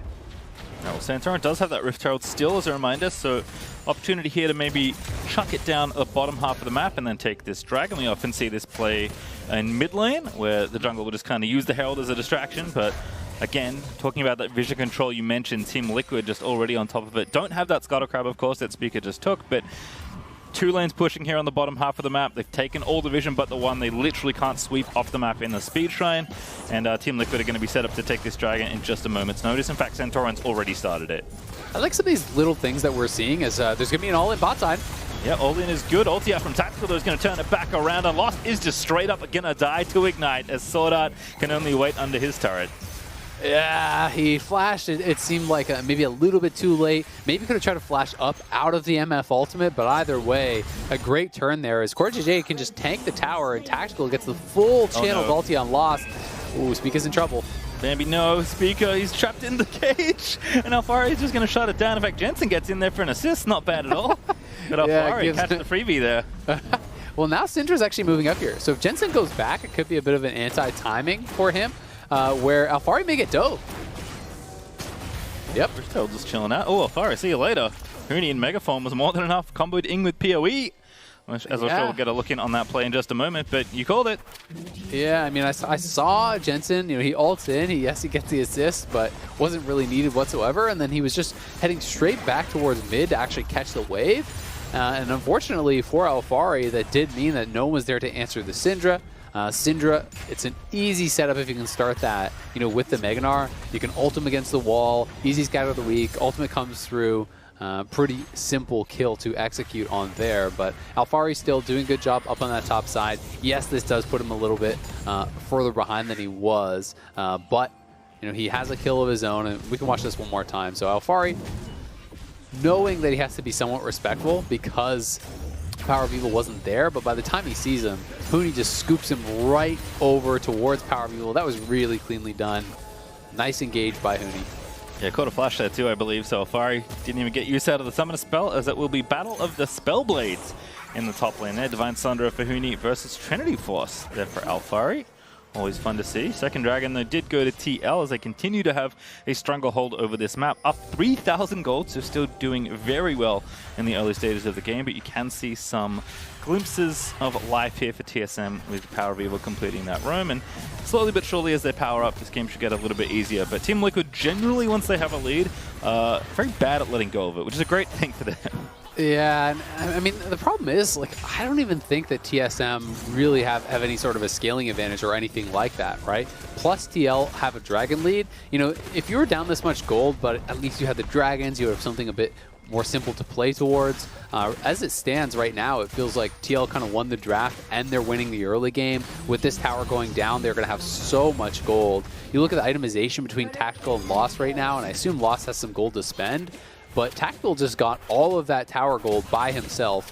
And he's going to be closing in on 2 items here. And Lost is going to be so far behind you're going to have the split push advantage with Alfari, into the Gnar. You're going to be outscaling in that side lane. Your engage in teamfights is incredibly easy with Nautilus plus Galio or even the Camille plus Galio. So I do feel like almost everything is favoring TL right now, and TSM are going to have to find some sort of outplays, whether it's through picks and roams from Sword Art, whether it's through, multi-man sleep from Spica or some sort of great scout of the week or Gnar engage. It needs to be something a bit more special, I feel like, for them to really have a chance.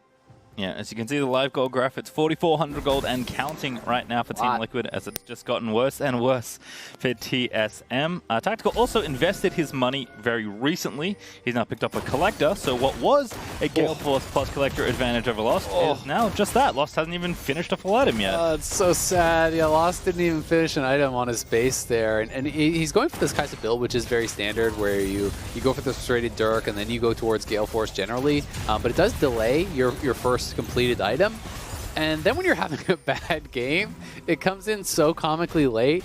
Like, the discrepancy in power between these two ADs is absolutely enormous right now, and when Tactical hits 11, it's going to be even bigger with rank 2 on the ultimate, the burst coming through from him, as well as the easy lockdown and setup.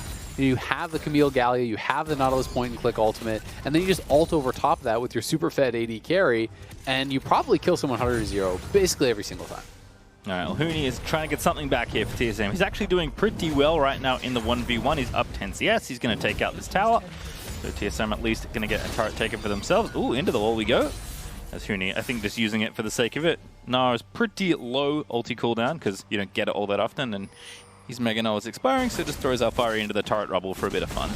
Yep, and now they're actually setting a trap down there for Alfari. You can see Sword Art as well as Huni sneaking into the brush on the minimap. If you look over towards that bot lane, they're likely going to try to engage onto Alfari, but we'll see if they do want to go for it. I love this angle from Sword Art. Oh, the bait! Over the outfield he goes. Here comes Spica as well. Alfari going to be put to sleep. It's not even needed as Spica prances in for the kill secure. I don't know about the TP from Power of Evil. I think that was a bit much. He was looking pretty dead there. But a great trap really laid by Huni, and he baited Alfari very effectively there. Alfari had to give up his tower on the bot side because his jungler was top. He knew Spica was around, so he plays defensive. But then he's thinking, all right, now it's my time to have fun. As we see CoreJJ going in. Setting up the ulti there with the Nautilus Assault on top of the MF ult, but Tactical not quite able to get anyone in their PoE. Going to find a stun onto CoreJJ, and I think he hit Santorin as well. Another hook, though, is going to shut down Spica, and Santorin gets that kill as MF just assassinates poor Lost there, collecting a bit of extra gold on top of the kill. And once again, TL get the third dragon. Well, they're probably going to get 2 towers, I think, potentially here, as this tower is basically dead. Rift Herald is there, and they're already wrapping around towards that tier 2. Lost just got collected by Tactical in that team fight. A solo kill in the midst of a full-on team fight is pretty rare. No one even touched Lost besides Tactical there. And to get the dragon there on Soul Point, they have that double turret kill with that Herald dropped in mid lane there. And this game is just absolutely out of control. TSM at this point, you are depending upon your opponent's mistakes. You can no longer rely on even your own playmaking. They really have been crushing it. And that gold graph, it's important to note that the top number, when it looks like it dropped off, was still over 3,000 gold lead, right? This is not a graph from 0 to 5.4K. It is from 3,100. Yep. As we like to call it, it's a graph from bad to worse. Zafari in on Power of Eve alongside Santorin into the cage you go, and Spica with a double sleep is going to try and set something up for Huni. Santorin into the wall. Well, Spica, that one doesn't work. Tried to get over there, but Jensen also with the ulti is going to give Lost a kill. Santorin gets it, maybe a second. Tactical. He flashes out, but Tactical ready to go as Jensen lined up the taunt, and that's 2 more for the Team Liquid side as Lost is just that once again. Collect him again, Tactical. Fari stole it. Going to pick himself up the double kill. They are just melting through TSM. Tactical is absurdly strong at this point. He takes a couple autos and pretty much kills anyone over on the TSM team. They are going to lose another tower off the back of this. I like that TSM went for a play. You've got to be somewhat proactive here. You've got to hope that you can out-skirmish or that your opponents make a mistake there, they overcommit. Something has to go wrong, and if you don't push them, you're never even going to get a chance at that. So I like them going for the play, but it's just not working out here as Power of Evil look for the scatter. So Alfari goes in for the blind hook shot, doesn't quite connect, but then the ultimate comes in, setting up Santorin. It was a good splash on the spear, but he's still locked into that ultimate, so it was always going to go down. And then Galio coming up here. Tactical is roaming in. Yes, Santorin gets burst down, but look at the damage from Tactical. Just a couple autos. Like, auto Q auto is basically 100% of their HP at this point, proccing the PTA with the collector damage on top as well. Really nice job there. And then the Zhonya's, rather stopwatch coming through to deny even a trade kill from Lost, who has just not had a fun game. And not that Gale Force is bad at him by any means, but that's not even like Eclipse MF that really bursts people with her Q. All right, this is, you know, slightly more, well, I was going to say slightly more reasonable, but that's not true. But, you know, not quite as bursty as MFs can be, and Tactical without his ulti still cleans up that team fight nice and easily. So Team Liquid looking to assault the bottom tier 2 tower. It's 3 for TSM. Here's Huni, is going to juke it out. Ooh, Hop is just going to go a little short, but enough to get Huni off to relative safety. And now, collecting vision all in this bottom area. Where do you think TL's looking? They are looking towards the Dragon Soul. That is why it is a full vision clear on this bot side. They have 5 pink wards in this quadrant of the map. There's 3 on your screen right now, 1 further down the lane, and then 1 up in the river. This is just complete and utter vision dominance. There is that 1 ward in the pit, which you expect to get swept out, but just no way for TSM to actually walk forward and even try to get over into their jungle. All right, well, Afari, oh, he's diving in. He wants the mini nut. There goes Jensen's Galio. Does get the knock up there, and see you later, Huni, as Alfari's on a rampage. 5 kills now for the Camille, as TL are just going to very effortlessly break this bottom inhib tower and the inhib to go with it. TSM just running out of options here. Speaker's in mid lane trying to counter push, but that's not going to last too long for the Lilia. I think they've got 1 option left, and it's go next, because this game is looking so over. TL are steamrolling. First game back here with Santorin, looking really, really good. But the bot lane picking up where they left off. They have been incredible throughout the entire lock-in tournament. Even in the game that they did actually lose, where they were getting dove in bot lane, it started with a level 1 2v2 kill that they actually were able to grab for themselves. So they have been outstanding, and you know, Jensen filling more of a supplementary role this game with the Galio, facilitating the composition. Alfari not as dominant in the lane. I think that, you know, TSM did a better job maybe helping Huni to stay relevant in that 1v1 here, but he has been really, really effective in a lot of these skirmishes in just setting up his teammates with the ultimate. Have to agree, it's 20 seconds until the final dragon is up, and that, of course, is the Dragon Soul for Team Liquid if they do choose to go and get it. I thought we might briefly have a game where the Dragon Soul was just left on the table, but Team Liquid not quite winning that quickly, but this is looking to be a pretty zippy one here, as TSM are just going to try and find a pick once again. I mean, it's 21 minutes in, right? The Baron has barely spawned, so they are playing at a pretty insane pace. It doesn't feel like it's that early, but look at Tactical. He's going to delete this guy. Tactical gets another one, make it kill number 3 only. That involved in 11 of 14. Man. Oh. And more collection here for Tactical. Just grabs the double on the sword out as Alfari is the one to set that up. Santorin's going to go ahead and take the Dragon Soul because Team Liquid are busy starting the Baron on the other side of the map, and it just feels like Team Liquid can do no wrong. Yeah, they are just so much stronger at this point. They can really go anywhere, do anything. They'll collect the Soul while getting 2 kills top, while taking the Baron. Everything is theirs on this map. With Speak It Dead, TSM knows they have no chance to contest, but it's just getting worse and worse and worse for TSM. 22 minutes in, your opponents have Soul and about a 12,000 gold lead here, plus the Baron buff. Your chances of defending this are pretty slim, to say the least, as one more time, Speaker gets spotted here by that ward. They know they can go for the engage, right? And CoreJJ goes in, Gale Force closing the gap, allowing Tactical to get in there, and it really only takes a couple autos on pretty much anyone. There's no one that can stand up to him. He already has the full 3 items here with the IE completed, a Zeal even purchased on top of that now, stopwatch in there, so there's not really even any chance of bursting him down. He has his summoners available. This is pretty much unwinnable here for TSM. They've got to find some sort of a miracle play to have any hope of a close team fight, but TL looking to be methodical and just sending Alfari to Baron buff up that bottom wave. They already have supers in this lane, and it's going to draw multiple members to even just wave clear.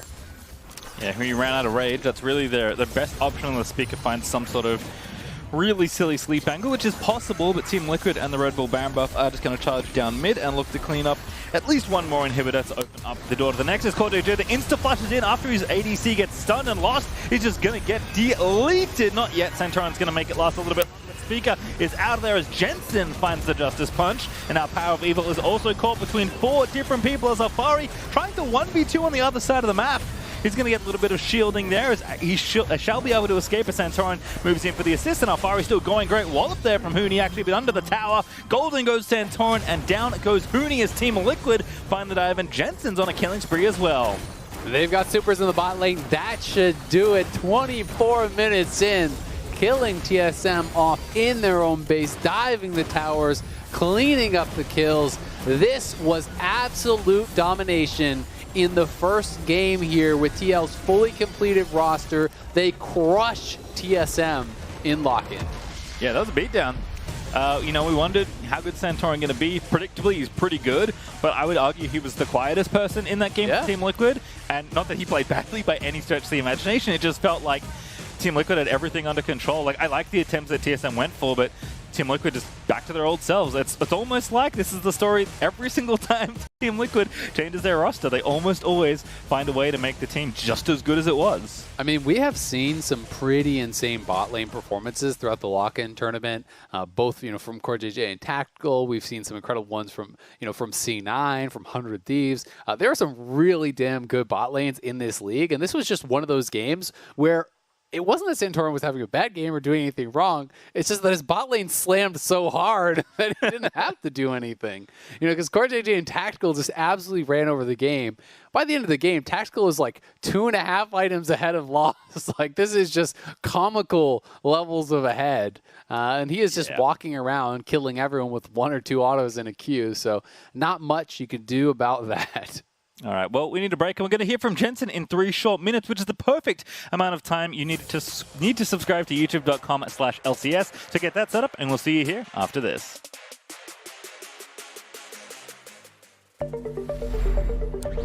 I don't really consider it gear. It's an extension of who I am. It blurs the line between fantasy and reality. Sometimes, I can't tell myself from my machine. I think that's by design.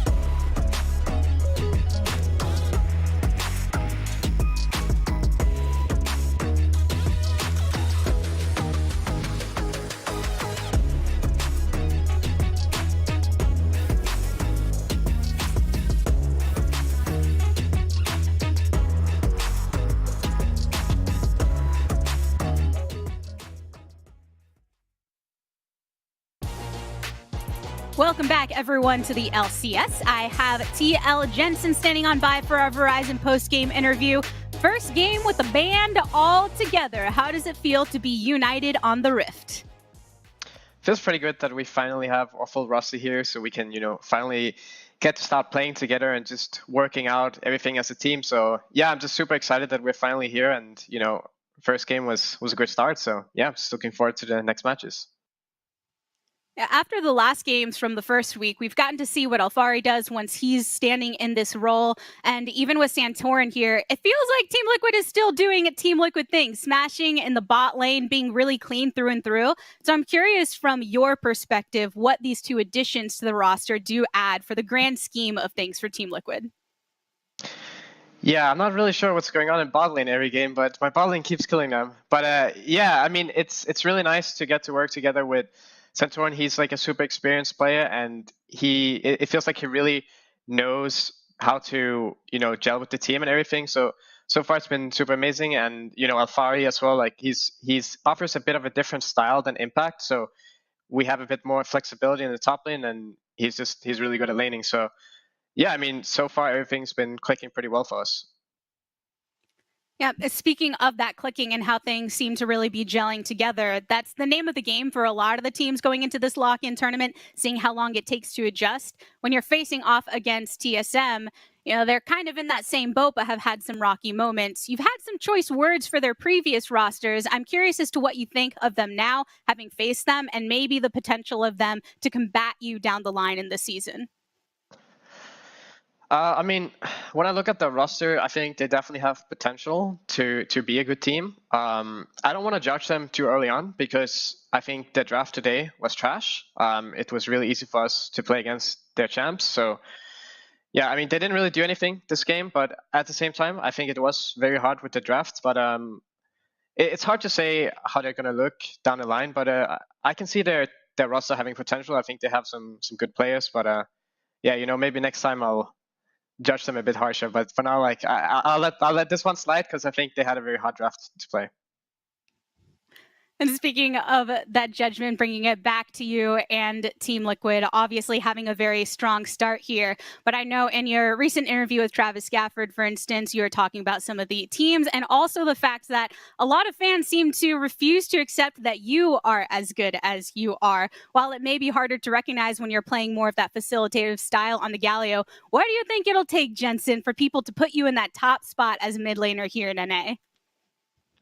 I don't know. I mean, I think, if we keep winning, then that should do it, I guess. I don't really know. But I mean, for me personally, like as long as we become the best we can, then, that's good enough for me.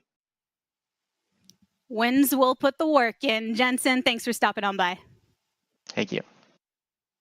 We've got more to talk about on this game as well. So let's send things over to the State Farm Analyst Desk. Thank you very much, Latigris. We got more, but not much, if I'm being honest, because that game was too fast. What the heck did I just witness? That was an absolute slaughter spawn. I mean, a complete dismantling of TSM. And we even saw the cautiousness of Jensen there in evaluating TSM because of, in a sense, how easy the game was for the Team Liquid squad. Yeah, and I mean, you do have to put some respect on the players of TSM Name, right? They are a really promising lineup. In saying that, Jensen did point out some of the flaws in the composition. We were very vocal about it as well while we were watching the game, that we felt like the draft wasn't necessarily that 5-5, with equal weighted win comps. But at a certain point in the game, you also just have to say that TSM's bottom lane got absolutely smashed, and the game was going to be hard to play from there. Core JJ came out onto Summoner's Rift with obviously a little bit of a vengeance today. He wanted to educate some people down there in the bottom lane, and I think lesson learned as well. That was just such an impressive performance. Yeah, and I think if you're a TL fan, you're super hyped and you're already thinking about international play. But if you're anyone else, you got to wonder, what the hell do you do versus this team? Their drafts are on point. All of their players are top 2 or top 3 in the roles. And we actually talked about the Alphari-Huni gap. That wasn't the issue this game at all. I actually think Huni played quite well, all things considered. I don't love the Gnar pick in general, but that's not necessarily a player issue. So it's kind of hard to see what the weaknesses are for this lineup right now. Here it is, that first double kill, Emily, on the way to TL's complete trashing of TSM. I think this is the one I like. Yeah, this is the one I like because he basically is just like, okay, you know, we will be able to kill him with that ignite, right? So yeah, I think I mean, this was kind of just a core JJ showcase. Like, we can talk about how we thought TL's draft was generally better, or don't like the Gnar pick, or whatever. But you know, before this matchup, we were like, okay, how is Santorin going to do? I mean, we kind of saw him path early to top side to look for a quick top lane gank, but then as soon as that, which didn't end up working out because he was spotted by Ward, but as soon as that, you know, double kill happened in the bot lane, it was just like, oh, okay, like this is where the pressure is going to be coming from. And it didn't even end up being about Santorin coming in at all, despite the fact that I mean, I thought he played well. I thought Jensen played well. You know, I thought Alfari played well. This was definitely a kind of bot lane showcase from TL that really kicked off the win. Yeah, and I do want to dig deeper a little bit into the draft if we can for a second, because we keep saying the draft wasn't great, and I kind of want to highlight a couple of points. So you open up with a Lilia pick, then you go with something like a Leona. That puts Merc values like just through the roof. Already you've got double stuns, like champions that are just relying on that hard CC to be able to do their job. When you couple that with something like a Syndra, a burst mage, just giving free MR over to every single member of the Team Liquid squad makes it really hard for Syndra to also perform her job. Then when you have a look at the side lane matchup that you're going to have, Gnar has not the best laning phase versus Camille. It is winnable, but when you add a global in there, then it becomes very difficult, and Camille does outscale. So the windows to outplay for the TSM comp, in my opinion, just weren't aligned all that much. And they also gave like really easy itemization over to Team Liquid. And when you stack all that up, you know, and then get onto the Summoner's Rift and underperform, unfortunately, it does become very difficult to be able to claw your way back into the game. JJ is so good, he makes it impossible to evaluate the rest of his team. That's it. That's Team Liquid with their victory over TSM. We got one more game before we close out the day as FlyQuest fight for their place out of groups versus Immortals. Stay tuned. You've saved me so much on my insurance with that Russell rate. You become my muse. Russell, State Farm offers everyone surprisingly great rates. I feel like I captured your kind eyes. You want the real deal? Like a good neighbor, State Farm is there.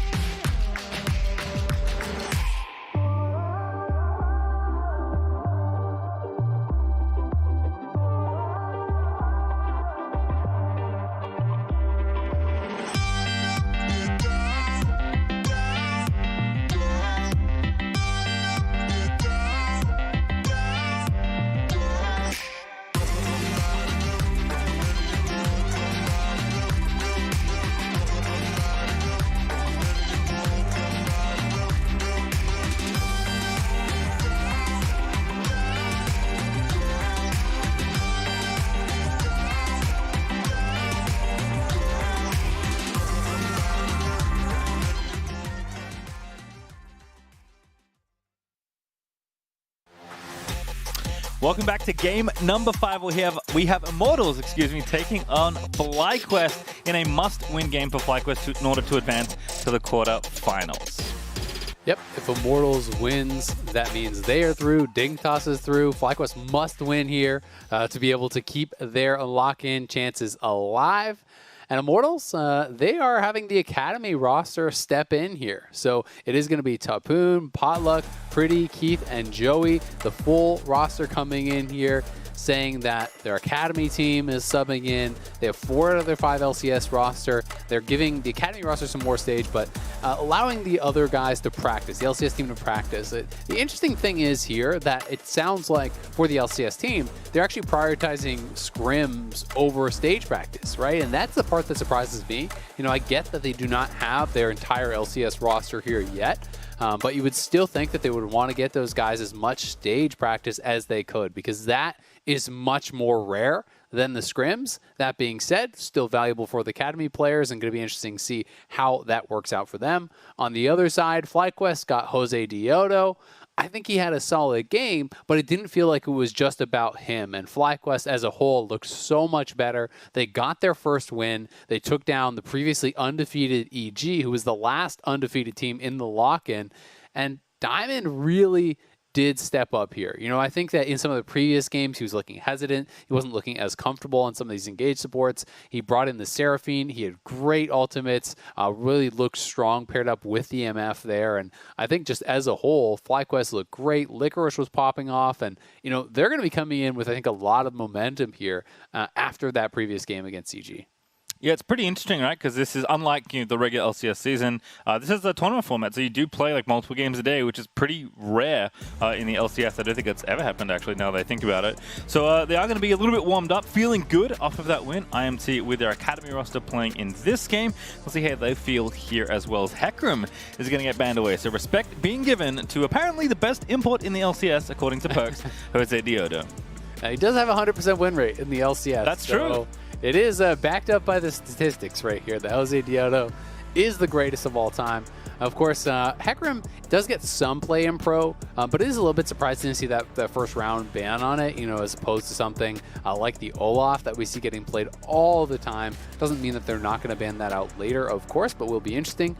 They are trying to set up, it looks like, to first pick the Olaf. Of course, FlyQuest could ban it out themselves. Perhaps they just wanted to make sure that some sort of OP was left up. Right now, it feels like you ban Olaf, you give over Lilia. That is probably going to be what happens here for Immortals, unless they are okay taking the other side of the trade, grabbing something like the Nidalee. Graves is also an option. Hasn't been as effective though, and especially in a world where we're seeing so many AD top laners, it feels like it's just oftentimes too easy to itemize against Graves. So we'll see if they want to go towards something a little bit different, if they want to go towards an AP style top laner, because if you do go towards your Gnar or your Camille or anything like that, Tabbies and Bramble already becomes insane value for any sort of tank top laner, and that's something that they're going to have to deal with. Yeah, as you mentioned, Olaf is banned alongside Talia. Those are kind of the two best junglers right now, feels like, so not being let through as many drafts. Pantheon also banned away and continuing to be banned in almost every game by FlyQuest or everyone in the LCS in general. Camille Aphelios also means that Kai'Sa is going to maybe be paired alongside Rakan here. Certainly a champion Diamond is very comfortable on, which may be more of what FlyQuest are thinking, at least on the Diamond side. Just give him things he feels a bit better on, although for now, they're going to take the Lilia for Jose Diodo because they don't want to run the junglers list too far down. Want to make sure you get something in, and it doesn't really give much information away. Yeah, exactly. That's one of the advantages here, because when you're playing red side, you essentially get 2 counter picks, right? You get the first round counter pick here guaranteed with your 3rd pick, and then you get that 5th pick counter pick. Those are the ones that you want to try to play towards. When jungle is already locked in for your opponent, you can just grab your own jungler without really giving anything away. Force Immortals to lock in a couple more choices here, and then see if you can find some sort of a favorable matchup for yourself as a result. Jhin coming through though here for Keith. We'll have, a bit of a range advantage there against Kai'Sa. Jhin really does pair up well with things like the Leona. We're seeing a lot of engaged supports alongside it. Gragas can work well also, and the Gragas is nice here because it is a flex. It can work as that AP top laner. We also can see it as a tank. That would work as far as having some diversity of damage to pair alongside the Graves that I talked about. But you could also send this down to Joey and have it as an engaged support alongside the Jhin. The Q from the Gragas is an easy setup for the root coming out from the Jhin, so they have that to work with as as well. Interesting also to see Nah here from Licorice, actually. So maybe predicting Gragas. Interesting matchup there 1v1 because Menino is pretty vulnerable to getting burst down by the AP Gragases especially. But if you maybe think it's something else, you are going to ban some more top laners here in Phase 2. Kind of curious to see how FlyQuest want to set up a champion that has been pretty hot and cold, honestly. Nah, not been all that popular around the world. It's kind of dipping down a little bit, but North America seems to like it sometimes. And Licorice going to be the pilot for the champion in this game, as Gangplank will be banned away. So are expecting Gragas to not be in the top lane.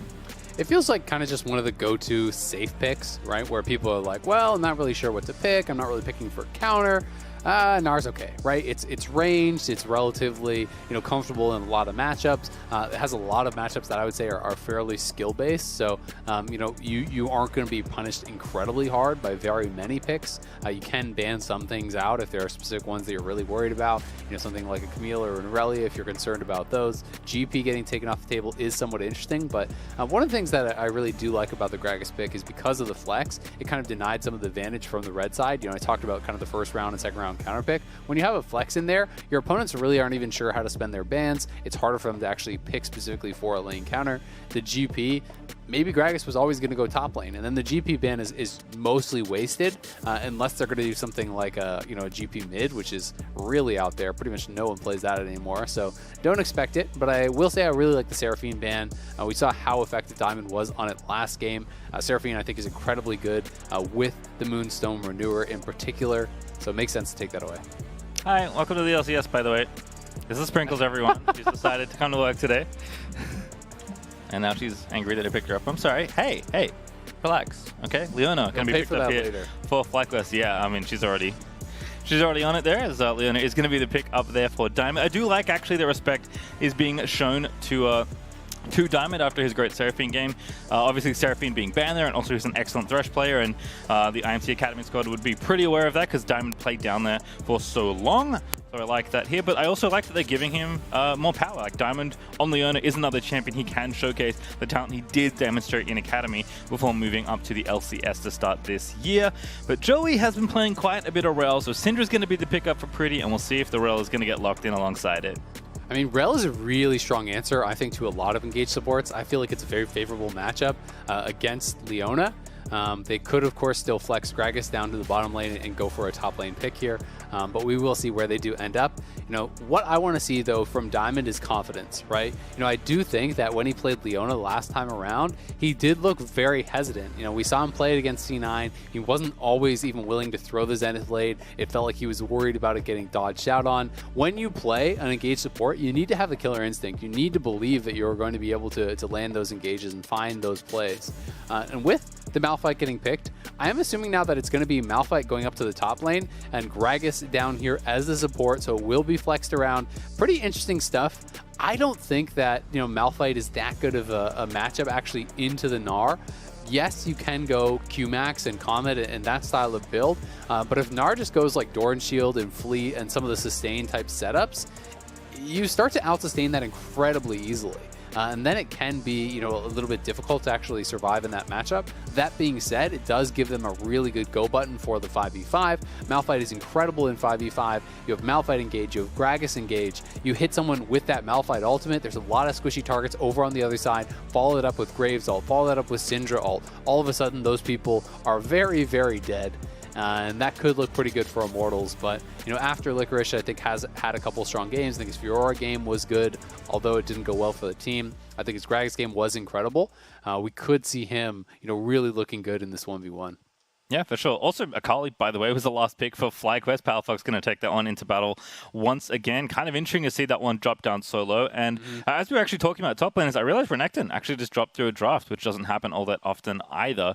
So neither top laner wanted to take that one here. Instead, Malphite into Gnar as our top lane matchup here. As like you said, Licorice is looking to continue a good day today and wanting to show more of, what we knew him for when he was on Cloud9. And now that he's on FlyQuest and really expected to lead this team, at least as far as like play and talent and brand value goes, because he is one of the longest standing members of this team, especially with so many new faces to the LCS joining FlyQuest this year.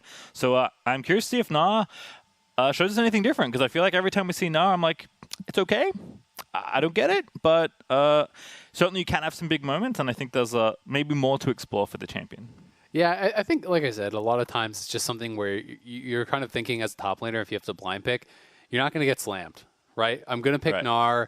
It's going to be fine. I could win a lane if I play well. If I get behind, I still have some, some utility with the ultimate in a team fight. I can still be useful there. So it's just kind of more that thought process, I think, a lot of time, rather than thinking you're just going to absolutely crush your opponent. It is interesting, though, seeing Akali come through because, this is really the only major region out of those top leagues where you're seeing much Akali get through drafts. Out of the top leagues, we're seeing 5 picks coming into today and 86 bans, right? Now today we have 2 picks just in this set of games. So, it is interesting that it's kind of considered to be lower threat in the LCS, perhaps just not as good Akali players, or people feel that they can deal with it better. But for whatever reason, that is a pretty big discrepancy from what we're seeing in some of the other leagues. Well, I like the level 1 setup there for FlyQuest, but the intel was gained by Keith, so nobody gets killed by the Leona, who was ready to jump on the first target she saw in range. It is Fleet vs. Comet in the top lane, so kind of like we were talking about there. The Harasser Malphite is going to get outscaled by Fleet as the matchup kind of continues on.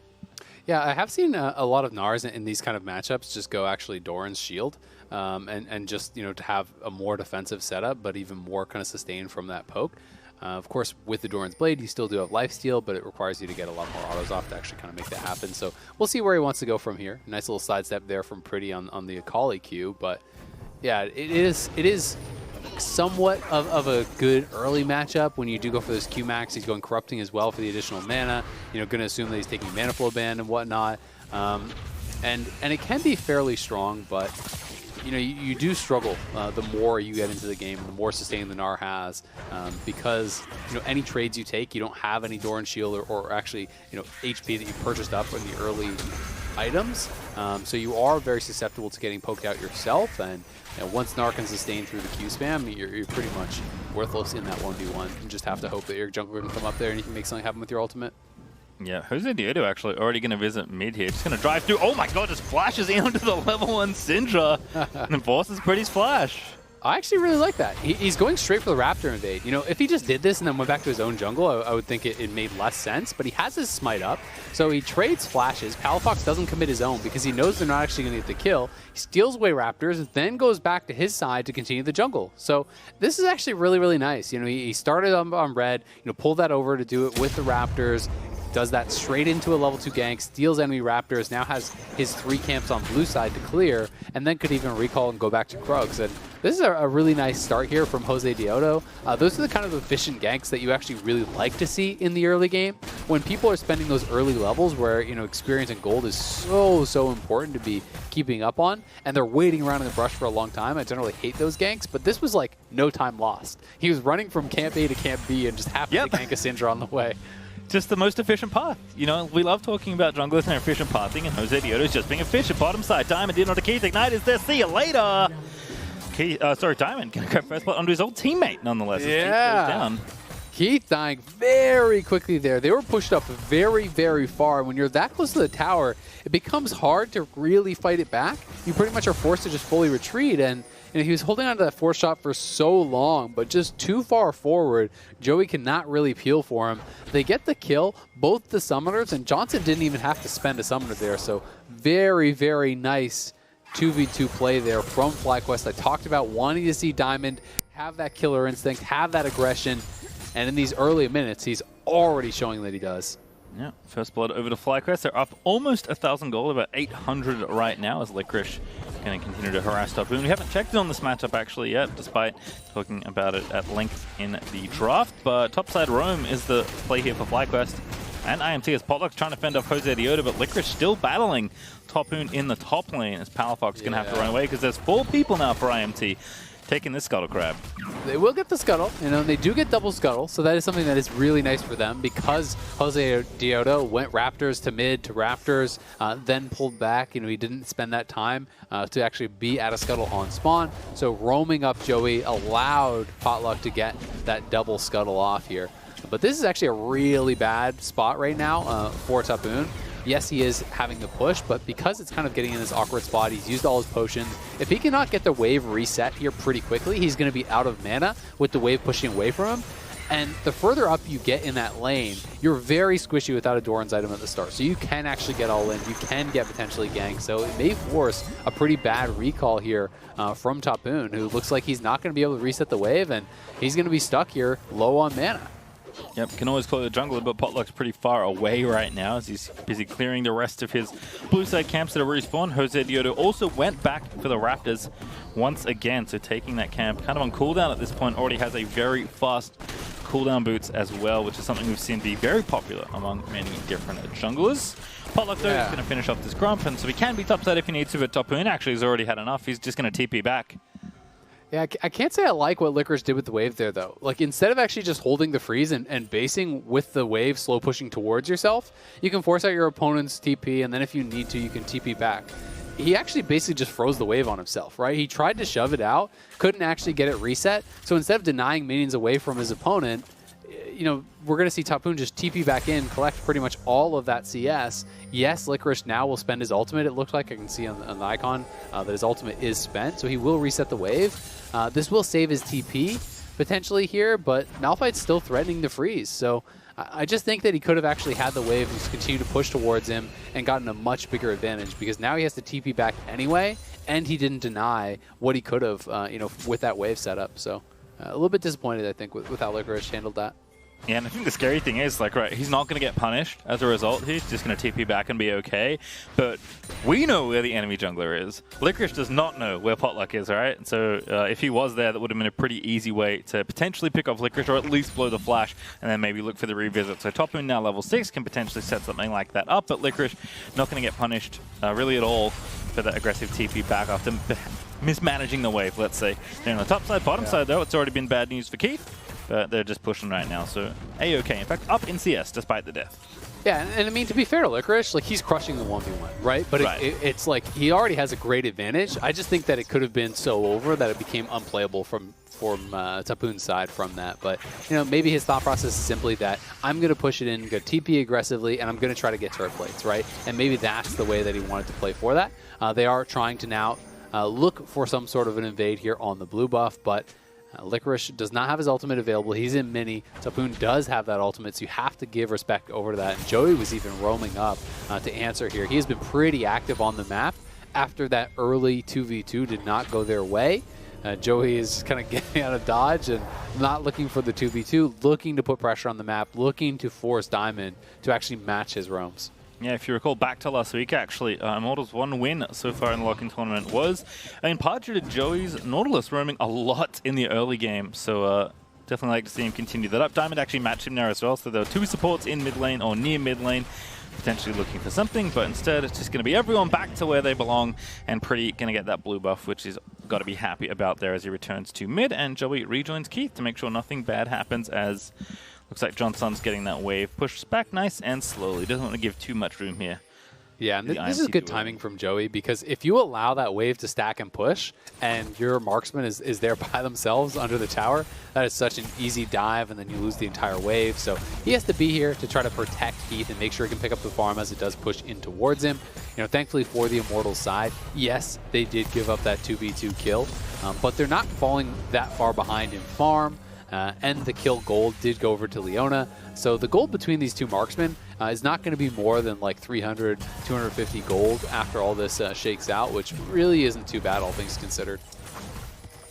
Also see Jose Diodo starting the first dragon here with Diamond and Johnson pushing up the bottom lane. Power Fox going to have some pressure potentially in mid.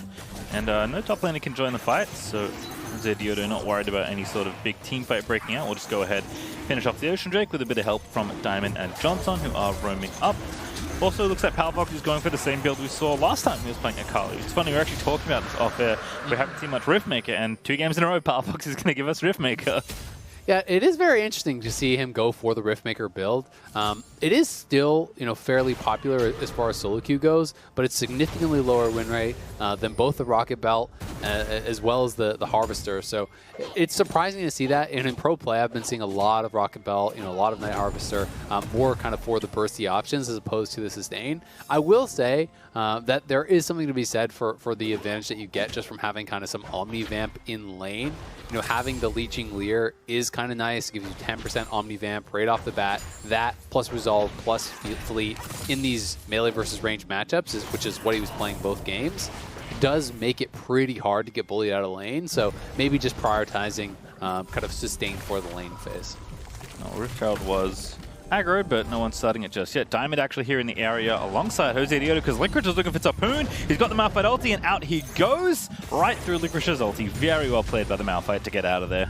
Yep, you are unstoppable when you're in that, so nicely done. But you can see Diamond is actually up here behind him. He's getting some vision down, clearing out some wards. It looks like they want to start up this Rift Herald here potentially. But again, Joey is in the area. They are threatening the Syndra roam here. They have started this up, but they're pulling it towards the top side. So I actually really like this positioning from FlyQuest, knowing that if there's an extra member coming from Mortals, it would be from mid lane. So this would give them an easy exit out towards top lane if they had to retreat. In this case, does not look like it's going to happen. So nice little bit of positioning there. Doesn't end up meaning too much, but they can drop the Herald and push in for this tower, and it should just be honestly a full tower take here, I think. You have enough time to just get this down. There's no TP on Tapoon. He has no ultimate, so he has no chance of defending this. No one from his team is up here on that top side of the map, so they can just push in this next wave, get that last plate down, and grab a tower here potentially. But interesting that they're going to decide to save the Rift Herald instead, use the Rift Herald recall, and maybe want to just try to prioritize having that down around when the next dragon spawns, or potentially attacking mid lane, but wouldn't have mind just seeing get all that additional gold in the pockets of Licorice, who is having a great game already and could maybe get even further ahead. All right, well, it's kind of telling how much the supports have been roaming because both Joey and Diamond are still level 5. They've been very active and away from waves for a lot of this game. We're 11.5 minutes in, and neither of them have hit level 6, though I imagine they can't be too far away at this point. Also, always exciting to see, and we have started to see more of this in jungle, actually, especially in the LCS, Bandoglass Mirror there for Jose Diodo. So you have to think it's going to be Moonstone Renewer as the mythic of choice for Lilia. Yeah, a lot of people talking about this this build. Obviously, LS is a big fan of it. A lot of people are doing it in solo queue. It is very, very powerful. The biggest thing for me is just that it finishes so quickly because it is quite a cheap build path here. When you're going towards support items, they are obviously, cost effective for supports who have a lot less gold. It's 2,500 gold as opposed to something like the Leandries, which is 3,400 gold. And then generally you're going for a secondary cheap item to actually follow that up, the Staff of Flowing Water, which is only 2,300 gold as well. So all told, you're spending 4,800 gold for 2 items. You can add in Lucidity Boots and still have a very, very powerful 2-item spike very early on in the game. It adds a tremendous amount of healing to those team fights. There's the additional AP being traded around with that Staff of Flowing Water, the move speed. So people really just feel like, hey, for team fighting, for playing around dragons, which is seeming to be what the game is about these days, this is the quickest, most effective build that you can really get to try to do that. All right, well, the pressure in top lane has not really let up. Jose Diodo actually revisits the top side of the map to drop that Herald for Licorice. We also had Palafox up towards that top half of the map, which does mean Tapoon is going to have to play very far back. In fact, he's just straight up respecting any sort of pressure here. Doesn't really have any vision to play around, so he's just going to let the Herald happen because he couldn't really stop it anyway and then finish it off before it can take down the tier 2. So Licorice up like 30 plus CS at this point with the Divine Sunderer now finished. Pretty nice timing there as turret plating just drops. He's dropping off in 20 seconds as well, so Licorice going to collect so much gold off all the attention being given to his lane. Yeah, he's doing very, very well. I mean, he had a good early lane phase, already got himself ahead. I do think this is a tough matchup for Tapoon, and it's difficult because you're picking into one of the best top laners in the LCS, if not the best over the last couple of years, and you have the counter pick, and you kind of self-counter pick, right? And you're doing it for the team, so it just puts so much pressure on them getting an effective Malphite ult off when it comes down to the 5v5. And they're going to show up to this dragon fight and try to get something done here. But, we talked about the aforementioned Moonstaff build or whatever you want to call it, but the Moonstone Renewer is actually completed for Jose Diodo. You look over at Potluck, he is not going to be finishing that first Mythic item. It's so much more expensive, so you expect Lilia to be more effective. You expect FlyQuest to have the advantage here as they have the gold lead, and Diamond's on the flank. Yep, Diamond looking for it, does get the stunt onto Keith, but he cleanses out of there. Diamond also taking a little too much damage. Tapoon is ready with the ulti. 1 kill already happening here for IMT. So Licorice going to hop over the wall, but he's almost very, very angry. Oh, Tapoon looking for it, keeping the jungler out of there. Good flash though from Jose Diodo to escape, but the Dragon does go to Immortals. Really well managed fight from Immortals. It felt pretty ambitious for Diamond to go for that flank. You know, that is more of what I would consider to be a top laner positioning. You know, you mentioned the level discrepancies, right? You know, you're a level 7 Leona flanking potentially a level 11 Syndra, right? You will just die instantly. And that is pretty much what happened. It was a great body slam from Joey to actually delay the initial engage. And then Keith had Cleanse. He had the Gale Force to actually dodge the ultimate after that was coming in for the follow-up. So he didn't even force the flash. And we can just watch this one more time. You know, if this is the Gnar on the flank, you're like, okay, I like that. But he is separated. The stun comes in immediately from Joey on the flash. That was beautiful stuff. And then Keith just cleanse into Gale Force, gets right out of there. Tapoon intelligently not committing his ultimate early. He knows that he doesn't need to use it unless his opponents actually are going to commit to the play. So saved it, was able to trade his ultimate out for the flash from Jose Diodo, guaranteeing themselves that dragon. So a really well-managed fight from Immortals, but can't say I love the positioning from Diamond.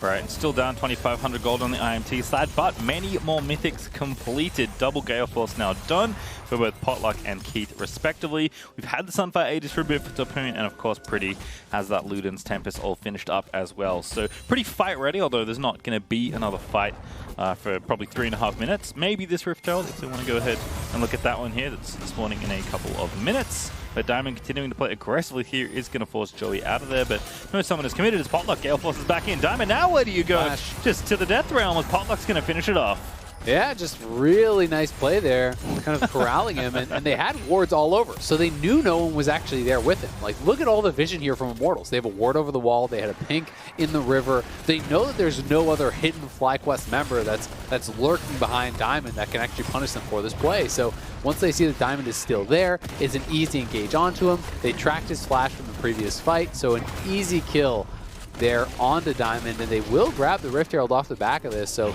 Diamond getting punished pretty heavily in these last couple minutes. I will say, yeah, not a great look there for Diamond. Obviously, he's been pretty hit or miss, I think, even throughout today, let alone the lock-in. But I admire his panache. He's got maybe the best emote game of any current LCS player, emoting as he died with a FlyQuest icon, you know, just to keep the game a little more lighthearted and fun for himself. But unfortunately for him, that angle also was not it, as IMT get a Rift Herald off of the kill they also collected. So very nice there, as Jose Diodo is continuing to farm all of the Raptors, especially the enemy ones. They taste a little bit better. Riftmaker is now done for Palafox, Akali a little bit more ready to try and get the fights going. But again, just going to have to wait for that objective. 2 minutes till that dragon is up. We've got a Rift Herald ready for IMT to break just about any point they want to drop that in on the map and take the first tower for themselves. And Tapoon's also ready, rank 2 ulti, feeling relatively tanky with his mythic completed. So IMT are closing the gold gap that FlyQuest honestly aren't really doing the best job of extending right now. Yeah, I mean, it really came down a lot to that previous fight at the Dragon. You know, they had the item completions. They're feeling like they're in a good spot. Licorice now going to get corralled here. I don't know if he can get out of this. Nice body slam. There is the cost, but that's going to be enough as Pretty just takes him out. Everyone was ready for the Gnar. And I thought the Jin W was going to be needed, but Pretty is right there and ready to grab that kill as the Rift Herald will be dropped for this outer tower here in the bottom side of the map. Tapoon finally calling his team to the top lane and getting a little bit of revenge on Licorice. Really nicely done. They get the kill. They're probably going to take 2 towers. There's no one even in the area to try to respond to this tier 2 push. Thankfully, at least for FlyQuest, they were pushing out top lane. They were pushing in mid lane. So going to be able to deny a little bit of farm, but not really getting any tower damage. And just like that, the gold lead is gone. You know, FlyQuest was out ahead, 2,000-3,000 gold at that first dragon fight. They mismanaged that. Then they got picked off before that previous Rift Herald, and usually the late Rift Heralds do not get a lot of value, but in this case, because Licorice was by himself, they pick him off, they get his flash, and they get 2 towers with that Rift Herald. So really getting so much value with these last couple minutes of play here. The Immortals Academy lineup looking strong. Yeah, so far so good. Gonna look maybe even better depending on how they navigate the upcoming Dragon fight. It's 1 Drake apiece right now for each team, and it is Infernal Soul, which is always a fun one that teams often want to fight over. Palafox here does have the trap laid here for Pretty. Pretty ready with the flash, and Palafox not wanting to dive in, doesn't have stopwatch or anything like that. And using some gap closes already does make it tricky for Kali to get out, especially since her ultimate was changed quite a while ago at this point. Blue buff, though, is going to go to Licorice, perhaps here. I don't think there's anyone else ready to collect it. Palafox already has one, so Licorice going to go ahead and grab that. But teams are setting up for this Dragon fight here. Tapuno, ready with the angle, has the ultimate at a press of a button. Yeah, I think they ended up just giving that blue over to Jose Diodo. Ooh. But Palafox going in. Getting spicy, but does get out the Syndra ulti, so can Omni-Vamp up a little bit more, but does need to wait until he's fight ready once again. They do have the Ocean Drake, though, so a little bit of bonus sustain is going to be on their side as Keith eats a swell seed, but not going to be put to sleep as both teams still jostling for position around this objective. Yeah, and they do send Pretty back to base, but Palafox decided to go back to base himself. He does have the teleport. Both mid laners likely will be teleporting back in. Johnson is isolated, though, and he's kind of split off from the fight. Look at this angle that Tapoon has. He is between the Kaisa and his team, so Diamond has to kind of help to get Kaisa back into this fight, or FlyQuest is going to get slaughtered. Yep, there's TP in from Palafox as well. The Dragon's getting kind of low, but not low enough just yet. Diamond gets rooted. Palafox forced to stasis. Licorice already getting so low. He gets through with the ulti, but he's just dead. As a return fire comes to Potluck, he grabs the kill, and INT are just going to waltz in and take this Drake. Yeah, another bad team fight around the Dragon there for FlyQuest. Licorice did look for the ultimate, but didn't actually get the wall connection on anyone, it felt like. Jose Diodo had a multi-man sleep, so he was trying to set it up with that, but Licorice's Mega Gnar was expiring. Now Johnson's just dead here on the bot side. That's a very fancy-looking play, but unfortunately, Joey is just going to go golden, and Shutdown is going to come in for Tapoon, who collects some much-needed gold after the beating in top lane. It does feel like FlyQuest getting very, very sloppy right now. I mean, Immortals are playing a super simple composition, right? And that is something that I really think is often underrated in League of Legends, especially at the pro level.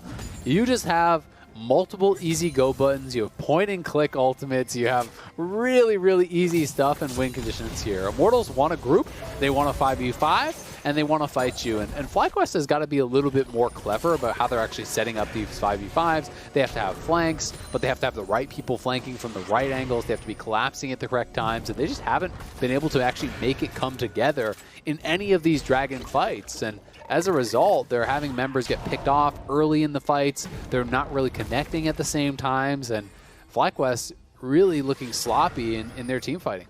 And look, IMT have already played 2 games this week, right? They played in Academy, because this is the Academy team that's playing, giving the LCS time a little bit more practice time behind the scenes. And they're just looking, you know, even with the simple comp, certainly on the same page as Joey maybe wanted to get it started off, but couldn't find the angle for the explosive cast. But still, Baron is available pretty early to try and take that one. But I think at this point, they're going to have to deal with Licorice as well, as he is trying to knock down this tower and equalize the turrets here for FlyQuest. Yeah, Tapoon is heading down there. You can see that Potluck is as well, or at least threatening to do so. So don't think that we'll see Licorice actually be able to get the tower just yet. He's going to have to back off, and they're just trying to play the side lanes. They have Akali, they have Gnar, they have champions that want to be in the 1-3-1 a lot more than what Immortals does have. I talked about Immortals wanting to 5v5, wanting to show up to every dragon and go. We're going to have to see FlyQuest try to split them apart a little bit if they're trying to avoid that, because dragon stacking has been going well for Immortals. Akali and Gnar are going to be pretty happy playing against Syndra and Malphite if they can get these extended 1v1s, but really they're lacking vision right now. There's no wards in this bottom quadrant of the map whatsoever really for FlyQuest, so Licorice can't really push aggressively. And as a result, it's going to be pretty dangerous to go for the tower, but they're looking for Tapoon. Yeah, Malphite just ults out of there. Not a particularly costly cooldown at this point here, as Palafox is going to find Joey, but not really a 1v1 anymore, as Keith's also ready. Gale Force is in, Potluck's here as well. Palafox can have to dance out of there and does indeed use his second part of the ulti to do that. Mega. Licorice in there, ready to go Mega. Good cast there from Joey to disengage. Stun is great from Pretty, and Keith just going to keep shooting down the Gnar. Mega Gnar's relatively tanky, but Mini Gnar certainly isn't, and Tapoon doesn't have his ulti. That's a good ult there, but the cleanse out from Keith with the flash is going to keep him safe for now, but Johnson, he's diving in, he wants his kill, and he's not going to get it. The last auto's in the air and does secure a Potluck will find the trade. Yeah, they find the trade, and it also does cost the flash and the ulti from Licorice, who basically can't fight right now, so I'm not even sure that the position is really a positive one for them. They were looking for the play, but Licorice was very far ahead of the rest of his team on that one. expecting Johnson to be able to follow up. He did do so, but it cost him his life. And we'll see if FlyQuest can make anything happen in the next fight. Keith won't have his cooldowns, he won't have his summoners available, but Tapoon is going to have flash ulti, and Kaisa won't have summoners either. So this is kind of the dangerous thing here. This was just a great disengage, honestly, from Immortals. This could have been so bad for them, but a great pass from Joey, and then Scatter the Weak from Pretty delays so much onto Licorice. And Licorice is kind of in this awkward spot where he feels like he's got to go in. He was trying to catch Pretty with the angle there too, didn't quite get him. The last auto coming in from Johnson there does finish off Keith, but Johnson was always slated to go down at the end of that fight. Yeah, one-way ticket there for Johnson, who does at least get the kill. It would have been absolutely tragic if he hadn't at least gotten that one, but IMT still on the offensive here. 50 seconds till that next dragon is up. They'll be on sore point. If they grab that Infernal Drake, they take down the mid-outer tower, so much more space for them to play with. They're actually up in gold right now. It's not much, only 500, but better than nothing, especially given the FlyQuest were on the road to snowballing this game, up about 2,000-3,000 gold in the early stages of it. Palafox is trying to split push. He's busy down in the top side of the map. Licorice also continuing in his side lane. So you know the plan here for FlyQuest, but IMT are just a little bit quicker, a little bit more coordinated, and as you said, a bit more straightforward for them to try and enact their game plan. As Jose Dioda is battling Joey, that's bad news for the Gragas, 3 levels down. But you can see that Licorice just can't really push up, right? He's got no vision, and that's why he was having to just wait until everyone shows up.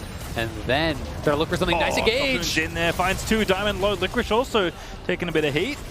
But IMT do not find a kill off that engage. They're going to have to reset this one here. Licorice getting low. Pretty again over the side, ready with the orbs as Palafox is trying to flank in, but he's maybe a bit too late. Licorice going to get stunned. Potluck also moving up here, and now they'll spot Palafox. Potluck that's going to see him. Licorice does find a good gnaw, but Keith's going to finish him off instead. Jose Dioda, they're going to leap in there with the sleep, but they need to get these assassinations happening. Diamond with the ulti to follow through after that sleep, and FlyQuest finally will clean up a team fight.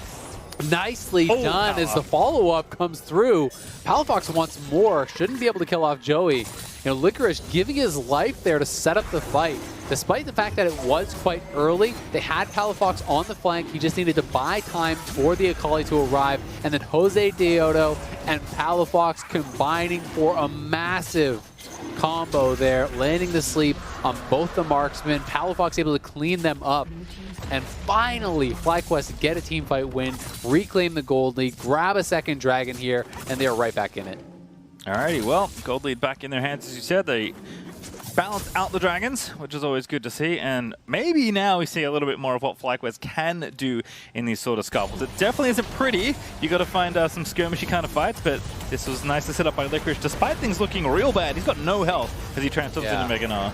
I mean, Immortals has done a great job actually delaying the engage. They're always chunking out Licorice. So when he went in, it was a great stun here, and it allows Johnson to just delete Pretty, but he dies quickly as well. Jose Diodo then in for the 2-man sleep into the Zonias, and look at him kiting behind Diamond there, keeping the Leona in between him and the Graves, so Graves cannot actually finish off that kill. The Akali comes over top, cleaning it up.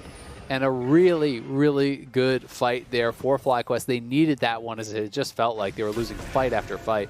Even just for their confidence, it was an important win, as Immortals now looking to take out this top lane turret. Should be theirs, no problem, as they had 3-4 members in the area. But we'll back off as the roam is coming through. You're not going to get pinched, I guess, in the river, so Palafox is going to return and clean up the rest of the minions, keep the tower alive as Diamond continues to flash B emotes across the rift. Very clean little R flash as well from Palafox there on Akali, so clearly knows his way around this champion. But Baron is more of a consideration now for these two teams. We're almost 30 minutes through this game. Hurricane is not done for Johnson, so maybe FlyQuest feeling a bit more comfortable about their team fighting potential, even though I believe they'll be sticking to the 1-3-1 game plan and trying to avoid pure 5v5s, because I think just Malphite, Gragas, Syndra is so potent, especially with the 2 good AD damage threats as well on the IMT side. But Dragonfell is going to take a lot longer to get. Baron is not really a consideration unless teams want to commit pretty heavily for it. So game is going to drag out a little bit longer, but FlyQuest, at least they can say they're ahead. And taking that dragon is important because it delays the soul, right? That puts it at least 10 minutes away, basically, for Immortals after you take that dragon. So it buys them more time to split the map, more time to go into the 1-3-1, hope that Immortals make some sort of a mistake, that you can get a solo kill in the side lane, that you can take down towers, spread out your opponents, and force them into these more scrappy fights. They can 5v5, but it requires multiple angle fights. It requires really good engages, and those are just more difficult to find. So the more time they have, the better, because they're going to be able to be more choosy about their opportunities, and this is the kind of fight that they want to get. They get Tapoon answering down on this bottom side. Licorice spent the ultimate, but chunks him out to about 10% HP. So now he has to base. Now the tower is being pressured, and Potluck maybe going to get found out here. Dancing out. Dash and Gale Force there. Keeps Potluck safe. Actually, wasn't even Gale Force. Didn't even need to use it. Just gets out. Easy. Nice dodge of Diamond's incoming CC. But Licorice is still working on that bottom tier 2, as you said. He's going to actually take it out. So now a big pressure point applied to this bottom half of the map. It's going to make a potential Baron threat much easier for FlyQuest. Yeah. 40 until the dragon is up, so still have to be vigilant. They definitely do. And if they can actually get more vision around this Baron, if they can sweep out all the wards that Immortals has in that area, then Licorice can start to push a lot more aggressively. Because then you can threaten the Baron. If they actually send multiple members down here, you can respond with a counter Baron. You can see that Graves is down here in this area, but there's not a tremendous amount of deep vision here. There is that one ward that is actually going to spot the Graves out now, so we'll see if FlyQuest move in and just try to sweep out that Baron pit, because I would like them to be able to threaten a counter Baron if they're trying to gank Licorice, because you have the Kaisa, you have the damage to actually kill off this Baron incredibly fast.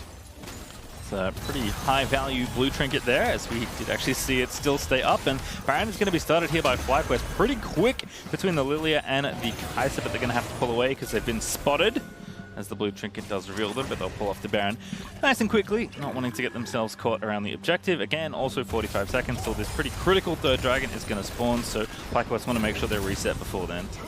Yeah, they will look to reset here. It was a nice little threat, but as soon as the blue orb comes out, you're not going to stay on that, because Jose Dioto would get so low doing that. The only way you actually stick on that Baron is if Immortals never scouted it out whatsoever, but generally speaking, you would think they would take a peek as soon as those wards that they had down there did get cleared out, and Potluck will be able to go back in, clear out that vision.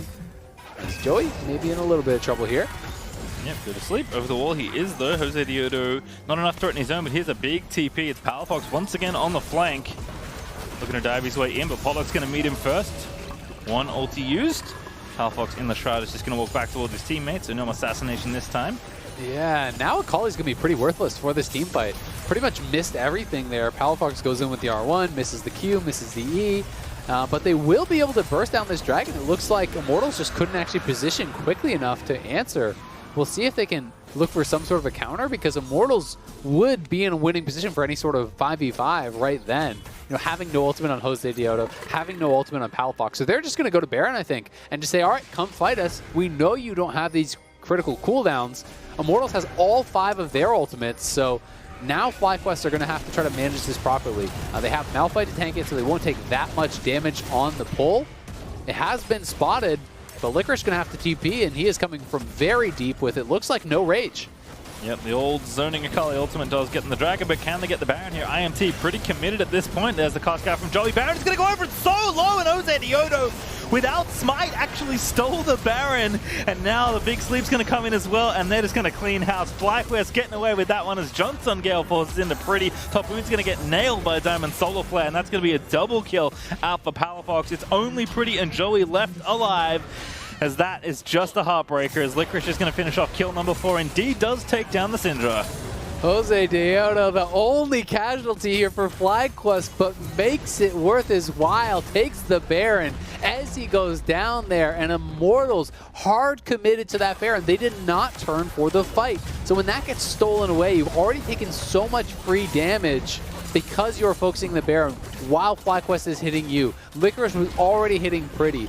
the ultimate from Taboon got sidestepped by Licorice as well, so everything went wrong for Immortals there. And now FlyQuest with the 1-3-1 composition, they win the fight without their critical ultimates, they steal the Baron, and they have full control. So let's watch this one more time.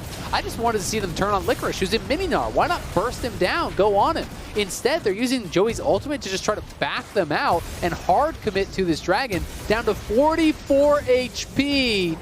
They mistime the smite and the fourth shot there. It sits at 44. In goes Jose Deodo. Flash Q. The Baron is his. And meanwhile, Pretty has just been pushed completely out of the fight by Licorice.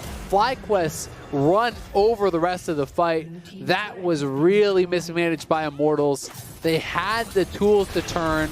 They saw Licorice come in with no Mega. You could just turn and kill the Gnar and reset. Instead, they commit and it doesn't work out at all.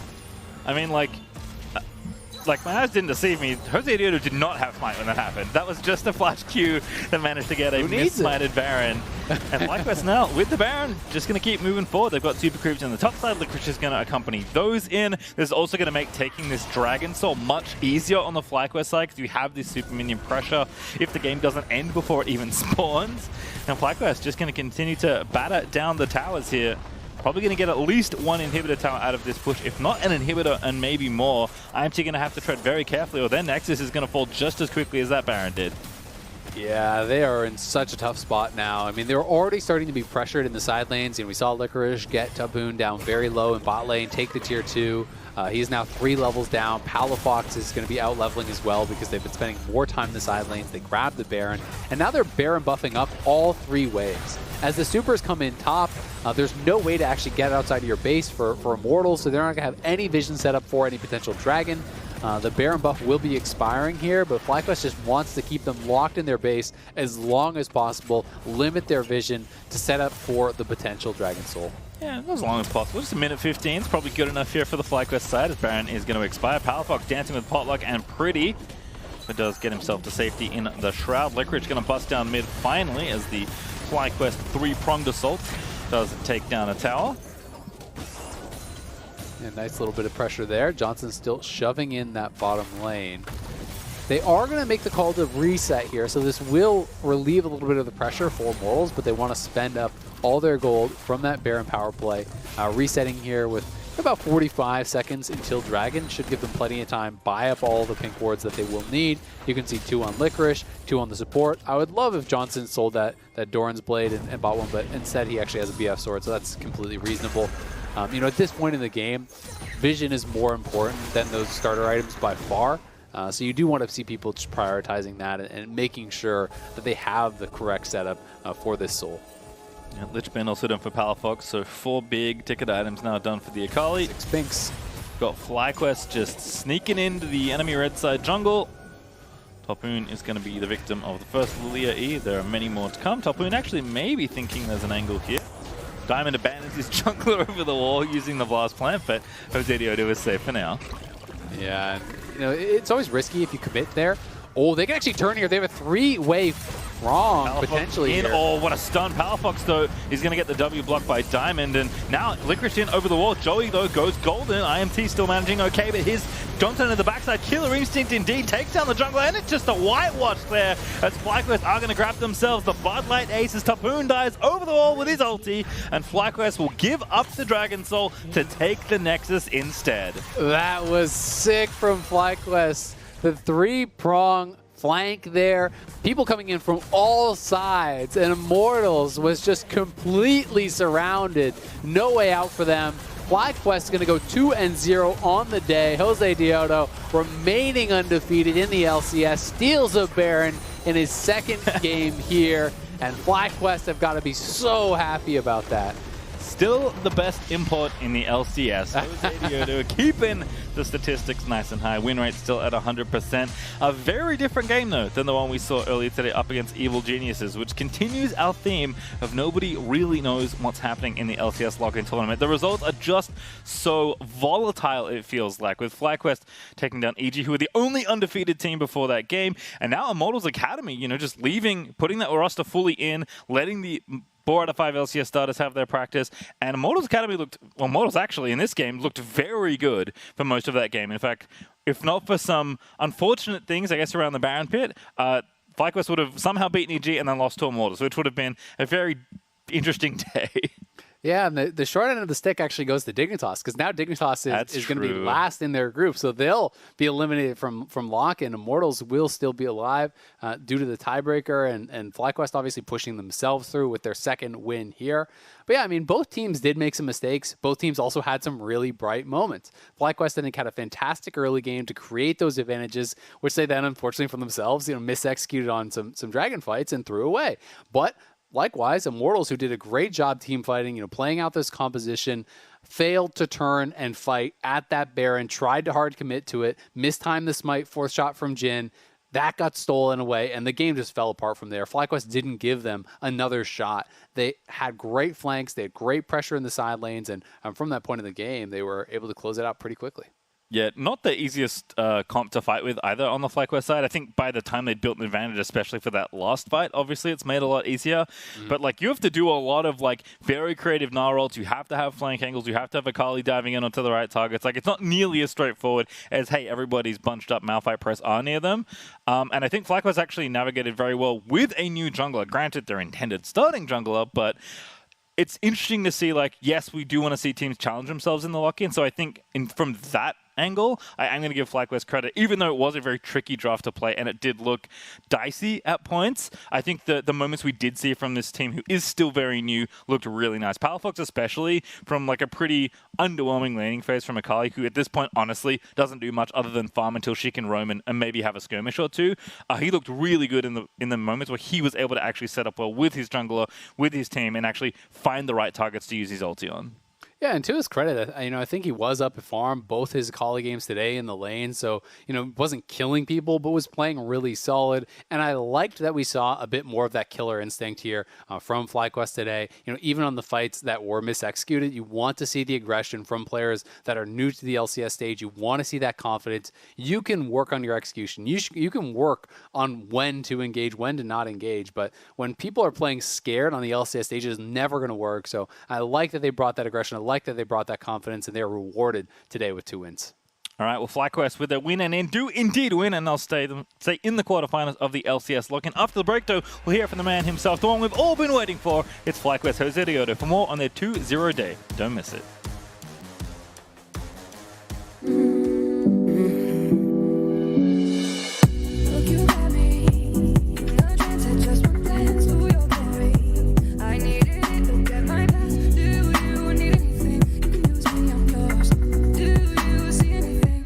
Change of range.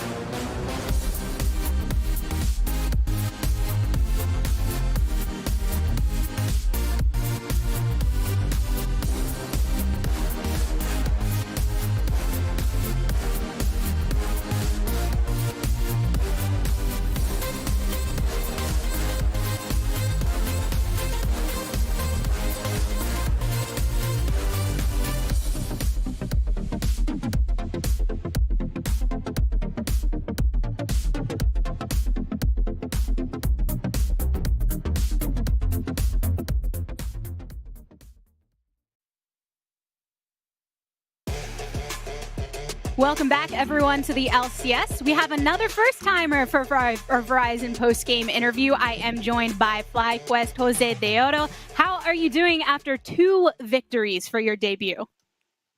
I'm pretty fine. I think we did a pretty nice job. Since I came yesterday, I think we adapted well for today's games. So I feel like it was really good for the team. And nothing, I feel pretty fine for today's wins. It does feel like the team overall seems to be a bit brighter since you have arrived. Obviously, you weren't with them before you came to us, but do you feel that having the roster complete right now has allowed everyone to kind of brighten up and invigorate themselves going into today's games? Yeah, I think it was really good for me being here because I feel a lot of motivation from the guys. Like, since I was playing from Argentina, I had a lot of ping in Scream, and I feel like that was really bad for us because we didn't play that much champions. I played Talia with ping, it was really hard.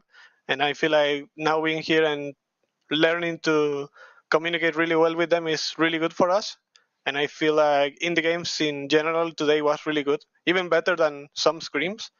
And I feel like we should be focusing in getting better every day. So that's great to hear because I'm sure fans will look forward to tracking the progress of the team over time. One exciting thing was watching you back in your Worlds performance, your ability to go in and make these plays happen. We still got to see that today. So how did you maintain your confidence despite coming to a whole different region and a different just era of competition with the people you're playing? I feel like I'm always confident. In general, I don't feel like anyone is better than other players. More in this meta in jungler, I think that power farm is really easy and everyone can play right now. It feels like it is a lot easier than it was like years ago. And I just feel like confident. Like even with this player, I feel like pretty good playing with them because they are really good and their comps are really good too. And I don't feel any fear with, playing in Skeren or Blabber. I just feel like it's good to play against any other player. You just gotta be ready to face anyone. And I feel like that's the best you can do. Speaking of who you're going to be facing off against, this does mean that you and the rest of the team have made it to the quarterfinals. You'll be facing off against Team Liquid in a best of series. Do you have any thoughts on how that's going to go down? No, in general, I was playing duo with Corey JJ when I was in LLA, so I feel like it will be interesting. I think he's really good in general. Team Liquid is really good, and I feel it's a good match for us, and it will be an interesting match for us to prove that we are good. Last thing for you, there's a lot of hype around your arrival after your game earlier. I mean, Pastry Time referenced it, that Perks even tweeted out that you're the best import as of right now. Do you have any words for your new North American fans or your fans back in Latin America? Yeah, I just want to thank all for the support. I feel like there is too much hype for me, and I'm pretty happy for it. And I just feel like, I'm pretty happy for all the excitement and all. I have no words because I'm super happy when I see the Twitch chat or anything. I just gets a smile in my face all the time. So I just feel like amazing all the time. Oh, we're happy to have the hype here. Thank you, Jose Deoro, for stopping on by. Thank you. What a way for us to end the day, everyone. And to truly close it out, let's send things over to the State Farm Analyst Desk. Thank you very much, Latigris. He is just, I'm already a huge fan of Jose Deoro. I mean, if you weren't before the day kicked off, how could you not be after the guy steps into the LCS Lock In tournament and comes away with a 2-0 on the day to push his team into the knockout stage, to move them to 2-2 on the day. Primal, this is what we're talking about when we talk about the LCS rebrand and all the new faces that are coming in. We look for people that leave impacts on the league, and I believe he's already done that.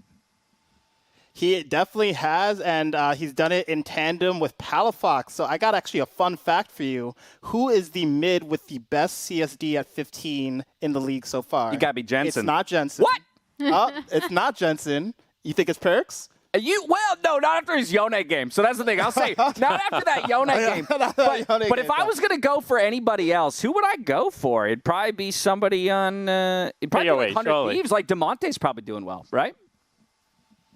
Maybe, but he's not doing as well as Palafox. This guy is actually smashing in CSD at 15. Granted, he had some pretty good matchups like Orianna versus Yoni, Orianna versus Galio, but at the same time, this guy's been rock solid pretty much out of the gate. And I'm really happy with the performance I saw out of him today. The Akali pick, him innovating a little bit, like Aziel said, with the Riftmaker, allow him to stay in lane more easily, go into side lane, still have a lot of sustain. I think we should be pretty happy with this pickup for FlyQuest.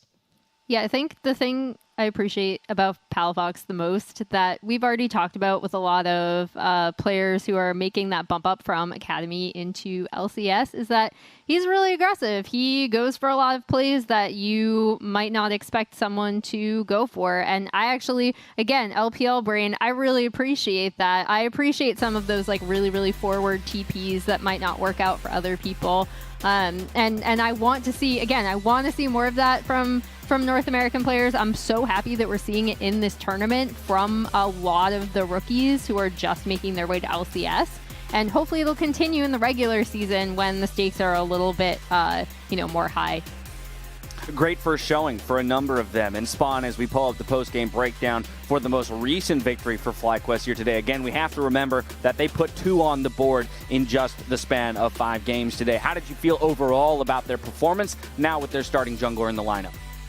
Yeah, you have to be much more positive about the lineup now that they do have Jose Diodo in there. I also think that the changes they were able to make in draft, going towards something like a Seraphine, even drew a respect band there for Diamond.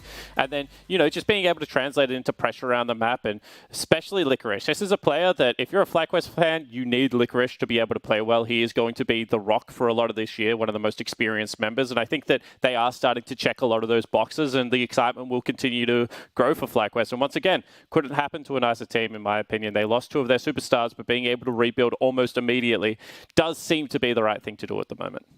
That's a whole nother can of worms that maybe at some point we should explore, what each of these orgs had to go through in the offseason. And I think in particular, when you look at FlyQuest, the number of players that they lost, the degree to which they lost those players after what was a phenomenal 2020 for them to have recovered in this fashion, it seems, already in the offseason. It speaks to a bright future and an org that definitely excites me, to say the least. But that brings us to the conclusion of our lock-in group stages, just like that. So I think we should take a look at the bracket and how things are going to go for the rest of the weekend as we move into best ofs. That's right, it's only January, and we already get to see some series here. We got 100 Thieves versus Immortals there, and then, of course, a classic shortly after as TSM faces Cloud9. Of course, those 2 matches are tomorrow, best of 3s, each of them. Then on Sunday, we got Evil Geniuses versus Golden Guardians with FlyQuest facing Team Liquid to close out the quarters. I know it's the last matchup of the 4 of these. I'm instantly looking at that FlyQuest TL matchup simply because of the surprise that FlyQuest was today and the dominance that TL has shown us. Primal, we were beginning the conversation earlier today of how do you even begin to dismantle Team Liquid, and that's a question for FlyQuest to answer here in the coming days.